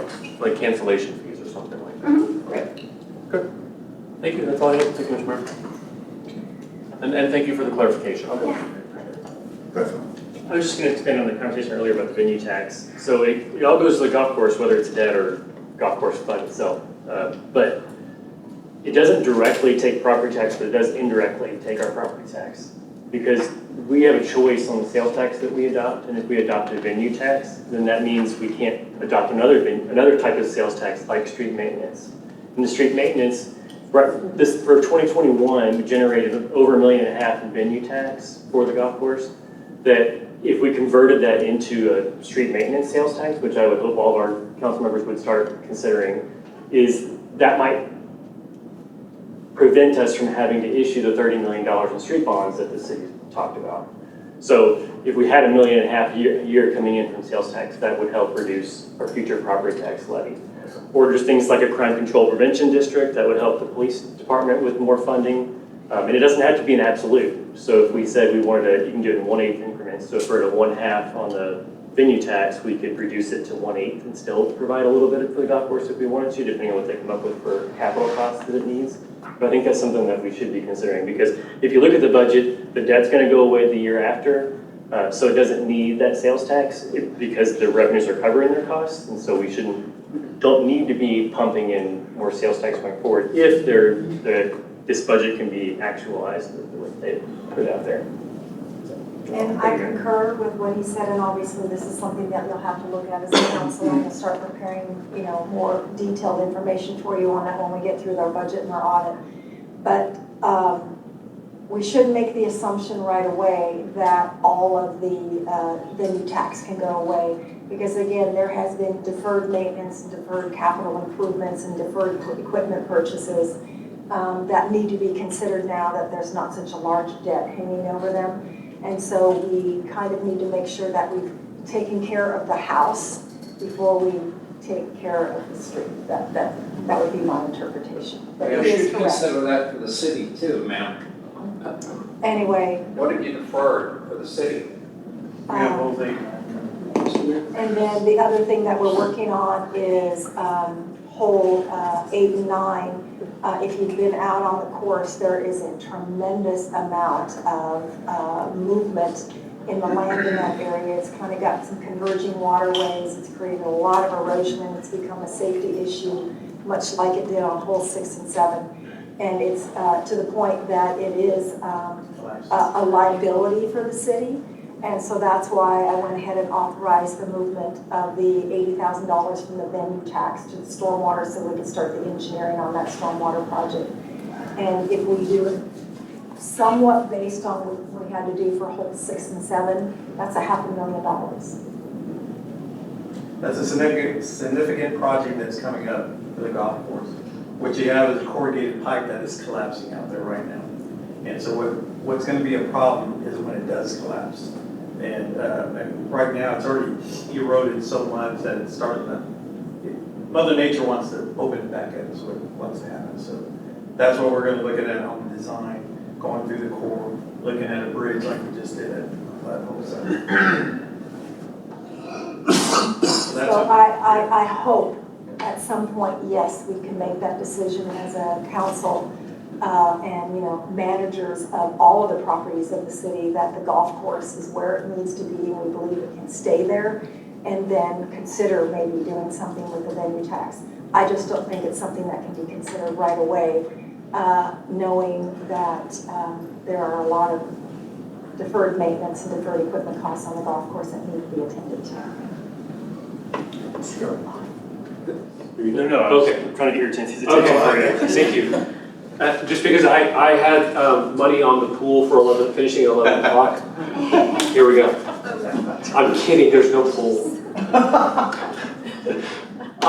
Okay, so I just want to make sure, so clarification here, so, and I know I'm repeating again. So it's covered debt service, it's covered underrunnings of the golf course in the past.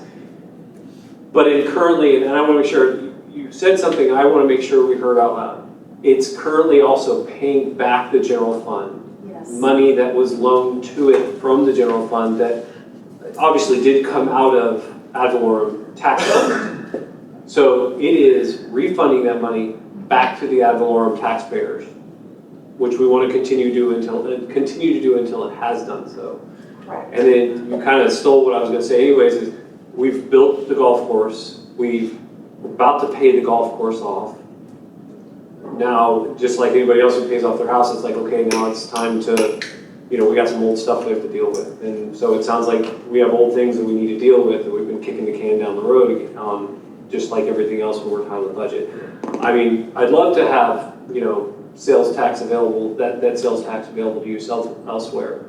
But also be clear, that involves us presenting something to the citizens under a vote to make a change. We cannot change that as a council. Correct. Okay. Just want to be clear on that. Katie, thank you so much for everything on that. I love these numbers. It's amazing. I love to see that the M&O is zeroing out. I mean, I have 8 years of being up here. We have sat up here and said, "Oh my Lord, they just lost $100,000 last month. This looks horrible," and we are not seeing that anymore. That's fantastic. Thank you. There's Whitaker here. Excuse me. Thank you, Mr. Mayor. Randy, how many parks do we have? This is a veneer of the original. Look online, there's a parks map. How many acres of parks do we have? I got a master plan book that I can refer to, but I don't have it with me. How many acres? Yeah. I'm just considering it another city park, and if the parks spends $1.2 million, you know, how it relates to the golf course. I do have 11 o'clock.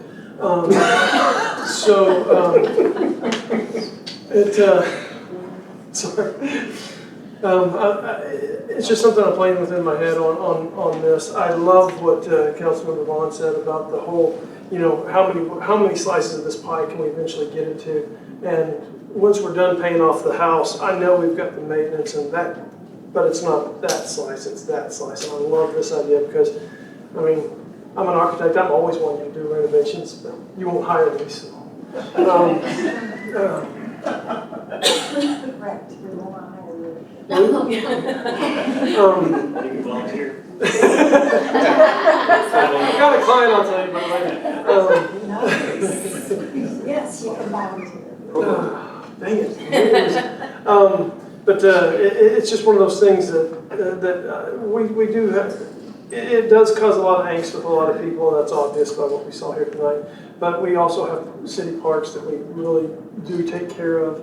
And I see this as another amenity.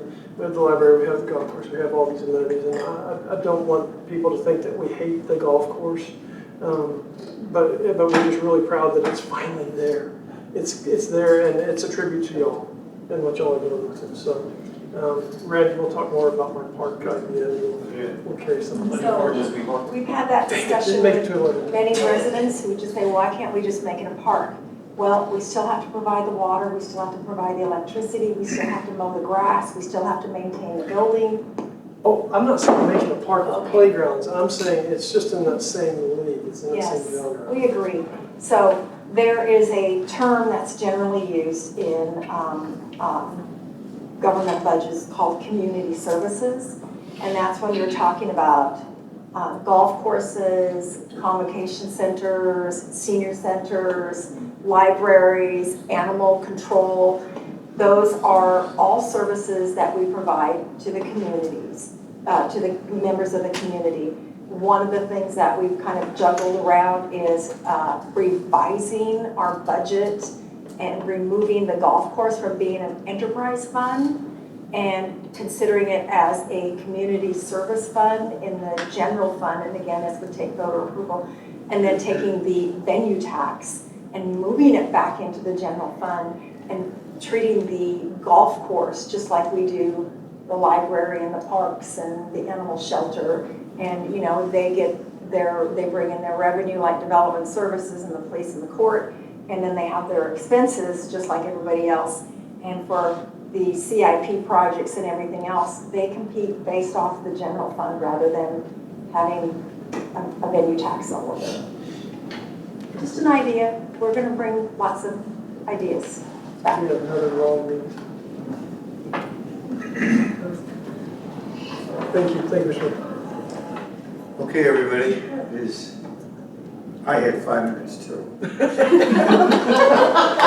Anyway, thank you, everyone, council, 5 hours, and staff, probably 105 hours or more for all the time that you spent putting this all together. This is just the first step. We're giving some direction back to the staff. There's a couple of things to look at. And the next thing we'll do is the next time we meet again is in early August. In August, I apologize. It's okay, we'll cover it with you, but it's okay. But this is just the first step in the process. Yes. We've got more to go. For our 2 rookies, phenomenal job tonight. You guys really were prepared and ready to go. So I really appreciate all of that. That's what it's all about. You in the audience, you got a chance to see what happens between staff and council and interaction. And I hope you realize that this is it's an ongoing process for all of us. So we really appreciate you all coming this evening.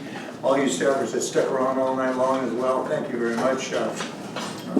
We owe you a debt of gratitude for all that you have done. We really appreciate what you do for our city. we wouldn't be as prosperous and as happy, and it's a great place to live without everybody's cooperation. So thank you very much. It's now 11 o'clock, whoever had 11 wins.